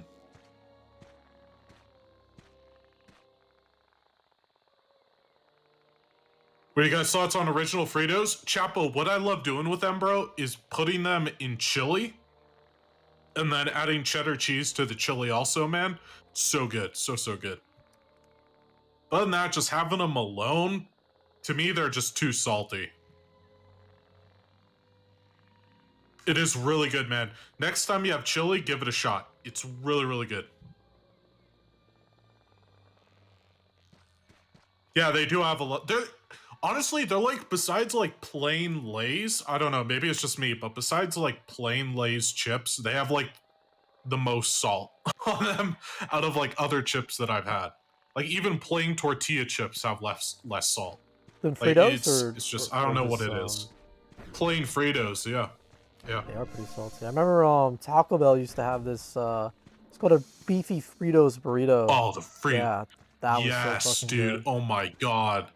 I was so mad that they got rid of that. Same thing with the Crunchwrap Supreme. To where it was like Fritos inside of it instead of just like regular, just like. Dude, and the beefy thing. Fritos thing was cheap. It was like, what, $1? Yeah.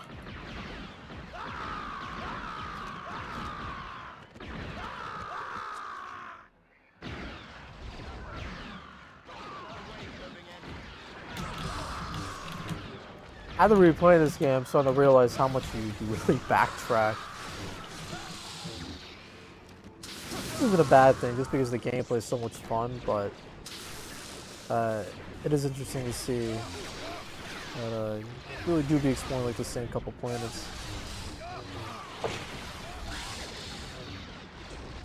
Yeah, they give you just like the basic ones. I mean, I love how they start off on Kashyyyk, but like going to Felucia and then also Coruscant. I mean, it's just the basic planets from the movies. Yeah. Which is fair, because at that point, like, you know, there's a lot of planets, but like, definitely nowhere compared to how many they have now. What the fuck? Yeah. That was weird. It's short Yeah, circuiting. that was really weird.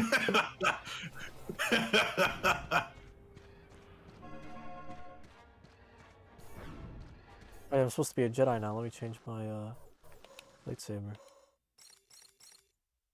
While I'm wearing a fucking Sith. Or you can take on the role as Darth Revan. Darth Revan used to be a Jedi, and then he turned to the dark side and created his own Sith army. So, I mean, it's up to you.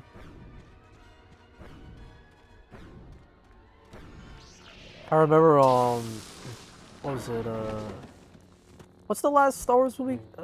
9? Is it The Last Jedi? What is it called?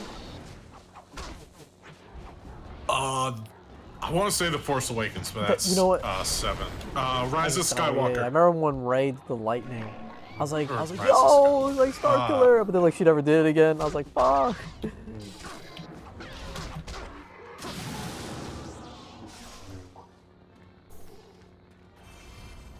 Yeah, I mean, Episode 9 had a lot of bad parts. I mean, the movie was terrible, but it had a lot of cool I'll say this: a lot of cool parts were in it too. But the movie overall was just garbage. I kind of just turned my brain off and just enjoyed it like that way. But I imagine if I was like looking at it through, you know, like through the view of a fan, I imagine it's just like, bro, that doesn't make any sense because of X, Y, and Z, and like, what the fuck? Like, how come she can do this and other characters couldn't do this? It's just like, I totally get it. But for me, I just turned my brain off. Like, yeah, dude, last Star Wars movie, let's go. So like, but I do get it. I do get it 100%. Yeah, yeah. Yeah, 'cause it's like horses on a, like, to me, it's like the biggest part that made no sense to me. To you, the Boba Fett show is weird. The Boba Fett show is okay. It's like they didn't really do him justice because Boba Fett was working for Jabba the Hutt and he's supposed to be this badass bounty hunter. He's the exact 100% DNA full clone of Jango Fett. And he's like out of nowhere, he's like he's supposed to be this badass guy who takes over Jabba's role as this like incredible like crime lord, but then they turn him into like the sheriff of like Tatooine for whatever reason. He's like, you know, oh, we're going to do all this, I'm going to be the crime lord of Tatooine, and then it's like, no, there's going to be no drugs running through my town. And it's just like, it's like, okay, dude, like, are you the sheriff of Nottingham or what? Bro, he had a revelation once he crawled out of the pit, man. He's like, you know, I'm gonna turn a new leaf. Yeah. Yeah. You can only carbonite so many people, Nate, and then you gotta, you know, try something new. But I will have to say this about the show: seeing him face off against Cad Bane, seeing Luke giving an update on Luke training Baby Yoda, and seeing Mando again, that was pretty cool. But other than that, like, yeah, the Boba Fett show was like a 6 out of 10 for me. It was like not really. It was good. It was fun to watch, but it's not something you'd be like. You'd take a girl. It wouldn't be something you'd like watch with a girl, right? Like if you were to go over to her place and she's like, "Let's watch Star Wars," but I don't know what to watch. It'd be like the Book of Boba Fett would be like one of the last things. I mean, it definitely had a lot to live up to, right? Like I haven't watched that much of Mandalorian, but what I've seen is like very good. It had so much to live up to, and sadly it couldn't. It could have easily, but it didn't, sadly. But yeah.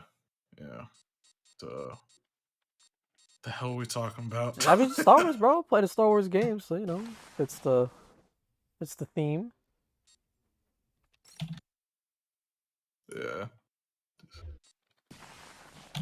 Oops, I mean the Bible.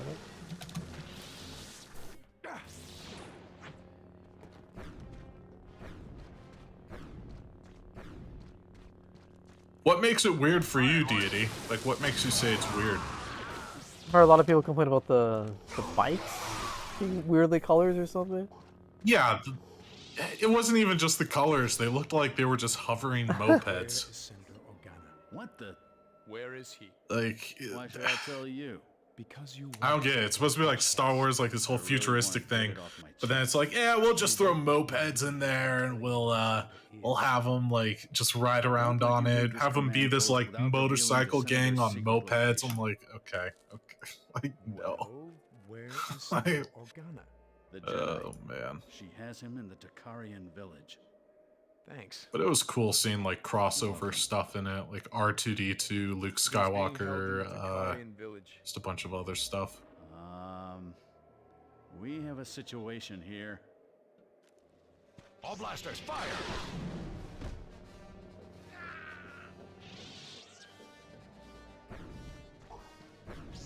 So Nate, I must ask you, what's your favorite Star Wars game?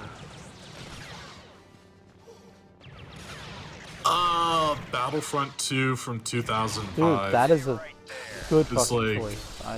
Yeah.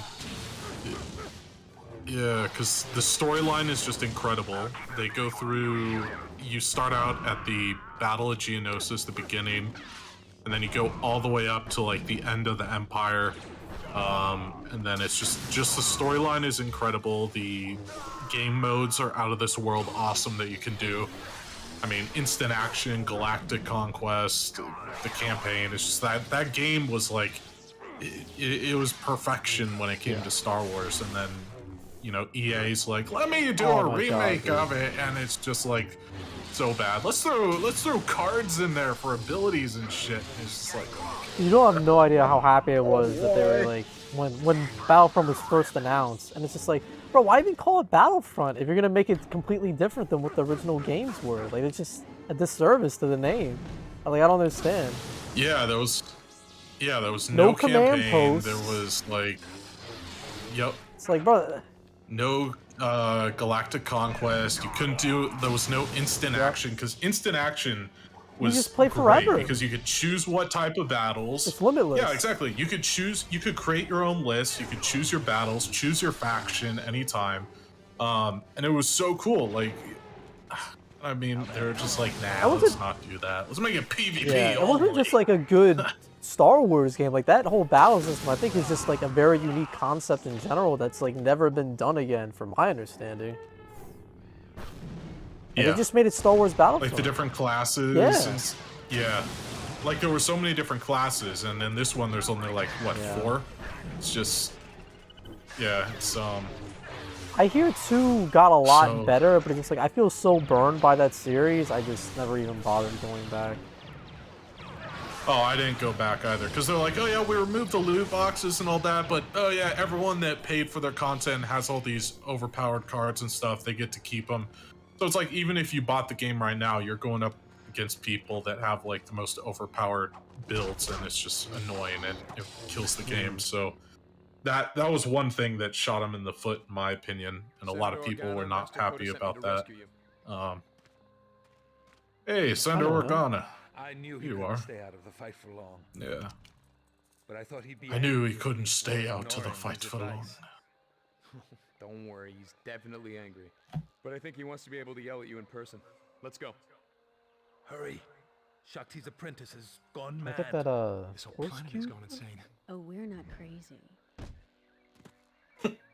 He's just blocking you from We've it. just embraced the power of the dark side. Stand aside, girl. Don't make me hurt you. You won't. He won't let you. You remember when split screen was the thing? Yep. Dude, I played that game with my brother all the time in instant action. I remember there was this one mode you could do where it's just lightsaber. It was just a lightsaber battle. You could do all heroes versus all the Sith. Or actually, no. Heroes versus heroes villains? Yeah, that was so fun, man.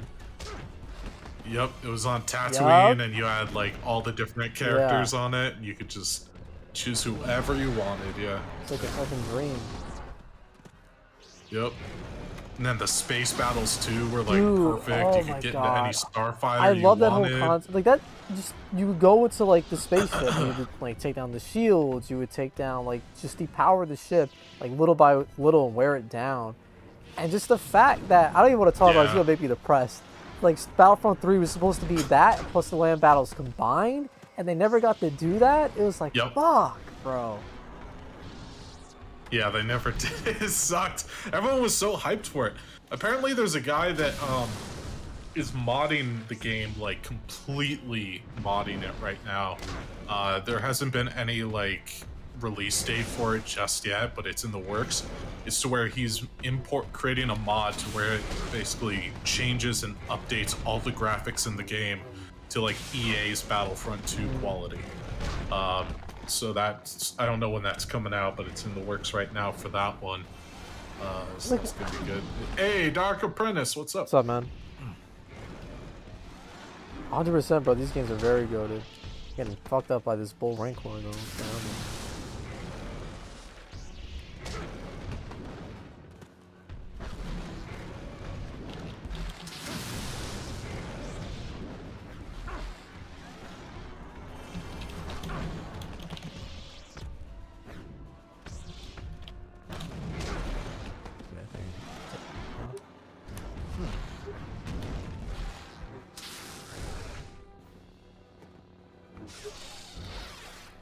I know we're missing these quick time events. When you mess this up, you gotta do it all over again.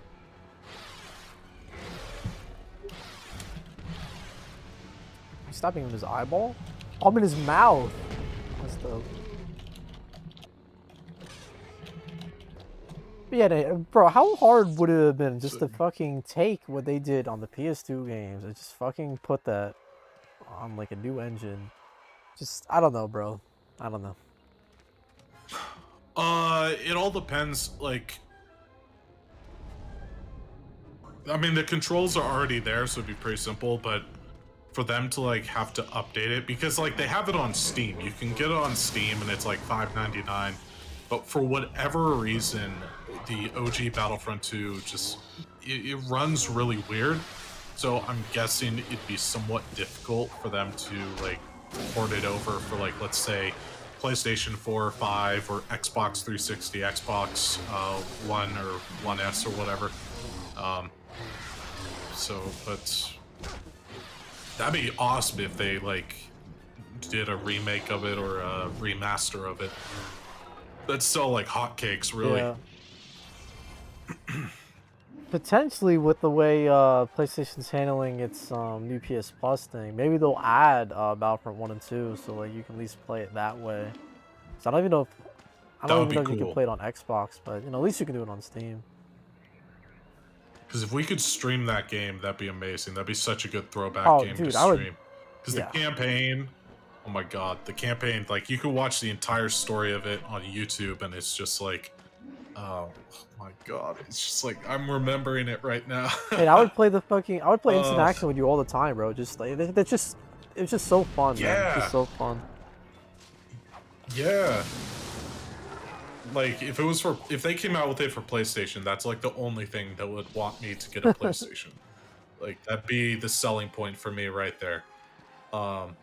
It's just for that. And I play it so much because I mod it on PC. I modded the living hell out of it on PC, and it was like so fun to play with all the different mods and stuff. But just being able to stream that, doing online multiplayer, instant action or whatever, and just like doing whatever, it'd be so good. So good to do. So. Oh yeah, I remember this. She has a shit ton of health too. I didn't do like anything to her.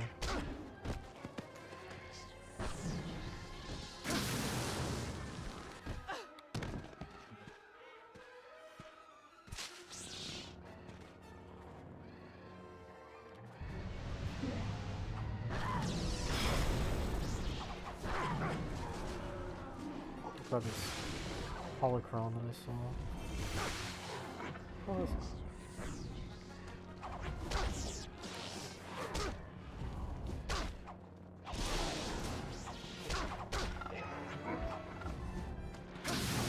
Oh, these guys are healing right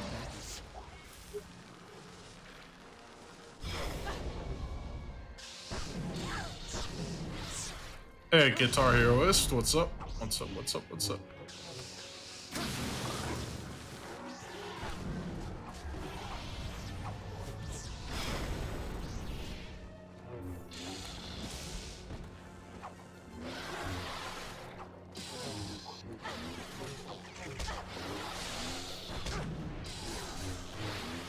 You have abandoned the teachings of your master.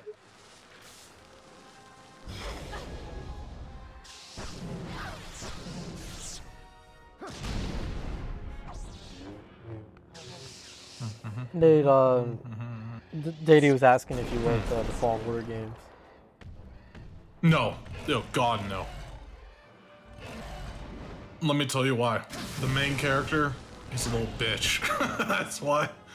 The dude is like has no Jedi like personality or feel to him whatsoever when I was watching gameplay of Is that the recent one? It was just, and I watched a lot of gameplay.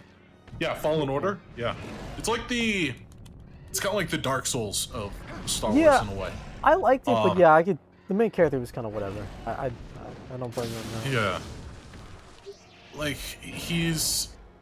and then, you know, everyone's always like, oh, well, you know, he was a Padawan youngling when Order 66 happened, so he didn't have much training. And I'm like, even then, the ones that survived it and escaped still had better Jedi like powers than him, and so it's just he had no feeling to him or there was no sign of him being a Jedi whatsoever, or even worthy of holding a lightsaber or the Force. It was just weird.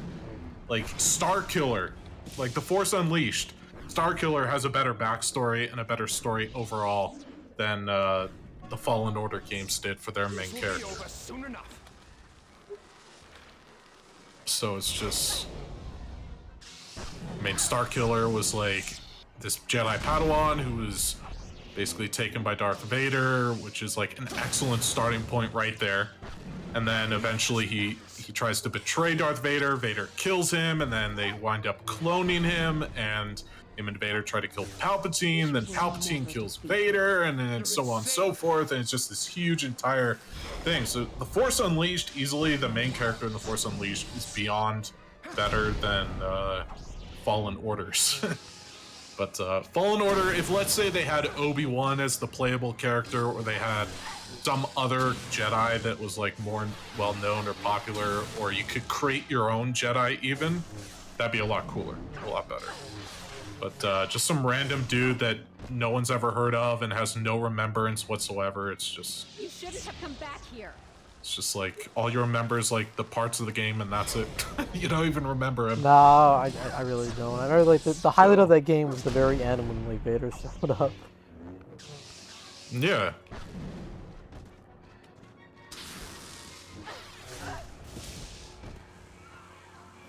There's a lot of... Well, Goofball, it's not like I just watched a playthrough once and then just am critiquing it. I've watched multiple people play through it via Discord, streams, and even just like just watching them in person just play the game, and it's just like the main character has no like personality or remembrance whatsoever to me, and the game's cool, awesome game concept, don't get me wrong, but just like a Force Unleashed 3 would have been cooler in my opinion. No, I agree. Like, I never really thought about the characters because, they didn't really do anything for me. But the gameplay was definitely great. I really liked the gameplay. The senator is yours. There's no need to kill Yeah, me. gameplay was cool. Yeah. You are a slave to the dark side. I'd be doing the galaxy a favor. It's not my fault. Shakti abandoned me to this place. This planet is evil. It corrupted me. Shakti did not abandon you. Get away from here. Just let me go, and I'll turn my back on the dark side. That seems legit.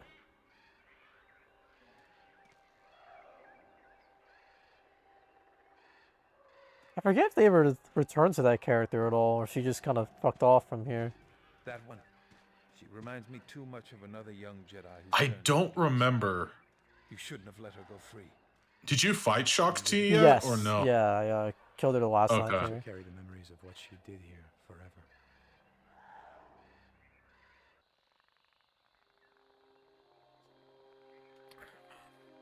Open rebellion is too dangerous, Master Kota. I know I owe you my life, but... It's the most accurate Jedi game so far. Which one, Deity? Fallen Order or Force Unleashed? Which one? He's your hero, and it's his rebellion. Join us because he's asking you to. You're the first to really fight the Empire. Yeah, that is Senator Organa, yeah. We need weapons and starships. Oh, Jedi Academy. I haven't heard that name in a while. Good lord. That one was cool, man. Like, if you hit a stormtrooper or enemy with your lightsaber, like, their limbs or whatever would actually fall off. Like, if you cut off their arm, you could cut off their arms or slice them in half and stuff like that. Like, it was... They went all out on that game when it came to combat, but... From the Revenge of the Sith.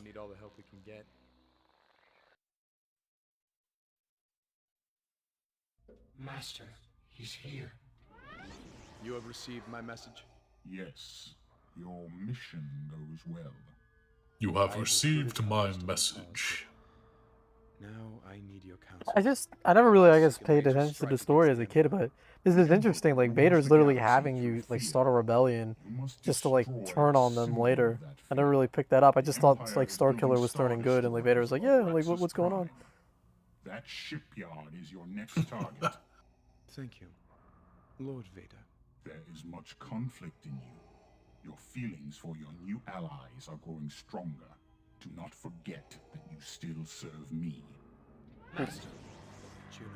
I came to find out where you wanted to go next, but it looks like you've already been This told. guy or Luke? At the moment, I think they're about the same age, if not Luke After is a he little branded bit me a older. traitor and tried to kill you, you're still his slave. Then why did you defy Vader to rescue me? That's a good question, let me see. Fly the ship. We both know that that's not true. My being here has never been about my piloting. Sometime soon, you will decide the fate of the rebellion, not your master. And when you're faced with that moment, remember that I too was forced to leave behind everything I've ever known. Please, don't make me leave another life behind.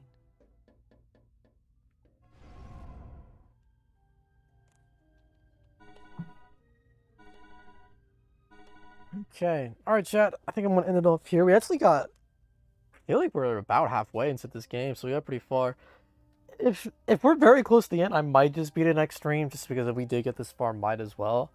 But I definitely plan to start on my trophy grind and surpass that bum Truth, because he's so confident, bro, that I'm not gonna pass him. But I will slowly but surely. He's at 406, or I'm at 406 in trophy level. He's at 420. And dude, we're gonna do it, chat, because I got my PS Vita. I can grind that out, get some games done there. But there's also a lot of PlayStation games I can play as well. So we'll get to it. We'll get to it. But thanks for tuning in, chat. And Nate will take over shortly. But have a wonderful rest of your night. I will see y'all later. Bye-bye.